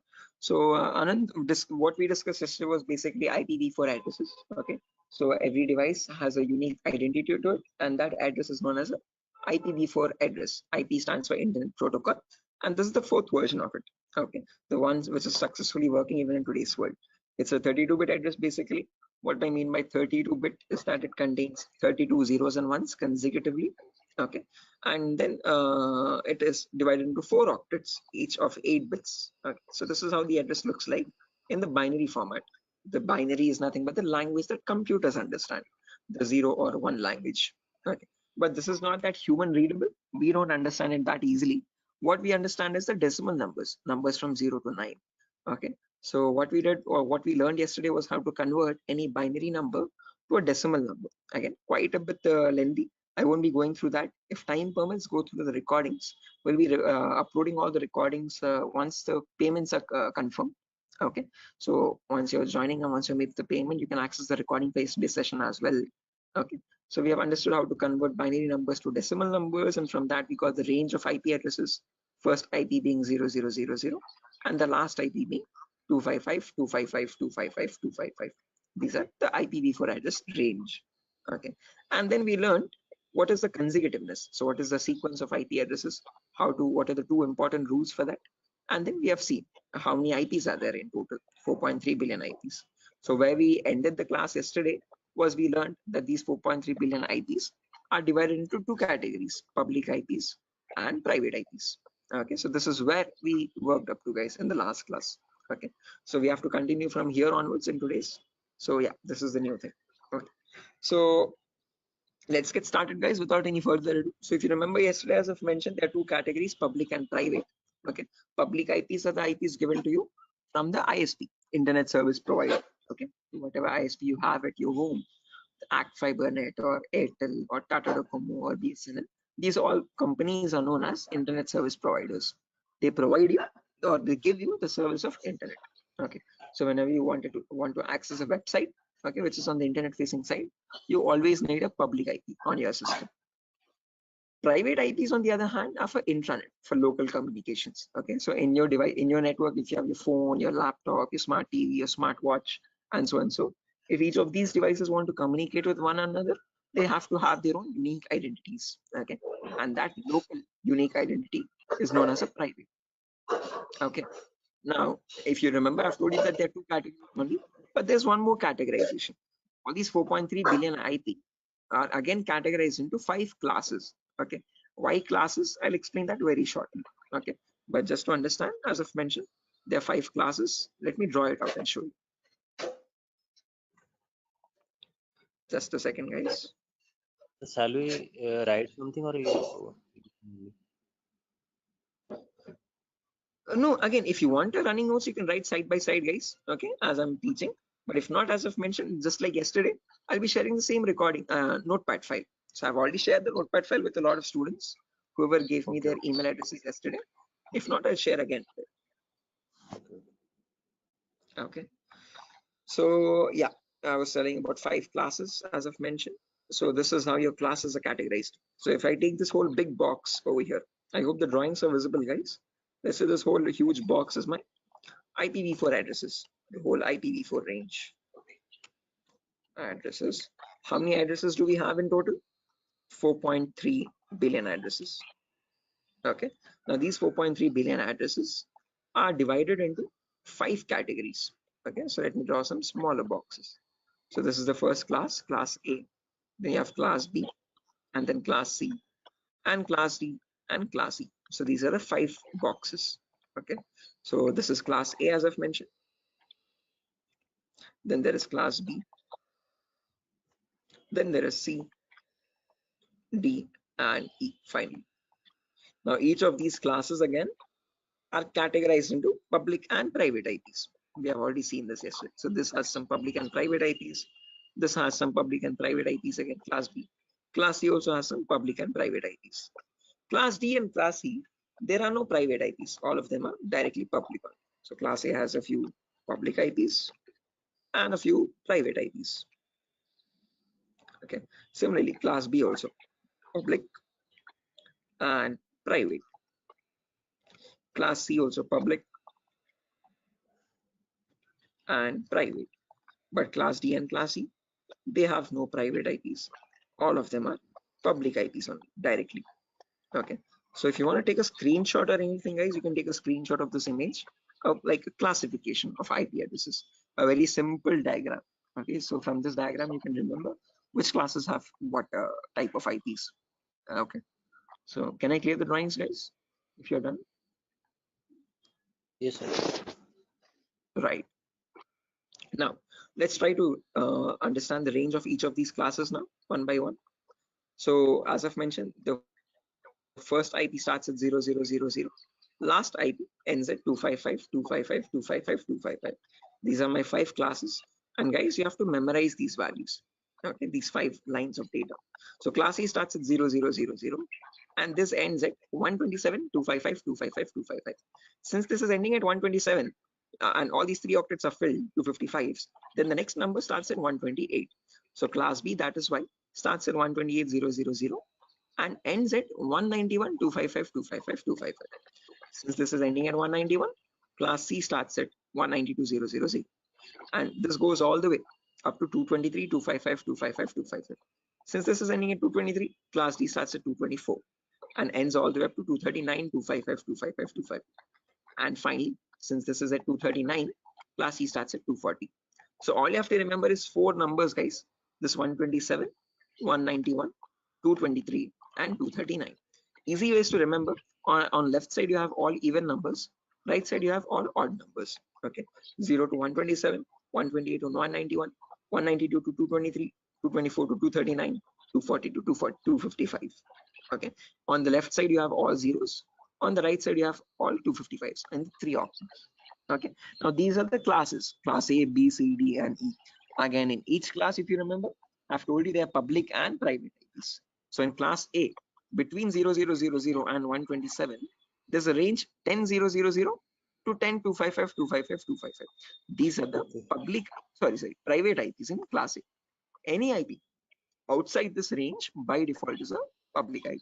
That is a key important rule to remember. Okay, any IP between this range is a private IP. Any IP outside this range in class A is a public IP. Okay, similarly in class B also, between 128 and 191, there's a small range, 172, 1600 to 172, 31, 255, 255. This is the private IP range in class B. Any IP inside this is a private IP. Any IP outside this range is a public IP. Similarly in class C also, between 192 and 223, 190 to 16800 to 190 to 168, 255, 255. Any IP inside this range is a private IP. Any IP outside this is a public IP. Okay, so just to practice out these ranges, guys, I'm going to write down 10 IPs as examples, and you have to look at these numbers. Okay, you have to look at these 8 lines of data and tell me which IP is belonging to which class and whether they are public or private IP. Okay, let me quickly write down a few IP addresses, guys, over here. Okay, one last time just to make you understand. If you take a class A example, so between 0000 and 127, 255, 255, 255. So this is the whole class A range, guys, as you can see, between 0000 and 127, 255, 255, 255. So in between this, there's a small range, 10000 to 10255, 255, 255. This is the private IP range. Okay, any IP inside this range is a private IP. Any IP outside that, so from 0000 to 9255, 255, 255, these are public IPs. Again, after 10, you have 11000 to 127, 255, 255, 255. These are also public IPs. Okay, so in the whole range, you have in between private IPs, and outside that you have public IPs. Is this clear, guys? Any question or doubt up to this part? No, I understood. Anyone? right? Everyone? Anyone who has not, please do not hesitate, guys. Please let me know. If you want, I will explain again. Anyone who wants me to explain this again, guys, who has not understood this? Perfect. Okay, guys. I hope you're not being shy or anything. Please do not hesitate, guys. It's going to be your loss. If you want me to explain, I'll try to explain in much better formats as many times as you want. Okay. The main objective is that you do not get confused here. Okay. Because these are very important foundational concepts. Okay. So what I'm going to do now is I'm going to write down 10 random IPs. You have to look at these ranges and tell me which IPs, which class, and whether they're public or private. So let me quickly write them down.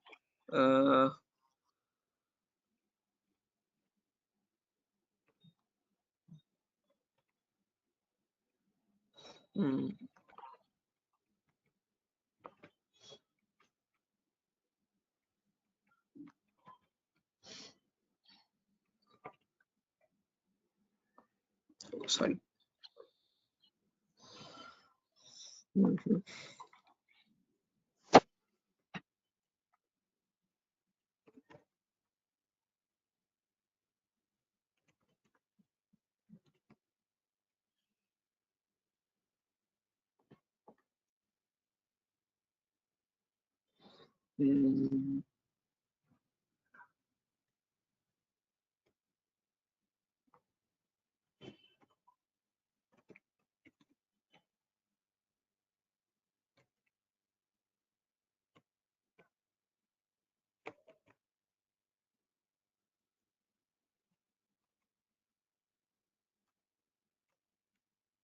Okay, so I have 10 IPs over here, guys.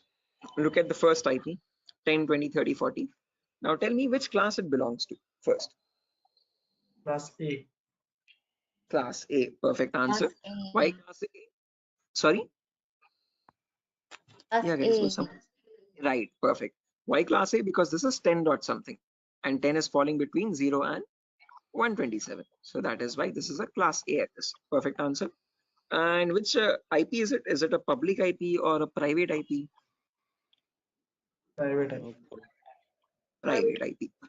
Perfect answer. Why specifically private? Because now you told me that this is class A, and class A private IP starts from 10.0.0.0 and up to 10.255.255.255. Okay, so the first octet is matching 10.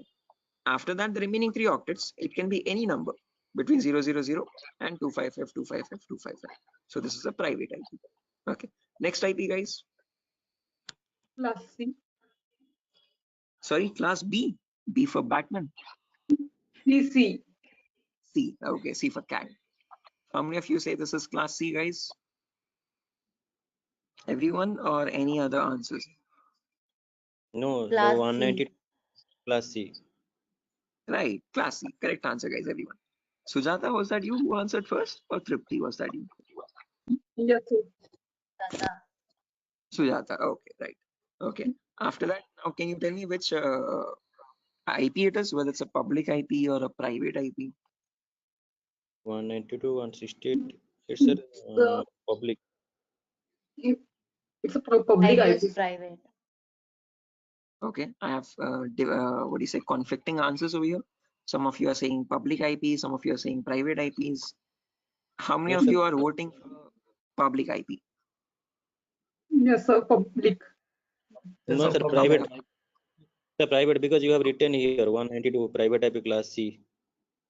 Okay, But 192. it is from 168. It is 165. So it should be 192, private 168. public IP address. Sir, Yes, private correct. IP. So you have mentioned over. No. Yeah, Biswajit, point is right. Okay, if you take the first octet, 192 is matching, well and good. Okay, but if you observe the remaining 3 octets also, this is 165. Okay, and in private IP, it's starting from 168.00 to 168.255.255. Okay, number is 165, which is outside that range. So therefore, this is a public IP. Okay, so you answered correct first time, and then you changed your answer later on. So again, no confusion. So in class A, it should be between 10 and 10. Remaining 3 octets, doesn't matter what they are. In class B, it should be between 170 to 16 and 170 to 31. Okay, doesn't matter what the remaining 2 octets are. In class C, it should be between 190 to 168.00 and 190 to 168.255.255. So these two should match first two octets. Remaining two doesn't matter what they are. These 00.255.255 doesn't matter. Okay. Next IP 172.16.01. Which class? Class B. Class B, private. Class. Perfect. Private. Public or Yeah. Private. private? Perfect answer. Next one, guys.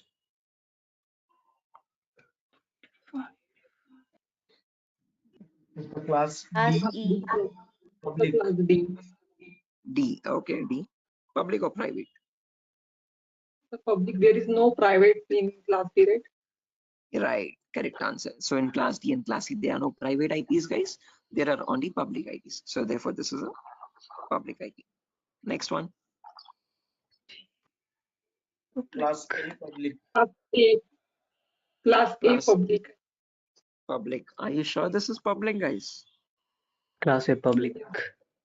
Yes, sir. Yes.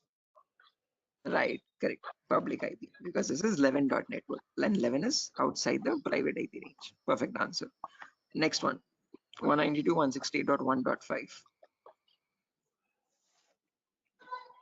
Class Class C. C. Class C private. Class C, private. Correct answer. Class C and then private. Next one. Class B. Class B. Class B Private. public. Public. Perfect. Why specifically public? Because this is 172.45. Okay. Private is from 172.16 and 172.31. And this is 45 inside the range. So that is why this is a public IP. Next one. Class B public. Class B. Public. Class B. Public. Perfect. B. Next one. Class D. Public. Class D. Class Class D Public. D. public. Correct answer. D. D. Public. Okay. Last IP. Class C public. Class C. Public. Correct answer. Okay. So what you have done over here is a great job, guys, by looking again, all the answers are right, no issues anywhere. Initially, a couple people stumbled here and there, but no worries, you have got this concept right. I hope everyone has participated in this and answered it. If you have not participated as well, I hope you are getting it in your mind right at least. Anyone who has not understood anything out of these, is it still gibberish for anyone who is not able to make out like what is happening over here? Anyone as such? Please do not hesitate to answer, guys. This is a completely new concept. Okay. So even if you're not getting it, that's completely normal. I sucked a lot more. You're doing great. Okay. So yeah, that's that. This is a great concept. Again, what we have done over here is, guys, we have taken the help of these 8 lines. I would recommend you, if time permits, please memorize this at the earliest. As soon as you look at an IP, you have to figure out just by looking at it, which class it belongs to and whether it's a public or a private IP. It's very important for us in the coming concepts. Okay. So over here, if I go to my browser and if I check for my IP, that's my browser. If I search for what is my IP, can you tell me what IP will I be getting over here? You will get public. Public. Public IP. As you can see, it's mentioned over here. This is my public IP. 49, 204, 238, 146. Can anyone tell me which class it belongs to? That is a public IP for sure. But which class? Class Sorry? in Okay, there's notes some confusion. Open this notepad file. Yeah. 49. It's I think Class Class A. class A. Class A. Yeah. Class A 204, public. 49 is public. Yes, perfect. Class A and public IPs. Okay, so whenever you check in the browser, guys, it will always show you your public IP. If you want to check Sir, your private IP for your local sir, I have a machine, yeah, Biswajit. Sir, in each time, whenever if someone is typing what is my IP, so every time it will show you only class A IP address.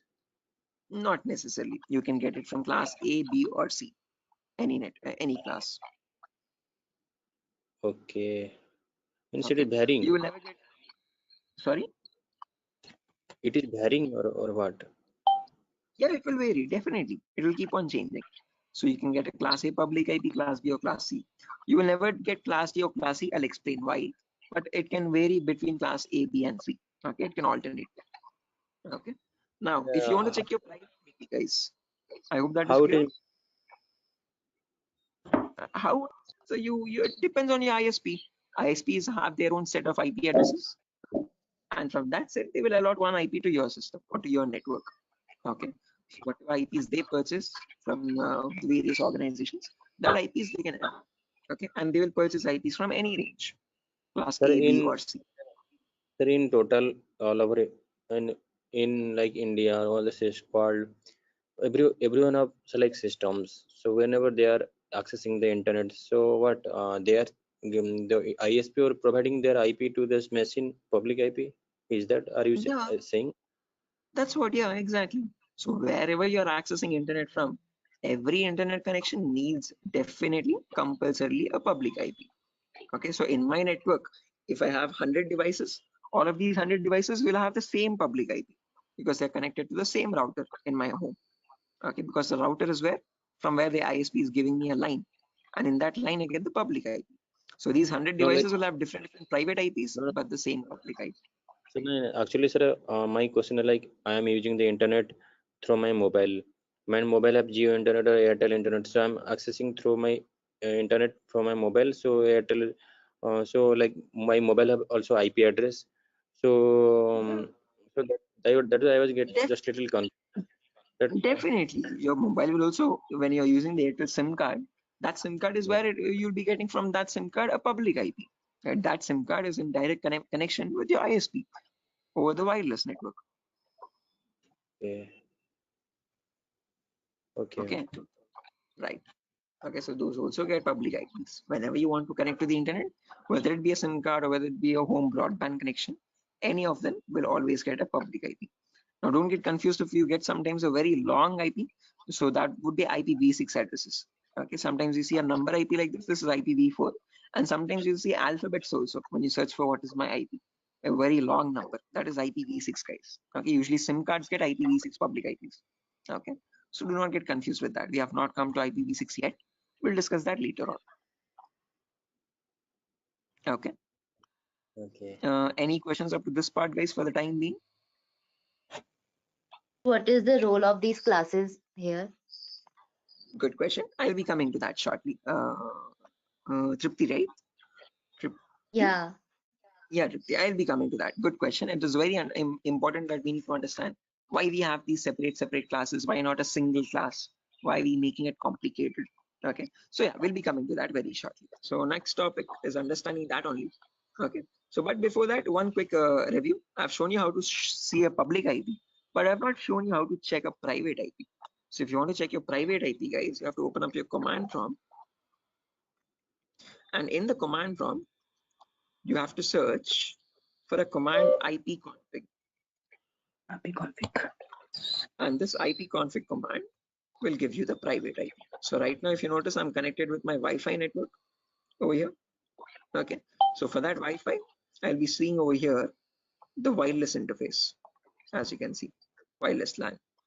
And that shows me my private IP over here, 192.168.0.5. Now, can you look at this IP and tell me which class it belongs to? 192.168.0.5. C. Right? Class C. Yeah. Perfect. Okay, 192.168.0.5. And can you tell me if it is surely a private IP or public IP? 192.168.0.5 over here. Right. Okay. As you can see, it is falling Private. between this. So that is why, therefore, it's a private IP. Okay. Now, coming to the next part, why do we need these classes? Okay, what is the necessity? Why not one single class? Okay, so for that, we need to understand something called network portions and host portions. So I'll write down what these network and host portions are, and then we'll understand these portions one by one. Class A has one network portion and 3 host portions. Class B has 2 network portions and 2 host portions. Class C has 3 network portions and 1 host portion. Class D and Class E have no host portions. All of them are network only. So as you're progressing down, you can see the network portions are increasing one by one. There's only one network portion. Class B has 2 network portions. 1 second, I'm receiving an audio back. Guys, I'm going to mute everyone. Okay, if you have any queries, please feel free to unmute yourself. Okay, because there's some background disturbance. Or you can mute yourself, guys, as well. Yeah, thank you. If you have a question, please feel free to unmute at any certain point. Okay, right. So again, class A has one network portion, class B has two, class class C has three, class D and class E all are network portions only. There are no host portions. Now, what are these network portions and host portions? Class C, we'll take the example first to let us understand. So class C has three network portions and one host portion. And the first private IP starts at 192.168.0.0. That is the same thing which I've written over here, as you can see. Okay, so if this is the first IP, 192.168.0.0, the first three portions are the network portion. Last portion is the host portion. Okay, so if this is the first IP, next IP will be 192.168.0.1. Next IP 0.2. Next IP 0.3. Next IP 0.4. This goes on up to the last number 0.255. Okay, can you have an IP like 192.168.0.256? Is this possible? No. Right, again 255 is the maximum number you can get in any octet, so 256 is not possible. So once a octet reaches the maximum value, the next left octet will change. So this 0 now becomes a 1 and this 255 becomes 0 again. This is what we saw in yesterday's class, cycling. Okay, so the 0 becomes 1 and this 255 becomes 0. Then you have 1 0, 1 1, 1 2, 1 3, 1 4 up to 1255. After that 2 0, 2 1, 2 2, 2 3 up to 2255, 3 0, 3 1, 3 2, like that till the end, 2550, 255, 255. Okay, now what I mean by this network portions and host portions is that as long as the network portions are same, all these devices or all these IPs will belong to the same network. Okay, and these are just individual hosts. Okay, so this could be my router, this could be my laptop, this could be my smartphone, this could be my smart TV, my smartwatch. All these are different devices in the same network. They can communicate with each other, they can share files, they can talk to one another. But as soon as the network portion changes, so the network portion for this is 192.168.0. So as soon as this is changing from 0 to 1, the network is dividing over there. Okay, so even if you bring a device with this IP and connect it with a LAN cable to the same router, they will still not be able to communicate in the same network. Okay, because this is an IP from a different network portion. Okay, so these are a different network altogether, and these IPs belong to a different network. Okay, so what network and host portion signify is that how many hosts you can connect in each network of that. Okay, so over here in class C, since there are three network portions, the first three are going to act as the network ID for us, 192.168.0.network. Okay, last octet is going to act as the host number. So this is the first device, the second device, the third device, fourth device, fifth device. Like that, you can connect 255 devices in each class C network. Okay, so this is a completely different network with 255 devices. This is another completely different network with 255 devices, and they can't communicate with one another because their network portions are different. If you want them to communicate, you have to put a router in between. A router is a device which is capable of transferring data from one network to the other network. Okay, if you have a switch is capable of connecting multiple devices in the same network. Okay, so with a switch we can connect all these devices. With a router we can make communication possible between two different networks. Okay, so that's a differently again, that's altogether a completely different concept, guys. But what you have to understand from this is that in class C, which has three network portions and one host portion, we can, all the first three are the network portion bits. Okay, and that is also known as the network ID. Okay, and the last portion is the host value. Okay, so 192.168.0.0, this is the first IP, then the second IP, then the third IP, then the fourth IP. Like that, you have 255 IPs. After 255, the next network starts. Okay, is this clear, Tripti? What is this network portion and host portion? Everyone else as well? I guess Tripti asked the question, why do we need these classes? So in class C, Yes, sir. we can connect only 255 devices. Now, when I take the example of class B, in class B, there are two network portions and two host portions. So if I take the first private IP, 172.16.0.0, this is the first private IP, guys, as you can see. That's the same thing which I have written over here.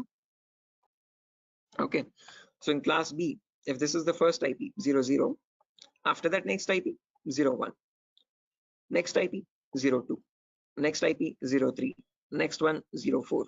This goes on all the way up to 0255. After 0255, then you have 10, 11, 12, 13, up to 1255. then 20, 21, 22, 23, up to 2255. Like that, the cycle repeats again and again and again. And finally, you reach somewhere 255, 255. Now, once these both octets are filled, this 16 now will change to 70. Same concept. As long as the network portions are same, okay, 170 to 16, as long as this number is same, all these are different devices in the same network. But as soon as the 16 changes to 17, the network will divide over there. Okay, now these are a completely different network IPs. These are a completely different network IPs. And this is also a completely different network again. Now, how many devices can we connect in each network of class B? From 170 to 1600 till 170 to 16.255, we can connect a total of 255 into 255 devices, which is 65525 hosts. In class C, we could only connect 255. In class B, we can connect 65,000 devices. Is this clear, guys? Any question up to this part? Anyone? Sir, actually, could you please explain little bit again? Okay, class A, C or class B, Viswajit? No, actually, I understood class C has some portion, class Yeah, one class. second. Right, sure. So again, as I've mentioned, each class has its own network and host portions. Class A has only one network portion, class B has two network portions, class C has three network portions. What I mean by these three network portions are that in class C, if I take the first private IP, 192.168.0.0. So from this 00 IP till 0255, okay? So this last octet is the host portion. What is host? Yes. Host is nothing but an individual device, okay? Your laptop, your phone, your router, your smart TV, smartwatch, whatever appliance is there or whatever device is there, that is a host. So each of these is a different device. Okay. Now, if I connect my phone now with a different IP, 1.1 IP or 1.0 IP, and if I bring it in this network, it will still not be able to communicate because these IPs belong to a different network, one dot network. These are the zero dot network. Okay. So in class C, like that, in each network, you can connect maximum 255 devices only. If I take class B next, there are two network portions and two host portions. So that is why from 1600 till 16.255.255, all these are in the same network. So that is why you can connect maximum 255 into 255 devices. That is 65,525. Is this clear now? Yes, yes. Okay. Anand, might be a bit confusing if you're completely new to networking concepts. I hope you're getting along. Yes, sir, I'm getting, but there is a question in class is I think you have said that we need a different router to connect between those two networks. Yeah, definitely. Again, whenever you have two different networks and you want communication possible between two different networks, you would need a router in between. For a same network communication, you need a switch. Okay. Sir, can you explain that again? I didn't get that. How Yeah, like sure. we need a Let me show different you. Again, router. basically, if I show you how a switch looks like, networking switch. This is your switch, Anand. Okay. So this is what you use in companies. Okay, and you can see this is a 32 port switch. So you can connect 32 devices. Okay. So I can connect 32 systems over here. Okay. So a switch is a device that is used for same network communication. Okay. If you have 32 computers, you can connect a LAN cable from each computer to the switch and they will be able to communicate with one another. Okay. Well, again, condition being each of them is getting an IP in the same network. Okay. So all of them should belong to the same network IP. Okay. If I bring a device with 1.1 network and if I'm connected to the switch in this network, and if I put the LAN cable also, it will still not be able to communicate. Although it is physically connected, logically it is getting a different IP from a different network. So it won't be able to communicate. Now, when you come to routers, so networking routers. Okay. This is how routers look like. Okay. Might be a bit similar to switch though, as you can see, but somewhat different. Okay. A router is capable of connecting two different networks altogether. Okay. So let's say I have switch A and switch B. To each switch, there are 32 devices. If I want these two different networks, okay, Let's say switch A is a 0 dot network, switch B is 1 dot network. Now, if I want them to communicate with together, I have to connect these both switches to a router in between, and then through the router they can transfer packets. Okay. Okay. This is clear, guys? Yes, sir. Right. In our home network also, that is the same thing that happens. Okay. This is how our home router looks like, the Wi-Fi router, and that router is communicating between two different networks. What are the two different networks there? One is the internet, the other is my local network, local LAN network, Wi-Fi LAN. Okay. My phone, my smart TV, all these are getting private IPs. So when these private IPs want to communicate with the public IP, you have a router in between, communication between two different networks. I hope this clarifies more. Yes, sir. Right, perfect. Any other questions, guys, up to this part before I go with class A example now? Okay, now when we take class A, if you remember, I've told you class A has one network portion and three host portions. So first IP is 10.0.0.0. So from 10.0.0.0 all the way up to 10.255.255.255, all these IPs belong to the same network because the first network portion is constant. Okay, doesn't matter what the host portions are. Okay, they can be anything and they will still belong to the same network. As soon as this 10 changes to 11, there the network divides again. Okay, so from the first IP 10.0.0.0 to 10.255.255.255, we can connect a total of, again, 255 to the power 3. Okay, those many devices. Okay, so in class A we could only connect 255 devices. In class in class C we could connect only 255 devices. In class B we could connect 255 into 255 devices, and in class A we can connect 255 into 255 into 255 devices. So that is the main difference between the classes, guys. Okay, each class has its own what you could say limitations. Okay, each class is connecting a certain number of hosts only. Okay, if you want to connect less than 250 devices, you can go with class C for small networks. If it is a multinational company where you have more than 255 devices, then you can go with class B or class A. Class D and class E are special IPs, guys. We do not use them. They are not given to the general public. They are used for other services such as military services, government portals, news broadcast, or weather telecast. All these research and development, all these various organizations use class D and class E. Okay, they are not given to the general public. Is this clear, guys? Any questions or doubts up to this part? Anyone?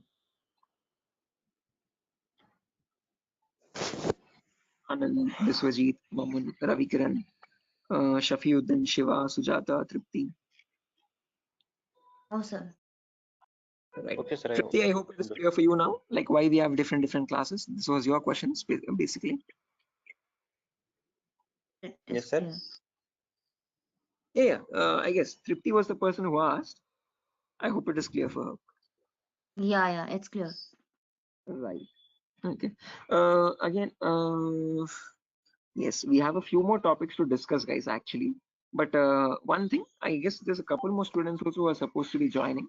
Okay, again, there's no confirmation on the fees as well. A couple of you have confirmed the payment and a couple of you have not yet. Okay, so that is why what I'm going to do is I'm going to end the session over here for now. Okay, we have 15 minutes left out. So if you have any questions or doubts, you can let me know.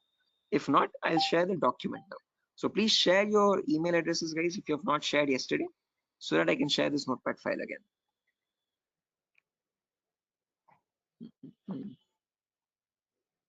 So I'm going to be sharing the same file which I shared yesterday. 1 second.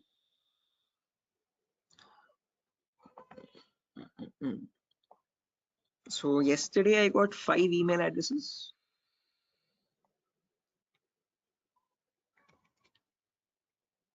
One second.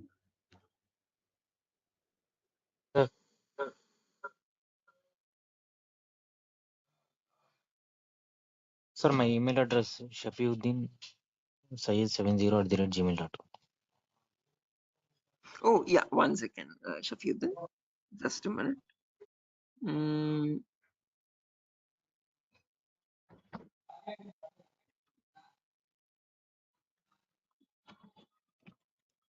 Shafiuddin. SHAFI Yeah, UDDIN UDDIN SYED SYED 70 70 @gmail.com. @gmail.com. Okay. Any other Sir, email here the IDs? yesterday's file also. Yeah, Sir, same my file. No difference. Same file itself. sir, my email ID. Happy is Anand. Okay, I got it. Any other emails, guys, which I've missed out? Yeah, my one, I think you message. Sir, can I get yesterday notepad also if it's available? Yeah, same file, guys. I have not changed the notepad file. It is the same notepad file as yesterday itself. Okay, so it's the same notes, no difference. Okay. Okay, sir. What Hi, sir. Can you write down my email? Yes, please. You could let me know your email. Yeah, Mamun, MAMUN. MAMUM. No, N. Last N. Oh, N. CHY. CHY. 72 @gmail.com. 72. 72@gmail.com. Right. Guys, please check your email addresses. If any mistakes, if any typos are there, please let me know.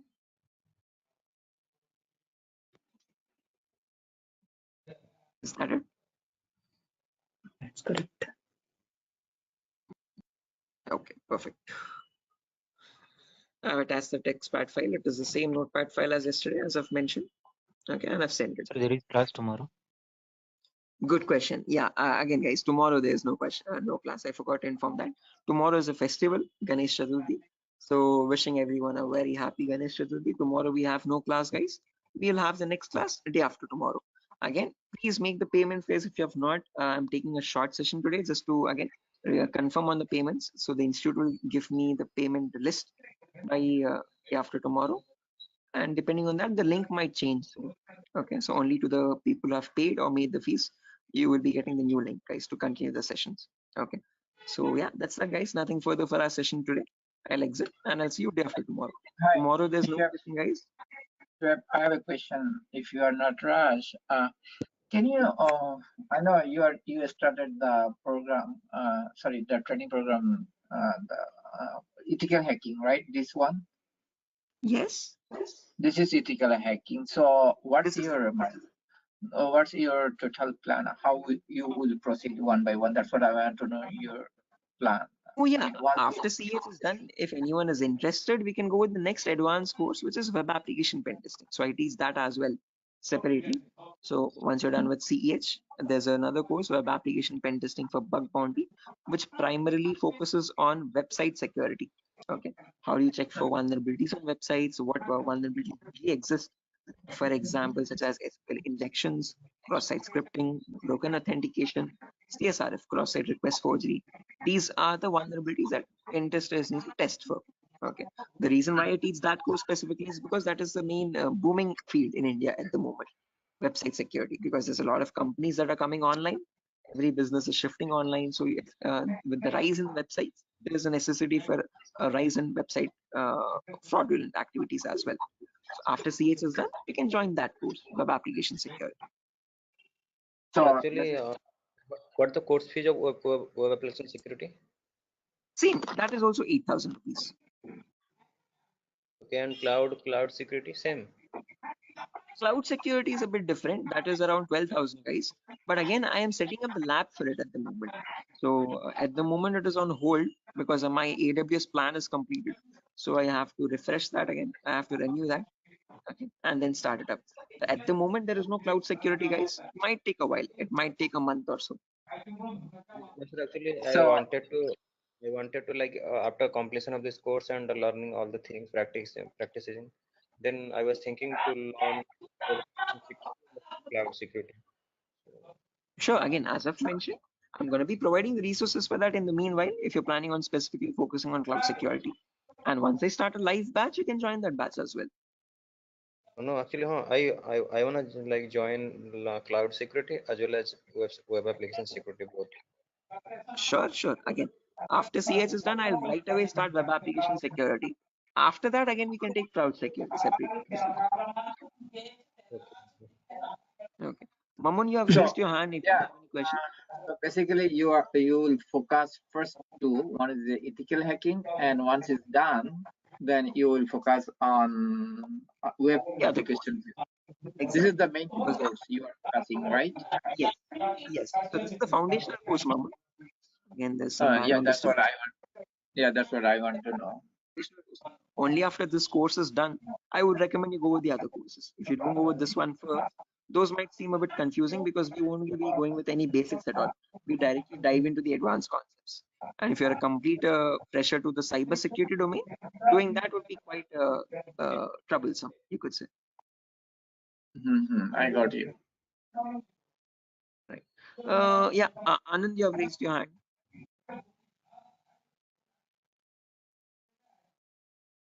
Sir, we are going to learn ethical hacking over here in 8,000 for 45 days, right, sir? Yes. Yes. And sir, if after that, if we want to attend cloud security or web application, then we have to pay more, like 12,000 or something, right? For web application, it is 8,000. For cloud security, that's 12,000. Again, cloud at the moment, as I've mentioned, is not running. There's no upcoming batch because usually people never go for cloud security. I don't have a formation of a batch for that. Usually students go with CH and web application and they start applying for jobs. So, but if that's the case, we have to take a separate one-on-one session for that. Sir, my next question is, can I have the course contents, like what we are going to cover in ethical hacking? Yes, sure. Let me attach that over here itself. Yesterday also someone asked. Let me do that. 1 second.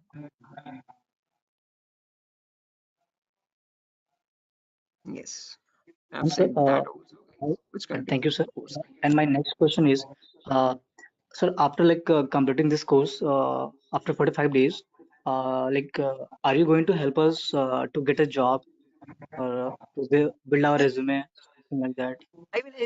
I definitely will help you with your resume building. I'll show you a sample resume. I'll show you how to create your own resume. I'll give you the sample interview questions as well. And I will also give you, again, I provide usually this website at the end of the course. This is a website specifically for cybersecurity job roles, jobs.null.community. So you can access this website and start applying for jobs.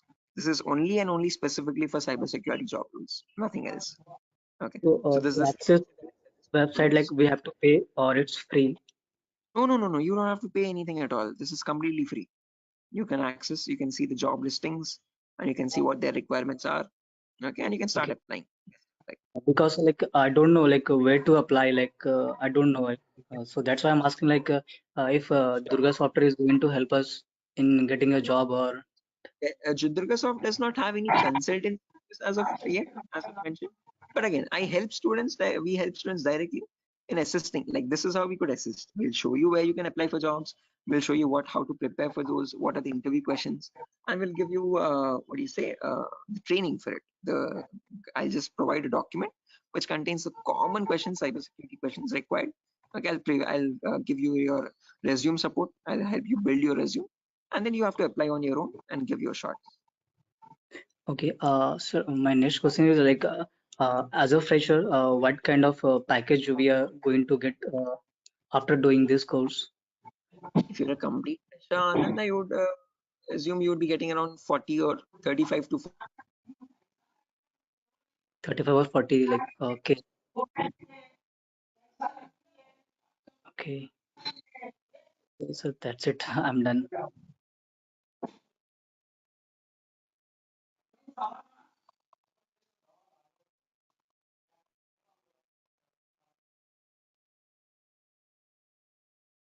Is this website for international or only for India?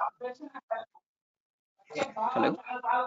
Is this website that you are showing, is it for all over the US, so all over the India or or All over India, not for US, only for India, guys. okay, great. Right. Any other questions, guys?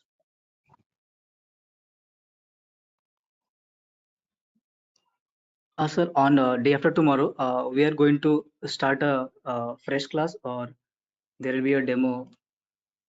No demo, no. We'll continue from where we left off. Same. Oh. Okay, so we'll be continuing exactly from where we left off, and I won't be starting fresh again. But again, if you've missed out one of the previous classes, you'll be getting the recording once you've made the payment. And if you have any questions from that, you can just let me know. We can take a separate backup session for that over the weekend or so. Okay, sir. Okay. Any other questions, guys? Please do not hesitate to ask. Sir, can I have one? I want to ask one more question. Sir, is it possible to get a job without having a certificate in Yeah, in a definitely. but Again, as in of mentioned, Mhm. yeah, cyber. In one thing about cybersecurity domain is certification is not a criteria. Your skill set is. So my recommendation to students who are not planning on doing a certification also is to learn as many courses as possible. So go with CH first, then go with web application security, and start applying your knowledge in freelancing websites. So you have bug bounty programs online where you can start searching for bugs for companies directly and report it to them. And those reports you can include in your resume just to show that you have skill sets required for joining that company. Even if you're not certified, you have performed bug bounty programs, you have assisted companies in resolving bugs and vulnerabilities. So that adds a credibility to your resume without a certificate.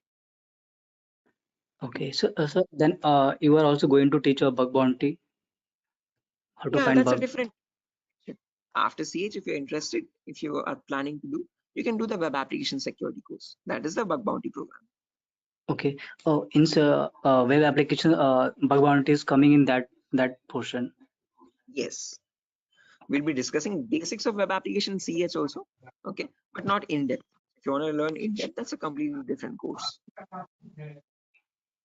And sir, if I want to move in a government sector, if I want to get a job in government sector, uh, as a ethical hacker, then So what government I have to do? sector, they usually go for forensics, Anand. So if you're going with cybercrime departments and all, they usually handle cybercrime frauds and stuff. So for that, they would request forensics course. Okay. So again, we are not providing forensics at the moment, but that's a suggestion. If you're planning on going with the government sector, web application also is fine. Finding vulnerabilities for websites from the government. Okay. If not, if you're going into the cybercrime department, they would request or recommend as a requirement for cyber forensics, understanding how to retrieve a hard disk data, or understanding where a packet has come from, or where the attack initiated. All comes under cyber forensics. So sir, there is only one job in government sector like forensic. Most of, again, I had one of the students who was specifically planning for government sector, and he got the job in cyber forensics. So from that experience, I'm talking. Okay. And sir, in YouTube, in several videos, I saw that people are talking about if you want to make a career in cybersecurity in government sector, then you have to give SSC exams and then like CBI or IB or UPSC. Then from there they are selecting as a cybersecurity officer, something like that. So is it true or false? Necessarily, my student which I trained, he did not have any UPSC examination or anything. He just took the course up. He tried to learn a few basic tools from the internet for cybersecurity, forensics, and he started applying for internships in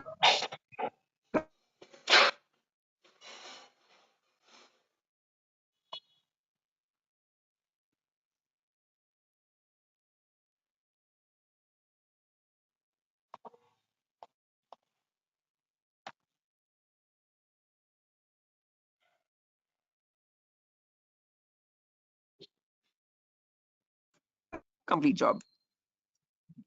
Hello, Yes, sir. guys, can you hear me? Yeah, sir. Like your voice was broke for a few seconds. Oh, 1 second. I guess it's due to my battery. Let me connect my charger.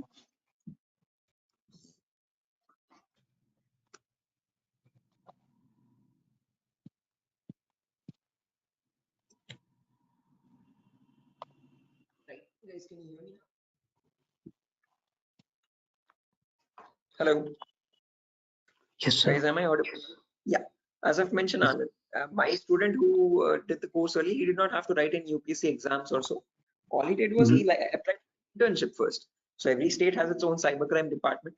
In that cybercrime department, you have job listing postings as well, sometimes for internships also. So you can start applying there, and from there you can proceed further. Okay. So it's not necessary to go in a CBI department or IB department. You like we can do certification courses and we can apply for internship in government cybersecurity. Then we can have job over there. Right, exactly. That's a much easier path to follow rather than writing UPSC and all, which is quite tough and competitive, if I'm not wrong. Yes, sir. Right. Any other questions, guys? So we have to make payment in like one time, or we can split that payment. That you have to ask Institute Anand. I do not handle the payment part, only the teaching department. So payments and all, you'll have to contact Durga Soft directly, please. Okay.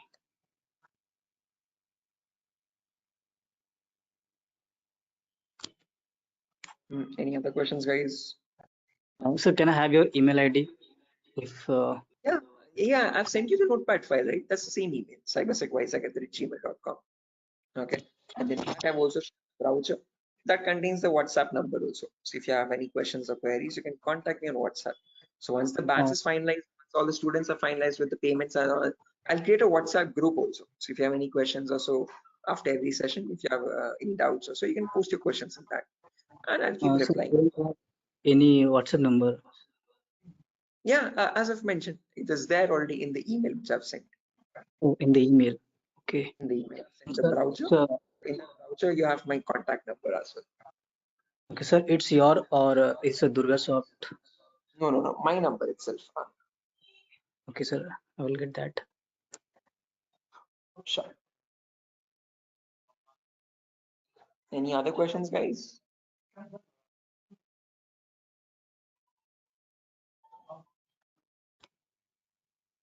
Okay, assuming there are no questions anymore. Anand, Ravikiran, then Sujata.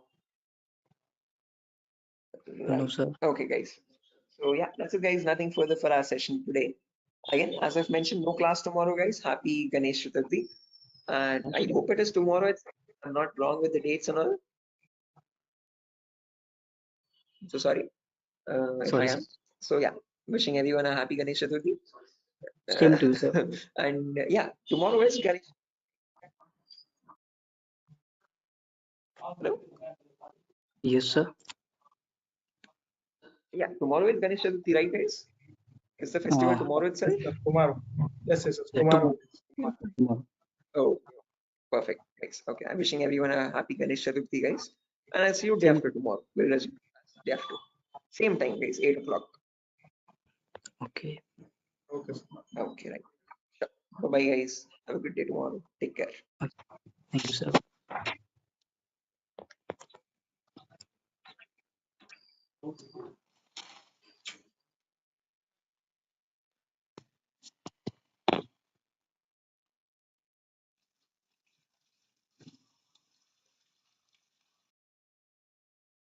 Guys, can you see the screen now? Yeah, I can see you now. Yes, sir. Yes, Sujata, Somat. Yes, sir. It's visible. Right, perfect. Thanks. Okay, how many people are there? Kiran, Rakesh, Biswajit, Prashant, Shubha, Somat. Okay, perfect.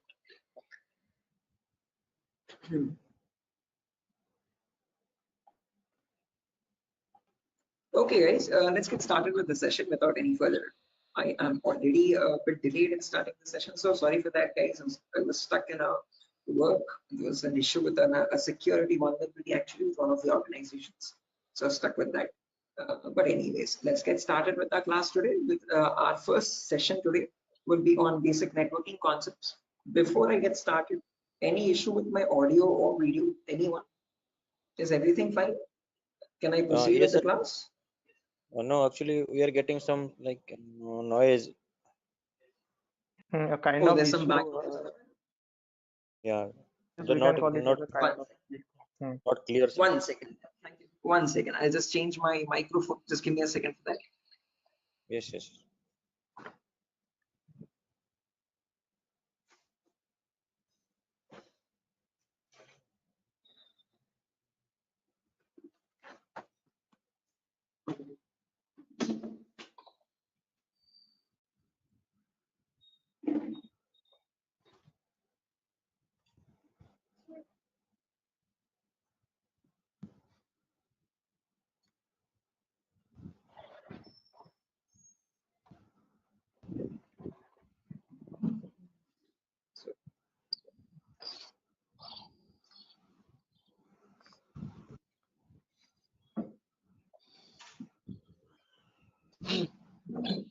Okay. How does it sound now, guys?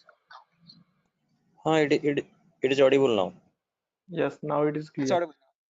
Background disturbance, no kind of issues. Yes, yes. Perfect.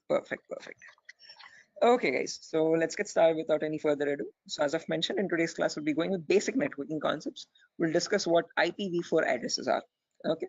So before diving into IPv4 addresses, let's try to understand what a network is and what a host is. Now, these are very two simple words that you keep coming across every single day. Okay. A host is nothing but an information device. Okay. Any information device which is capable of communicating with other devices is known as a host. Okay. It could be a mobile phone, it could be a router, it could be a laptop, a personal computer, or any other device, an information device. Okay, which is capable of communicating with other devices. Now, when you have such devices connected to each other, okay, which can communicate with one another, that forms a network. Okay, so a network is a collection of hosts which can communicate with each other and transmit data. Now, just like how we humans communicate with one another, we have our respective names. Okay, I can address you by your name, you can call me by mine. Okay, and we can communicate with one another.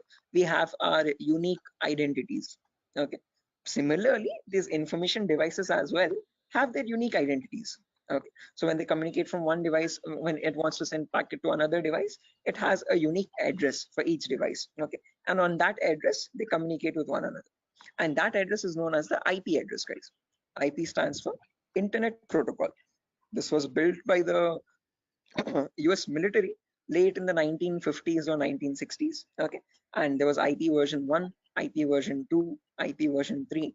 All these were unsuccessful attempts. They were you could say experimental.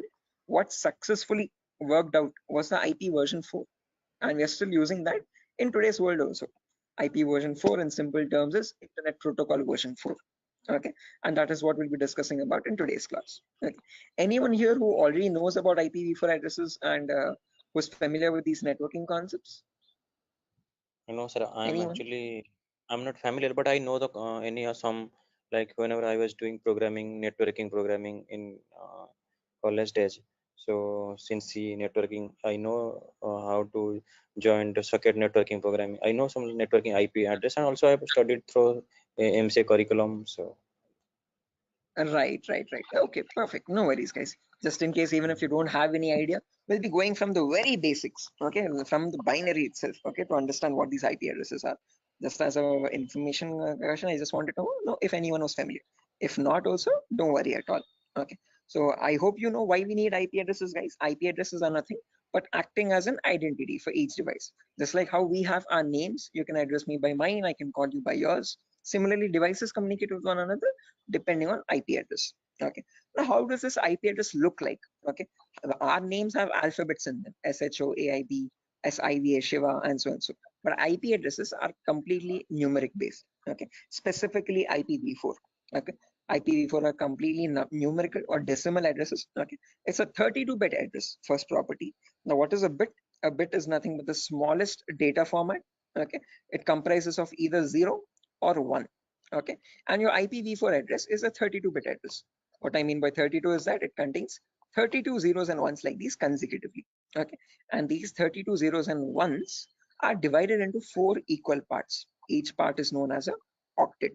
Okay, octa in the sense 8 bits. Okay, so you have 4 parts, it's 8 bits each. Okay, and each of this is known as a octet. In simple terms, it can also be called as a byte. Okay, and each octet or each byte is separated by a dot symbol. This is how computers know IP addresses to be like. Okay, this language is known as the binary language of zeros and ones, and your computers or information devices all communicate on binary language only. But for us humans, it's quite tough to understand binary. Okay, so we can calculate it now. If you're quite familiar, if you have some experience, you can calculate binary in your mind itself. But looking at it and understanding it's quite tough. Okay, so in today's class, we'll understand how we can convert any binary number to a human readable format, to a decimal number. Okay, decimal numbers are from 0 to 9. Okay, these are human readable, what we use regularly from day-to-day life. Okay, what computers communicate on is binary data. Okay, so today we'll understand how to convert binary data to decimal data and how we can range the IP addresses. Okay, before that, a quick introduction on data formats. As I've mentioned, one bit is nothing but a value of 0 or 1. When you combine 8 such bits, that becomes a byte. Okay, in simple terms, it can also be called as an octet. When you combine 1024 bytes, that becomes a kilobyte. Your textpad files, your contact applications and all these are in kilobytes of data. Okay, when you combine 1024 kilobytes, that becomes a megabyte. Okay, your PDF documents or your music files are in megabytes of data. 1024 megabytes becomes a gigabyte. Okay, your movie files or larger softwares are in gigabytes. 1024 gigabytes becomes a terabyte. Your hard disk is in terabyte storage data, and 1024 terabytes becomes a petabyte. We have never used petabytes until now. This petabyte data is usually used by cloud organizations. Okay, OneDrive, Google Cloud, blah blah blah. Okay, now let's understand how to convert this bit data or binary data into decimal data. Okay, so what I've done is I've taken down this first octet over here, 10101010, and I've written it down over here, as you can see, in an expanded format. Now to convert this, there are two simple methods. Method number one is there's two simple steps to it, not methods, sorry. Okay, there's one method only, okay, and with two simple steps. Okay, step number one is you write down the values from 2 to the power 0 all the way up to 2 to the power 7 from right to left. Okay, why specifically 2 to the power? Because this is binary data. You have only two possibilities, either a 1 or a 0. So first 2 power 0, then 2 power 1, then 2 power 2, then 2 power 3, then 2 power 4, then 2 power 5, 2 power 6, and 2 power 7. Let's write down the values for that. 2 power 0 is nothing but 1. Anything to the power 0 is always equal to 1. Okay, that is a mathematical rule. 2 power 1 is equal to 2. 2 power 2 is nothing but 2 into 2, which is 4. 2 power 3 is 2 into 2 into 2, that is 8. 2 power 4 is 16. 2 power 5 is 32. 2 power 6 is 64. And 2 power 7 is 128.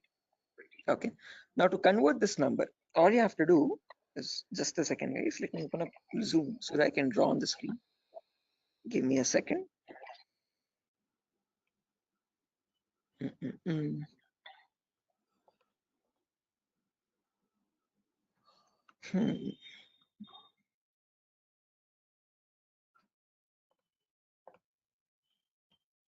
Right, perfect.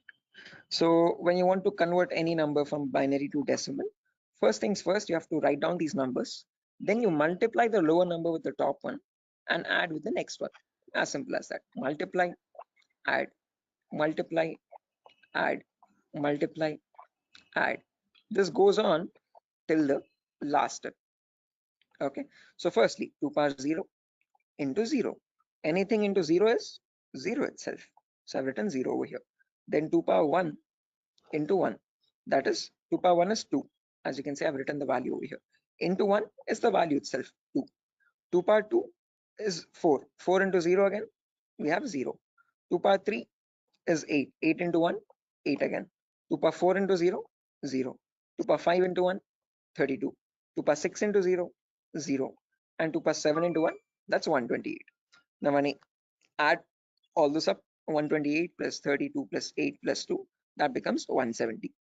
So when we humans read the number 170, the computer does not understand it like 170. It understands it like 10101010, something like on signal, off signal, on signal, off signal, on signal, off signal, on, off, like that 4 times. Okay, so is this clear guys? Any questions or doubts up to this part? Like how we have converted this binary number to a decimal number? How we know that 170 is equal to 10101010? Any questions for anyone?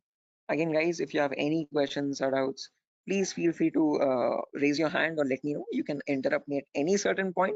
Okay, no issues at all. If you want me to repeat a concept also, please do let me know. I will repeat it as many times as you want. Okay, so guys, any questions up to this part? How we have converted this binary number to a decimal number? Shiva, Sujata, Bharati, Tripti, Vidyadhar. Who else is there? Hello. Biswajit, Chaudhary, Prasad. Hello. Yeah, Biswajit. Sir, you spoke about binary to decimal conversion. Sorry,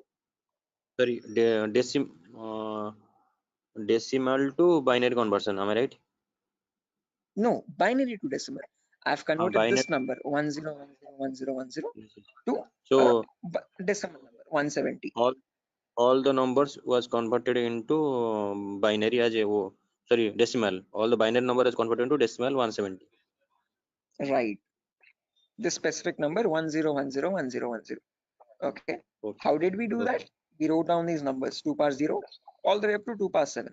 Multiply the lower number with the top one and add with the next one. Multiply and add, multiply and add, multiply and add. And that's how I got the final result as 170. So this 170 in binary is equal to 10101010. Right. Is this clear, Biswajit? Yes, I am clear. I know and I clear. Perfect. If everyone has understood this, guys, I have another number over here, as you can see, 01011010. Can everyone convert this value and give me the answer for that? Take your time. You have the table over here as well. Okay. And as I've mentioned, you need to multiply the lower number with the top one. And just go with the next. Multiply and add, multiply and add. Okay. Take your time, guys, and let me know.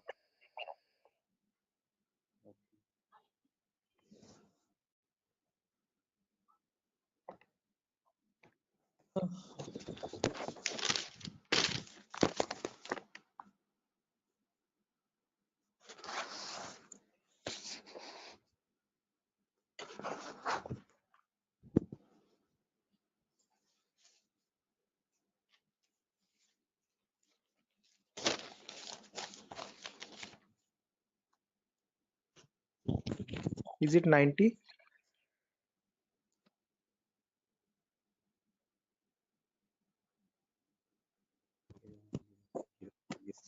will be 90. Correct answer, guys. 90 is the correct answer. Anyone else? Sir, are you going to provide us this text file also, or like we have to take notes in means handwritten notes? Definitely. I'm going to give this file at the end of the class. I'll take down all your email addresses, and on your email, I'll send this document directly. You don't need to take any separate notes, guys. I'm going to send this document file. Just in case, as the class goes on, if you want to take down any running notes to note down any important points also, you can. Okay. But all these documents, all these notepad files will be given to you directly. Okay. So yeah, guys, I've received a correct answer from a lot of people over here. Again, as I've mentioned, just multiply the lower number with the top one and go on till the last. So this will be 2 power 0 into 0 plus 2 power 1 into 1 plus 2 power 2 into 0 plus 2 power 3 into 1, like that till the end, 2 power 7 into 0. Okay. To anywhere you have 0 over there, 2 power 0 into 0, just put that 0. 2 power 1 into 1, that's 2. 2 power 2 into 0, that's 0. 2 power 3 into 1, that's 8. 2 power 4 into 1, that's 16. 2 power 5 into 0, that's 0 again. 2 power 6 into 1, 64. And 2 power 7 into 0, 0. When you add all that up, 64 plus 16 plus 8 plus 2, you get the number 90. Anyone over here who has not got the number 90, guys, please do not feel shy. Again, if you're getting it, if you're getting all the right answers, you're doing much great than me. In my first day, I could not solve this at all. Okay, I was a very dumb guy. So please, no shame in that. Okay, it's completely fine. Okay, because you need to get this concept very right in order to proceed with the further concepts. If you're failing at this one, it's going to get a bit complex further down the lane. Okay, so any questions on this part, please do not hesitate to let me know. Okay, assuming everyone has got this right. With the other, yeah, exactly. The reason I'm showing you all this is to understand the range of IP addresses now. That's a great question. I was about to ask you. Again, I tell you myself, like in a real-time scenario, you would never have a necessity to convert a binary number to decimal or vice versa. But the reason why I'm showing you this is so that we can understand the whole range. So if you remember, I've told you, IPv4 addresses are 32-bit address. Okay, so in that 32-bit address, if I wanted to get the first IP address, all I have to do is put all zeros everywhere. Okay, now when you put all zeros everywhere, when you convert that, you get the final IP address as 0.0.0.0. Okay, but if you want to get the last IP now, you have to put all ones everywhere.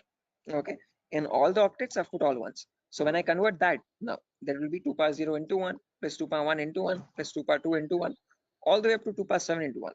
So that would be 1 plus 2 plus 4 plus 8 plus 16 plus 32 plus 64 plus 128. So that is how you get the number 255. Okay, so the last IP in the IPv4 range will be 255.255.255.255. You will never have a number above 255. The reason being, now you know, because when you convert from binary to decimal, the maximum number you can get is 255 only. So you can never have an IP address like 300.250 or 700.150, something like that. Okay, that's an invalid IP. Okay, whatever IP addresses you have, those numbers will always range between 0 and 255. Okay, is this clear, guys? Everyone? Why only specifically 255?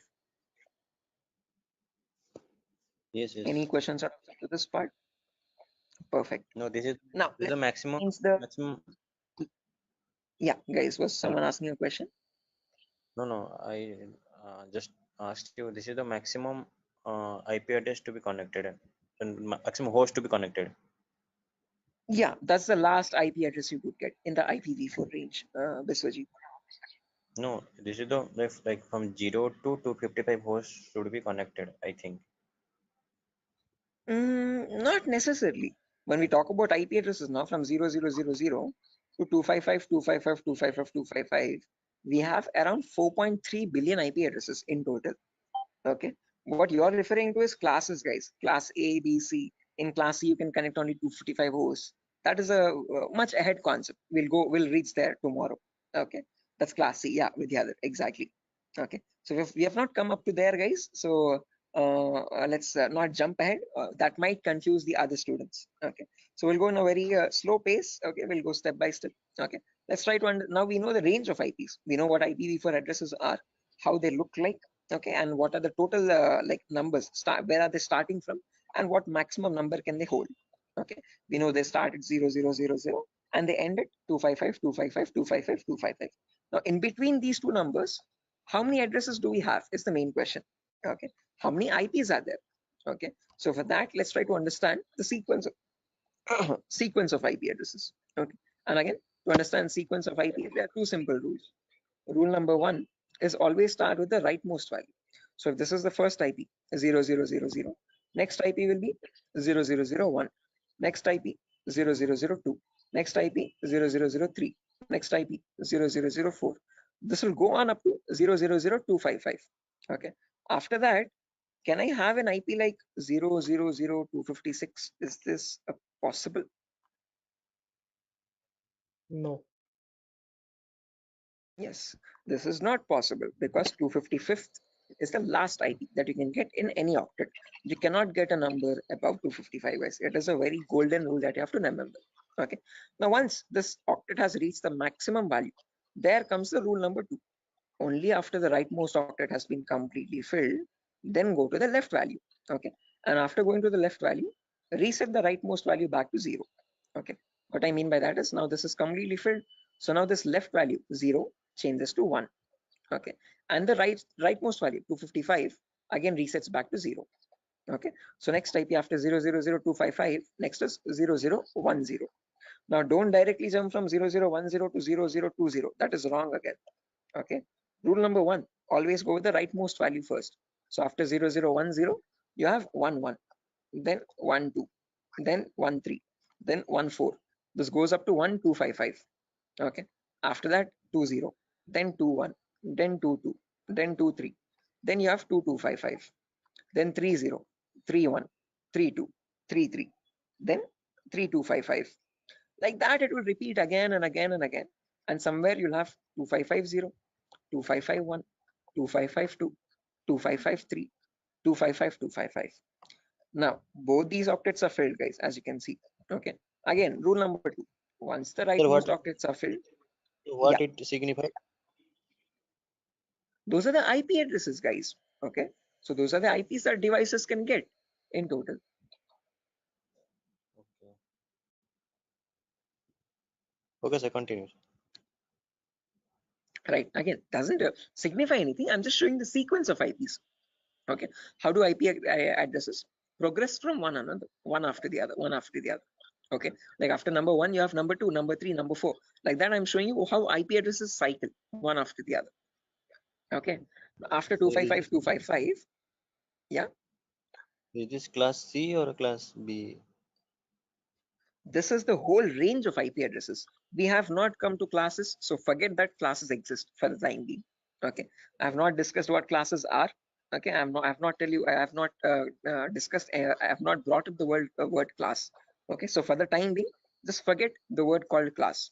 When I come into it, then get reminded of it again. Okay, Biswajit, do not confuse yourself. I am right now just telling you how IP addresses progress from one after the other. Okay. So I'm just telling you what is the first IP. After that, what is the next IP? After that, what is the next IP? After that, what is the next IP? As simple as that. Okay. So after 00255, now this is completely filled. This is also completely filled. So now this 0 changes to 1. So after that, 0100, 0101, 0102, 0103. Then you have 10255. Then after that, this 255 becomes 0, and this 0 changes to 1. So 110, 111, 112, 113, 11255.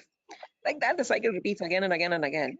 And somewhere you'll get 01, 255, 255. Just like how we had 00255, 255, you have 01, 255, 255. Then after that, from 0200 to 02, 255, 255. 0300 to 03, 255, 255. Like that, 0255000 to 0255, 255, 255. Now, whatever cycle repeated from the first IP 0000 till the IP 0255, 255, 255, same cycle again repeats from 1000 to 1255, 255, 255. Same repeats from 2000 to 2255, 255, 255.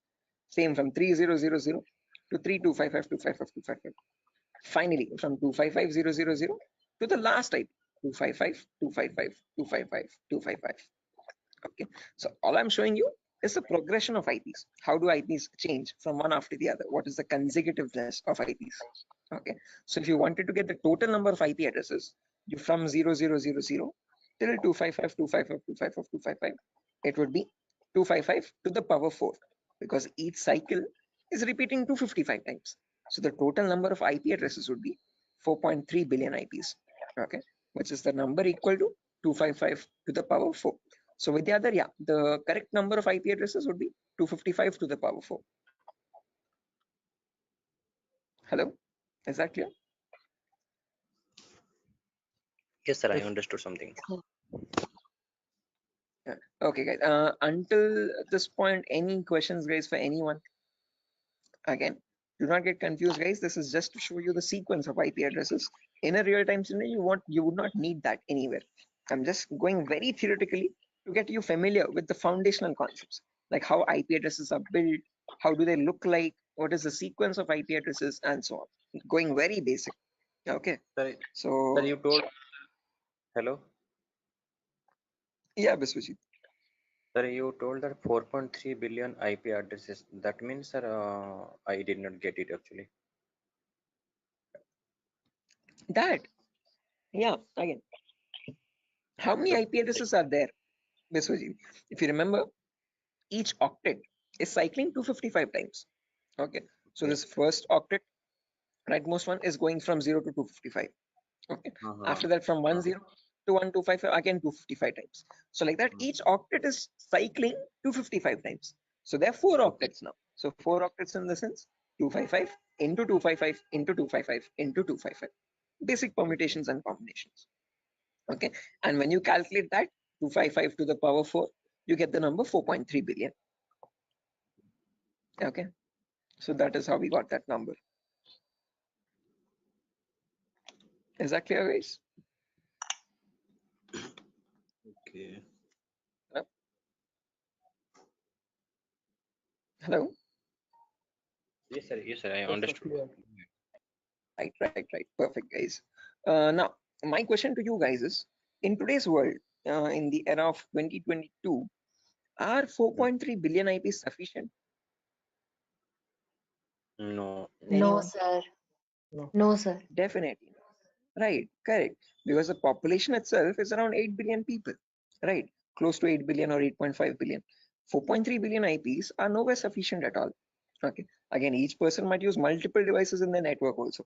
Okay. So that is why, to come up as a solution, they made these IPs into two different parts. Okay. Solution number one was they divided these IPv4 addresses into again two categories. One, something is known as public IPs, and there's another category called private IPs. Okay. This categorization, okay, or division of IPv4 into public and private IPs is known as NATing, network address translation. Okay, when they knew that this solution is also not working out, this might also still cause the IPs to go extinct, then they came up with another set of IP addresses known as the IPv6 address, guys. Okay, so not just IPv4, there's another version as well called IPv6 address, and these are 128-bit addresses. What we are seeing until now is just a 32-bit address. 128 in the sense 4 times the size, bit length size of IPv4. Okay, but in that you have trillions and trillions of IPs. Okay, not billions, but trillions. Okay, so we'll discuss IPv6 on a later date. Okay, but in today's class, we'll end it with public and private IPs. So let's try to understand what these public IPs are and private IPs are. Okay, so public IPs are the IPs given to you by your internet service provider. So in our home, we might have different broadband connections. You could be using Act FiberNet or Airtel or Tata Docomo or BSNL.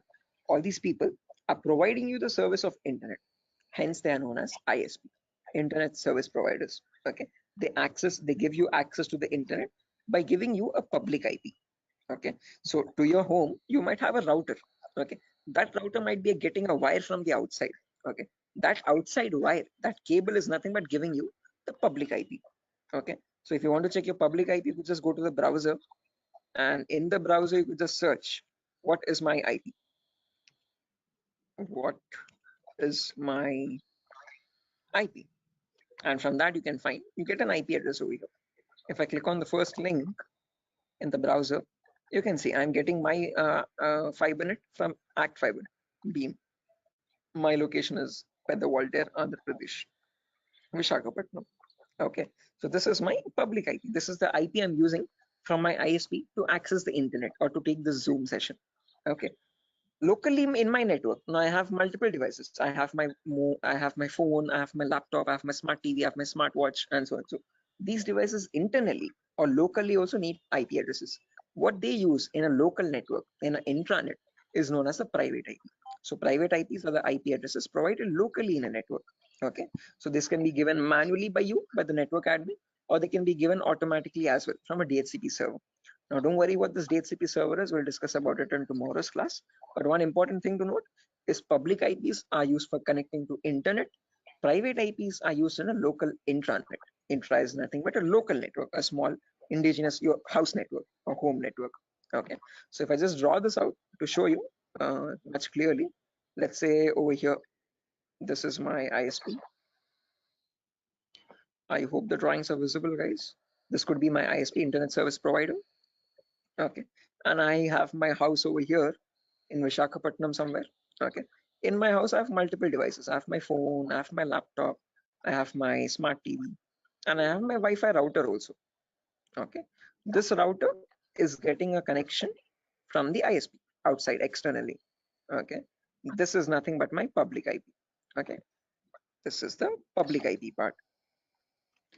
Oh, sorry, public IP. Okay, on the intranet locally. Now these devices, every device will be connected to the router internally. Okay, by giving the correct Wi-Fi router password. Okay, and these devices will get the private IPs. Okay, my phone will get one private IP, my laptop will get a different private IP, and my smart TV could be getting a different private IP. Each of them will be unique in a local network. Okay, so this is where public IPs come into play, and this is where private IPs are used in a local network. Is this clear, guys? Any questions up to this part theoretically? Hello? Public ISP, private. Okay, sir. Any Just questions, guys? sir, actually, internet, just Yeah, internet is what you connect to the World Wide Web. Okay, whenever you're opening up your browser and connecting to any public website, okay, that public website is nothing but the internet facing site. Okay, your google.com or your yahoo.com, youtube.com, all these are the public addresses. Okay, private IPs are the local IPs. So your inside home network is a private IP network, and that private network is known as the intranet. Okay, and this is the intranet, INTRANET. Okay, intra is nothing but local network, and this is the internet. Okay, is this clear, guys? Sir, Any I questions have or a doubts up to this? question. Yes, please go ahead, guys. Sir, why they have been given private IPs? Like they are also connected with internet somewhere around. Okay. So like why they have been given private IPs? They should be public, right? Which ones? I didn't get your point. Who's Like asking the question, guys? the devices which are in the home, they are in private IP, right? So somewhere Yeah. around they are also in connection with the ISP. So they should be Okay. public, They should also be public. Yeah. So good question. Tripti, I guess. So whenever now let's notice over here. Let's say I have one phone over here and I have my laptop over here. Okay. Let's say my brother's using my phone at the moment. Or let's say this is my phone. I'm browsing Facebook from my phone. My brother is using his laptop and he's also browsing Facebook. Okay. Now each of them, when they want to connect to the internet, okay, they will use the public IP. One, let's say this public IP is something like let me draw this out. Yeah, annotate. Let's say over here, my public IP is something like 1.2.3.4. Okay. Now, whenever we want to connect to facebook.com, we will use our public IP that we are getting from our ISP 1234. And using that IP, we will go and contact Facebook. And from Facebook, we will load our pages, internet or our Facebook feed or whatever it is. Okay. Now, let's say I am also browsing Facebook. My brother is also browsing Facebook from the same public IP. Now, how does Facebook know how to send my data to my phone exactly and my brother's data to the laptop or computer he is using? Okay, up to public IP, it will reach a router. But from the router, how does the router know which is the device which is holding my phone and which is the device which is holding my brother's laptop? That is where private IPs come into play. Okay, because my phone has a unique private IP where I have my account and my brother's laptop has his own unique private IP where that system has its own private unique address again. Okay, so private IPs are used to identify a device in a local network and send the packets exactly to that device. Are you getting the point, Tripti? Yes, sir. Got it. Okay, so public IP is used to give you access to public services on the internet. Okay, but let's say in a local network, so when you're connecting to your Wi-Fi router to access facebook.com, your packet from your phone will always reach router first. From the router, so sorry for that, from the router it goes to Facebook server, public server. But when it is coming, when the response is coming back, it comes to router with the public IP. From that public IP, how does it know where to go? How does it know which device to connect? Because in your same Wi-Fi network, there can be many devices, multiple devices at the same time, right? For that local network connection, there is where we'll be using the private IPs importantly in a local network to give identity to each device in a local intranet private network. Is that clear, guys? Yes, sir. Right. Sir, I have a Perfect. question.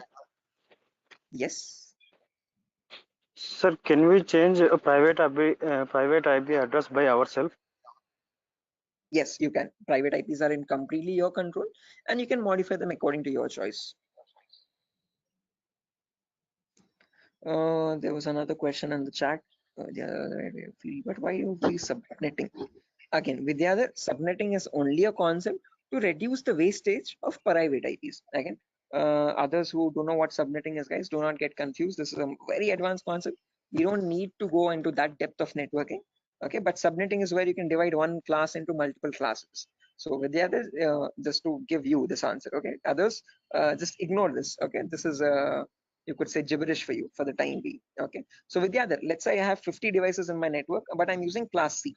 Okay, so now if I have my let's say in my organization there are two departments, one is accounting and one is sales. Okay, accounting needs 50 IPs, sales needs 50 IPs. Okay, the smallest class I can use is class C address, but in class C we can connect 255 devices. So if I remove 50 IPs from that, remaining 150 how many remaining 205 IPs are going wasted over there.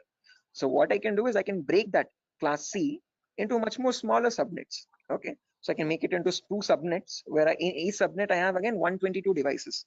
Okay, if I want, I can break that into 4 subnets again, where each will have again 64 IP addresses.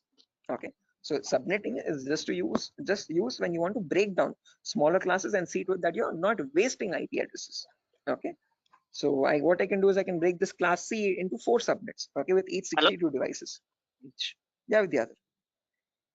Sir, actually, I have a question that it is not correct or that we are saying that we are wasting IP addresses or anything else, because sir, we have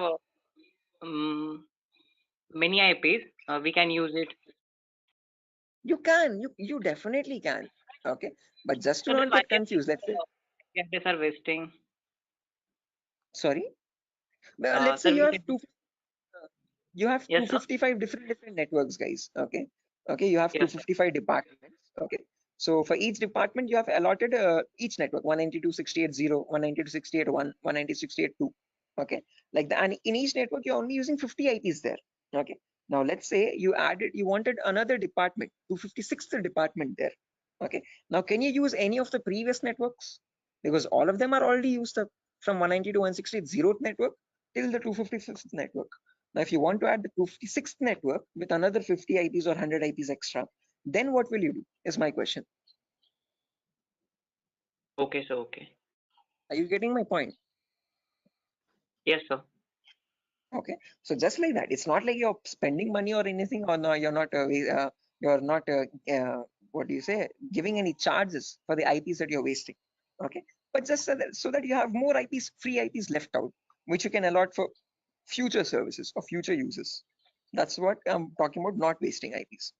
Okay, I guess this is Vidyadhar only who's asking the question. Sir, Tarzan here, sir. Oh, okay, Tarzan, sure. I hope this is clear. Sir, hello. Yeah, guys. Biswajit. Sir, actually, I'm unable to get the concept of private and public, because public you are connecting to a public server like Facebook. You all are connecting to Facebook. So Okay. and they One are second. trying to access. Uh,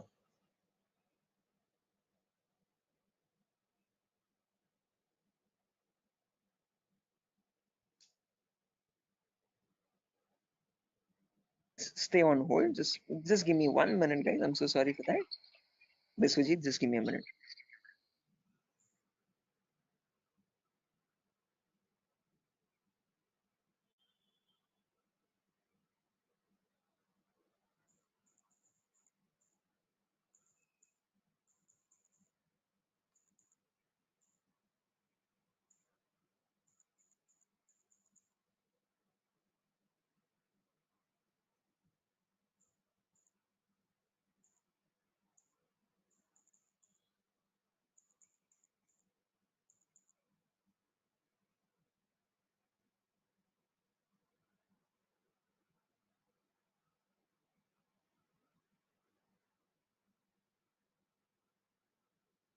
Guys, can you hear me now? I'm so sorry, guys. The Vinayak Chaturthi thing. But anyways, yeah, Biswajit, to come back to your point again, as I've mentioned, just remember one key point to note is that public IPs are used to access the internet. So when you want to connect to google.com from your laptop, okay, your laptop needs to get a public IP for that. Okay, that public IP is provided to you by your ISP, internet service provider. As simple as that. private IPs are used for a local communication. Okay, so let's say you want to share files from your laptop to your phone, okay, or from your phone to another phone in the local. Okay, understood. So yeah, now when we come to private IPs, guys, again, I guess I was muted over there.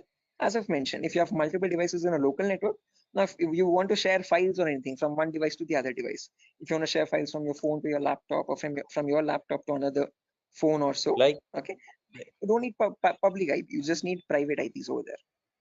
look, I understood. So means like there is one IP that is public to all, and but for that against to public IP there is also private IP to work internally for the Internally, exactly. For internal communications, you have the private IP. Okay, for external, for connecting to a public service, there you would need a public IP.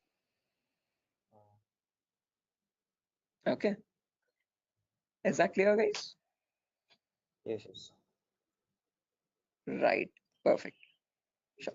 So yeah, again, that's that for today's class, guys. Nothing further to discuss. Okay, we're already Hello. past our. Yeah, Prasad. Yeah, sir, sorry to ask you like this, sir. I have joined, half an hour late to the class, so I want to know the index.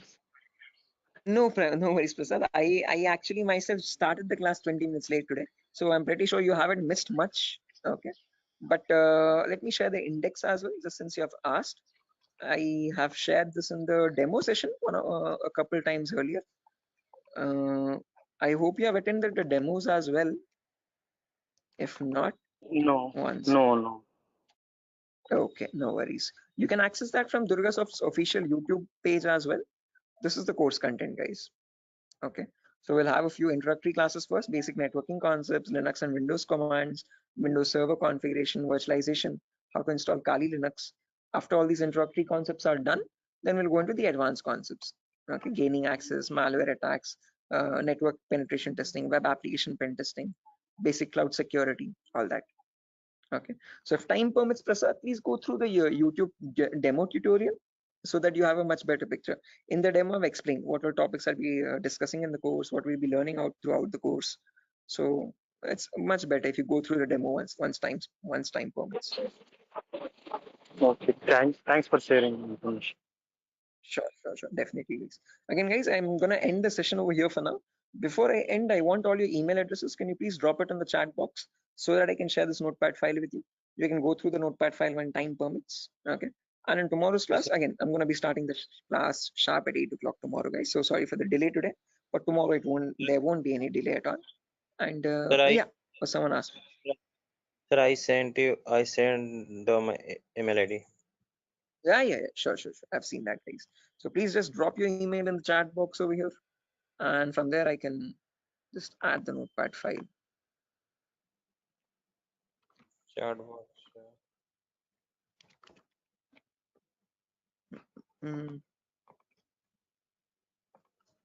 Sir, organize the chat box. I have already sent my email ID. Sure thing. Nice.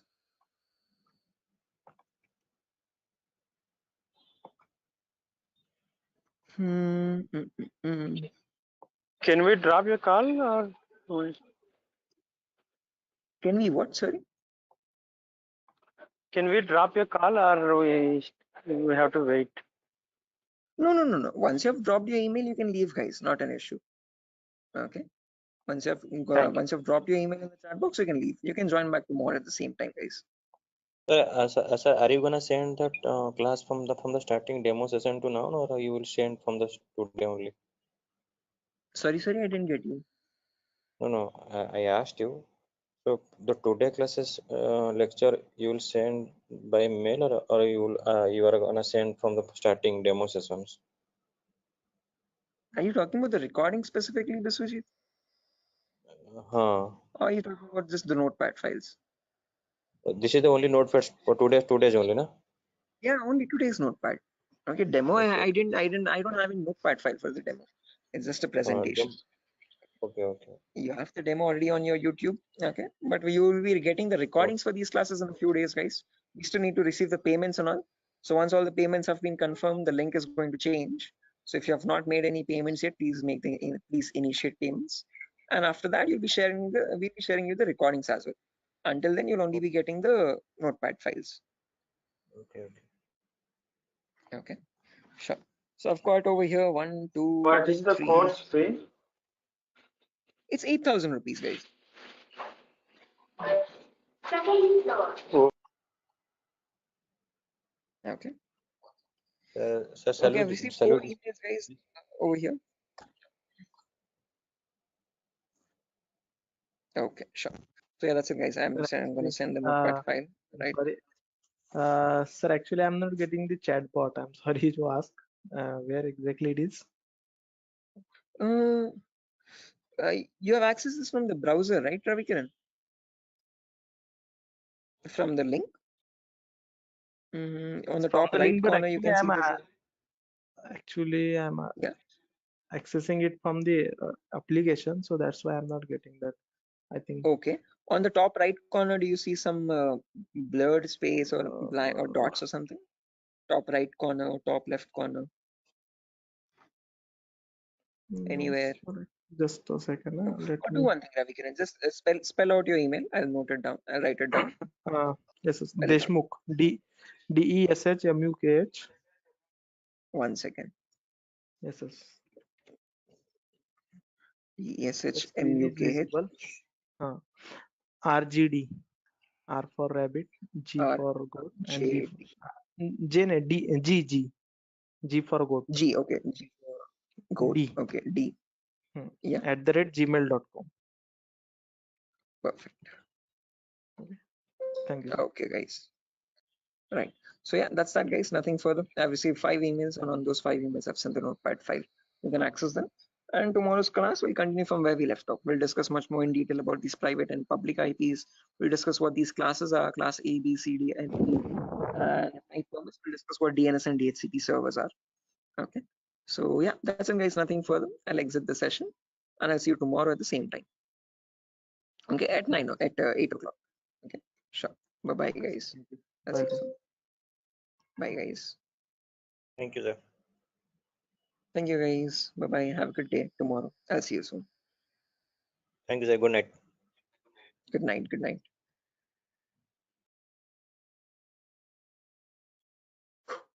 Okay. So yeah, right. Let's get started, guys, without any further ado. Before that, a quick formal introduction on my end. My name is Maha Sir, and I'm a cybersecurity trainer certified from EC Council. EC Council is the leading organization for cybersecurity domain certifications. Okay. And the demo that we have today is on the first foundational course called Certified Ethical Hacking. Okay. And the version of this course that is running at the moment is version 11, the latest one. Okay. So again, before we get started, this is a common question that I usually ask students, again, to understand their perspective on this topic. So again, guys, don't worry, even if you don't know the answer, or if you're not sure about it, still just try to initiate, and let's keep the session a bit interactive and fun rather than just keeping it one-sided. So a quick sample question, like, according to you, in your perspective, what do you think hacking is? Anyone? Again, guys, don't worry.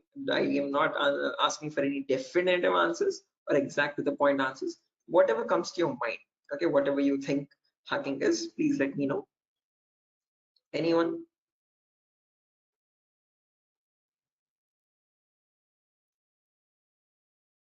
Try to breaking the system. Trying to breaking the system. Is that breaking right? I mean, did I get it right? Break into To the access, system? yes, try to access your personal things like computer, mobile. Oh, okay, trying to break into the system or access personal Unauthorized access to the system or data. Unauthorized access to the system or data. That's a great answer. Again, all answers are perfectly right. There's nothing wrong with them. Perfectly correct answers. Anything else, guys? Does anyone else want to add anything to it?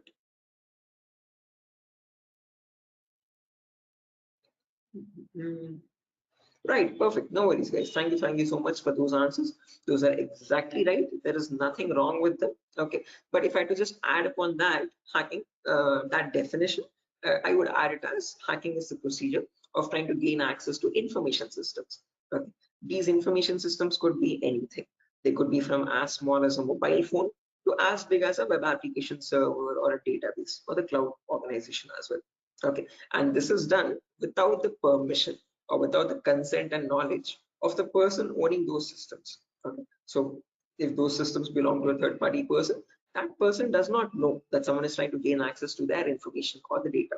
Okay, and this is usually performed by hackers for their own benefit. So once they get access to the systems, they can steal the data, destroy the data, or sell the data as well to other third party vendors. Okay. Now, depending on this definition, we easily understand that hacking is a malicious job. It is a criminalistic task. If it is such a bad thing to do, why do we have a course called ethical hacking? Is the second question. Because ethical is something which is legal, which is allowed. And how can it stand beside the word hacking, which is completely contradictory? So to define ethical hacking, on the other hand, this is the procedure of trying to find vulnerabilities. Okay, a vulnerability is nothing but a flaw or a loophole in the information system. So usually manufacturers might make mistakes somewhere here or there in the coding of the application. Okay, so that gives rise to something known as weaknesses in the information system, or in technical terms, it is also called as vulnerabilities. Okay, and this vulnerability finding, or the process of trying to find these vulnerabilities, is done with the consent and permission of the organization. Okay, so this is done in order to report it back to the target, okay, or to the authority, so that they can apply the appropriate patch for it. And once a patch is applied, that vulnerability is closed. It closes the doorway for the hacker to cause any harm. So thereby, with ethical hacking, we're trying to increase the security of the organization rather than cause any harm. Okay, so that is the main difference, guys, between hacking and ethical hacking. Where in hacking, we are trying to find, again, the hacker tries to take advantage of those vulnerabilities and tries to get information access. But in ethical hacking, you're trying to find those vulnerabilities, you're trying to report them back to get them patched so that you can increase the security. Okay, so I hope these two definitions are clear, guys. Again, if you have any questions, or if you have any queries, or if you want me to repeat something, please do not hesitate to let me know. Okay, feel free to interrupt me at any certain point. Okay, so now, depending on these two definitions, guys, of hacking and ethical hacking, we can categorize the types of hackers. So basically, there's three types. There's someone known as a black hat hacker, a gray hat hacker, and a white hat hacker. A black hat hacker can also be termed as a cyber criminal who performs hacking for his own benefit, okay, or sometimes even just for fun, without asking for consent. On the other end of the scale, we have the white hat hacker. Okay, white hat hackers are also known as ethical hackers or penetration testers. These are the people who abide by the laws and policies of the organization, and they work hand in hand with them to find the vulnerabilities and report it back. They do that so that they can secure the infrastructure rather than causing any harm. Now, in between, there's a third category, also known as gray hat hackers. Now, from the name itself, you can figure out they have some qualities of the black hat hacker as well as the white hat hacker, hence a mixture. Okay, so like a black hat hacker, they don't ask for permission before finding the vulnerabilities, but once they find the vulnerability, they report it back to the organization.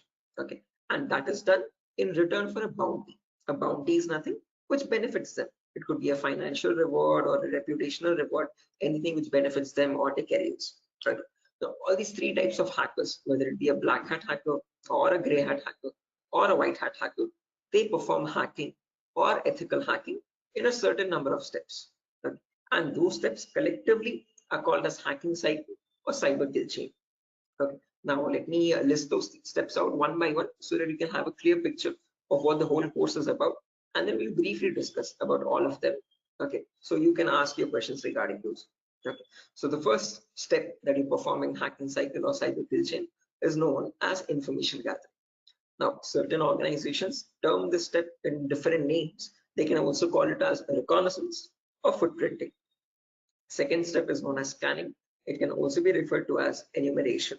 Third step is gaining access. Fourth step is maintaining access. And the last step is known as reporting or clearing traces. Now, the reason I've specifically mentioned "or" in the last step over here is because that is where it makes all the difference between the white hat hackers and black hat hackers. If you're a white hat hacker or an ethical hacker, you would perform the first 4 steps, and then you would generate a report with all the vulnerabilities and the solutions for that and submit it to the organization. But if you're a black hat hacker, obviously you're not going to submit the vulnerabilities, but you're going to take advantage of them. You're going to attack the system, get access to the data, steal the data, and then remove all the evidences, which is nothing but clearing the traces or removing the footprints. Okay, so any questions or doubts, guys, up to this part before I proceed further into the technical part? Any queries or any confusion at the moment? Again, guys, I hope the audio and video is fine. Any issues with my audio or video? Okay. What is this enumeration, sir? Again, yeah, we'll be coming to that, guys. We'll discuss each of these steps one by one, so you have a better understanding of what all of them are. Okay, at the moment, until now, here there are no questions, right? Because I guess there's some issues with the audio or video. Some people are exiting and rejoining again. Any issues, any technical issues with my audio or video at the moment? Okay, perfect. Sir, your voice is breaking. Oh, my voice is breaking. 1 second, guys.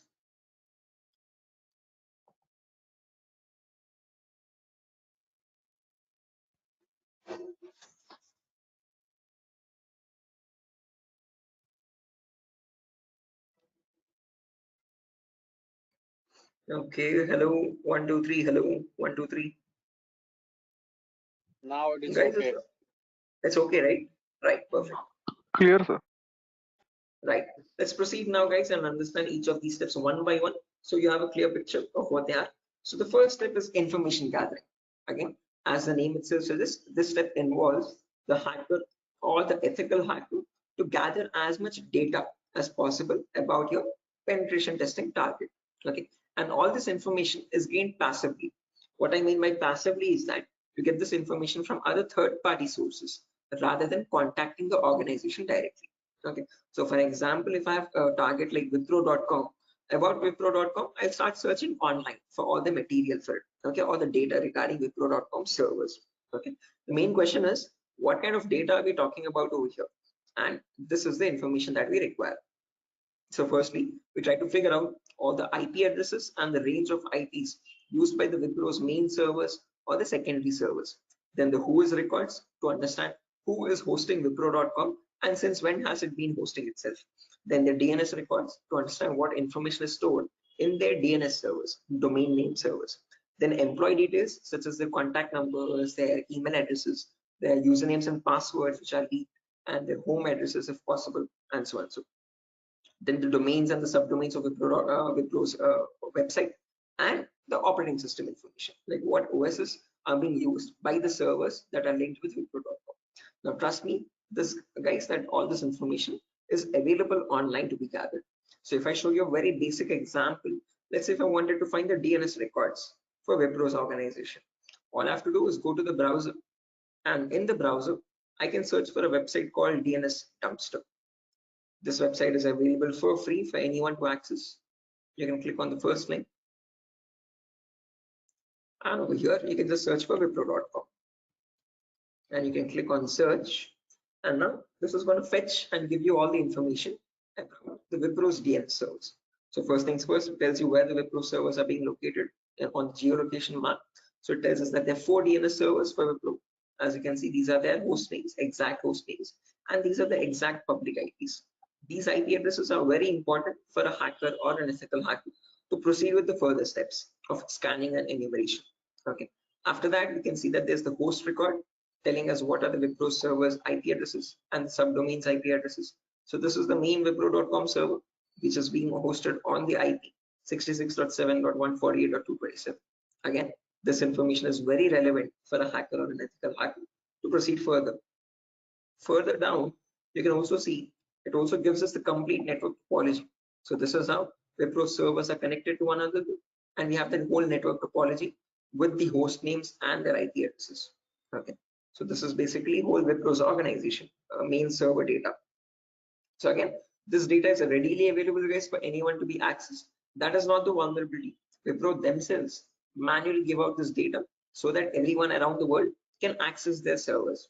If this information is not given out, not many people will be able to access Wipro services and the website.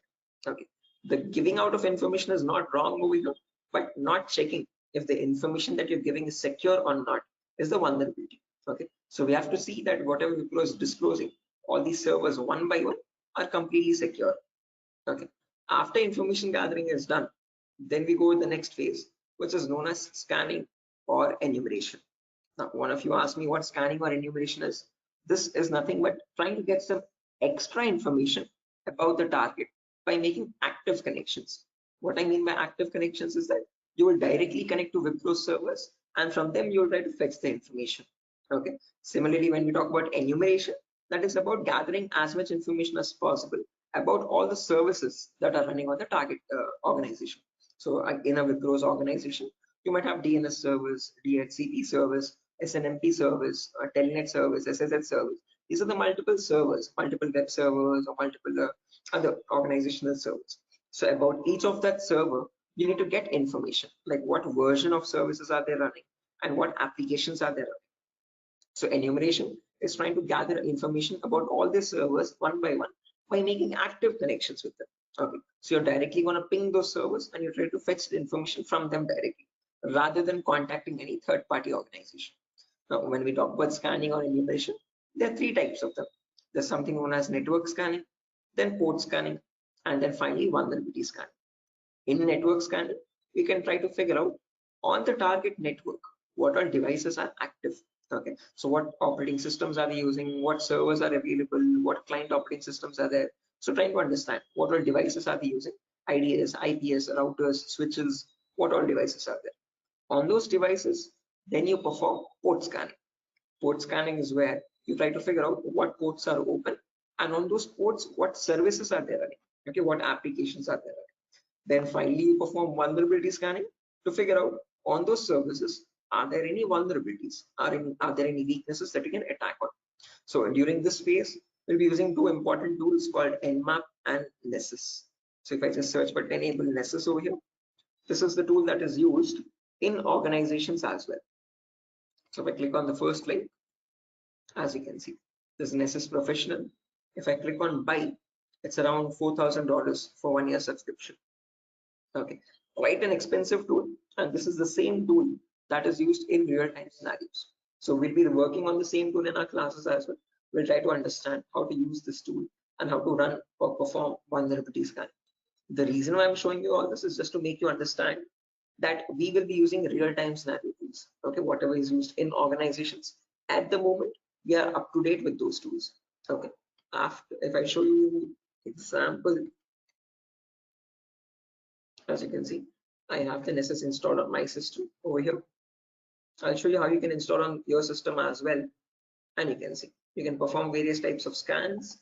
And once you scan a system, it shows all the vulnerabilities one by one. The critical vulnerabilities or medium vulnerabilities, information-based vulnerabilities. Again, don't get too confused, guys. We'll again learn how to understand this report. What are these vulnerabilities? What are these different levels of vulnerabilities? We'll understand all that. Okay, but basically Nessus is a tool which can perform network scanning or port scanning and try to understand what vulnerabilities are there on each and every system. So this is an automated tool. We'll learn how to perform automated testing and get a report from it. Once you get a report, you need to perform manual testing also. Okay, and that is nothing but our next phase, which is gaining access. Okay, so this is a huge concept. It covers a vast variety of topics, guys. We'll discuss them one by one. Okay, so the first topic that we'll be learning in gaining access is system hacking. So in system hacking, we'll understand how we can crack or bypass a Windows operating system password. So if you have Windows 7 or Windows 8 or Windows 10 or Windows 11, does not matter. Okay, whatever operating system you have, how do we crack that operating system? How do we get the information about their passwords? If you are unable to get the passwords, how can we bypass authentication and get access to the internal files is what we learn in system hacking. After that comes malware attacks. Malwares are nothing but, in short, malicious softwares. So we'll practically learn how to create each of these malwares, whether it be viruses or worms or trojans, spyware, whatever it be. We'll understand how malwares are generated and how we can protect our system from malwares. Or if there is a malware already installed, how can we detect that malware and prevent it from running further or causing any further harm. Okay, then there's a bonus topic called malware advanced. This is again not included in the CH curriculum. We have just added it as a bonus topic for students to have better understanding about malwares. In this, we'll be sharing the resources to understand how you can create your own malwares by using Python program. So just in case if you know Python, well and good. If not, also not an issue. We'll be sharing the resources as extra material to understand. So if you are interested in malware development or so, this is a very important bonus topic for you. After that comes network penetration testing. In this, we'll learn all the common network attacks. So in a network, you have multiple, again, devices, IDS, IPS, multiple different types of servers, like mail server or DNS servers, DHCP servers, SNMP servers, and so on. So we'll understand how to check for vulnerabilities on each of these servers. Along with that, we can perform a few attacks as well. Sniffing attack, man-in-the-middle attack, denial of service attack, or distributed denial of service attacks, DDoS. Okay, and hacking Wi-Fi routers, trying to crack the password of Wi-Fi routers and getting access to those routers. All this comes under network penetration testing. Okay, all the common attacks that we can perform in a local network. After that comes social engineering, where we learn how hackers create fake websites. Okay, whether it be Facebook.com, Instagram.com, Twitter.com, or Flipkart.com.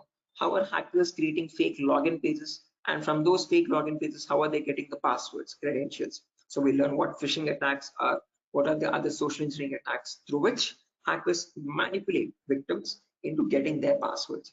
Okay, so we'll learn all that, and we'll also understand how to prevent these attacks, how to distinguish between a fake page and an original page, and so. After that, we have web application pen testing. In this, we learn all the common vulnerabilities that exist on websites. So again, websites also have some weaknesses, okay, on which attackers can exploit and try to get access to the internal web server data or the internal database data, and so on.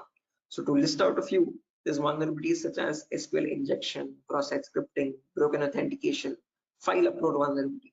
Now, might sound very technical, guys, but these are the weaknesses using which hackers can get access to your information, to your passwords and usernames.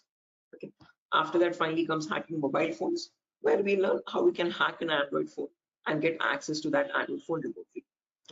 After gaining access is done, then we have maintaining access and maintaining access, reporting and clearing traces, where we learn how we can maintain persistent connections. So if the target is restarting his system or shutting it down and starting after a very long time, how do we get access to that data? How do we still stay connected to the victim machine? Is what we learn in maintaining access. After that comes reporting or clearing traces, where I'll show you how you can generate a report and submit to your client or submit to your organization, or how do you remove the evidences. So this course is designed in such a way where we learn both the perspectives of a black hat hacker as well as a white hat hacker. Okay. And it's designed in a completely practical way, no theoretical nonsense. Every day we'll have a class for 1 hour, where the first 20 minutes we'll discuss the theoretical part, understanding what that attack is or how to prevent that attack. And then the remaining 40 minutes we'll discuss the practical part of it, okay, with real-time scenario tools. To list out a few tools, we'll be using this tool such as Nessus, we'll be using Nmap, we'll be using Burp Suite, we'll be using the whole main Kali operating system, okay, which I have over here, as you can see. Okay. Before that, let me show the course content as well, guys, very quickly. So yeah, this is over here, the course content for the whole course. Okay, and the course is for a duration of 35 days, where we learn from the very basics itself. So most of the students ask this as a question, like, sir, are there any prerequisites? Do we need to learn something else separately? No, this course is designed in such a way where even a 10th standard student can come and learn the course for, without any trouble. Okay, because all the prerequisites are included in the course itself.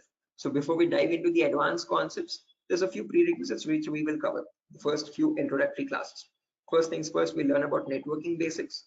We learn what IP addresses are, what are IPv4 addresses, what are IPv6 addresses, what is a DNS server, what is DHCP server, all the important protocols, what is TCP protocol, what is UDP protocol.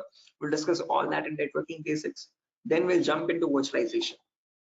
Okay, virtualization, because as you can see over here, I'm running my Windows 11 operating system. On top of this, I'm running my Kali OS. Kali is a Linux-based operating system. Okay, and we need to install this. The reason being, this comes pre-installed with all the penetration testing tools. So for information gathering, web application attacks, password attack, Wi-Fi attack, all these tools are available in Kali Linux. These are not available for you in Windows. So that is why we need to understand how to install this Kali operating system. Okay, and for that we need a tool such as VMware. VMware is a virtualization software. This allows you to install multiple operating systems on the same machine. So I have my Kali OS, I have my Windows 7 OS. All of these are running on my Windows 11 operating system, as you can see. Okay, so on my Windows 11, I can run my Kali, Windows 7, whatnot, as many operating systems as I want. After that is done, then we learn basic Linux and Windows commands, because as I've mentioned, we'll be using Kali Linux. So we need to know how to operate that OS. Okay, so we'll understand what the basic Kali commands are. We'll get familiar or comfortable with the Linux environment, and then we'll dive into the advanced concepts. Okay, so there's a few extra concepts there mentioned as well, as you can see over here: cryptography, reverse engineering, IoT, cloud security. These are not mentioned in the presentation for us, but these are all the topics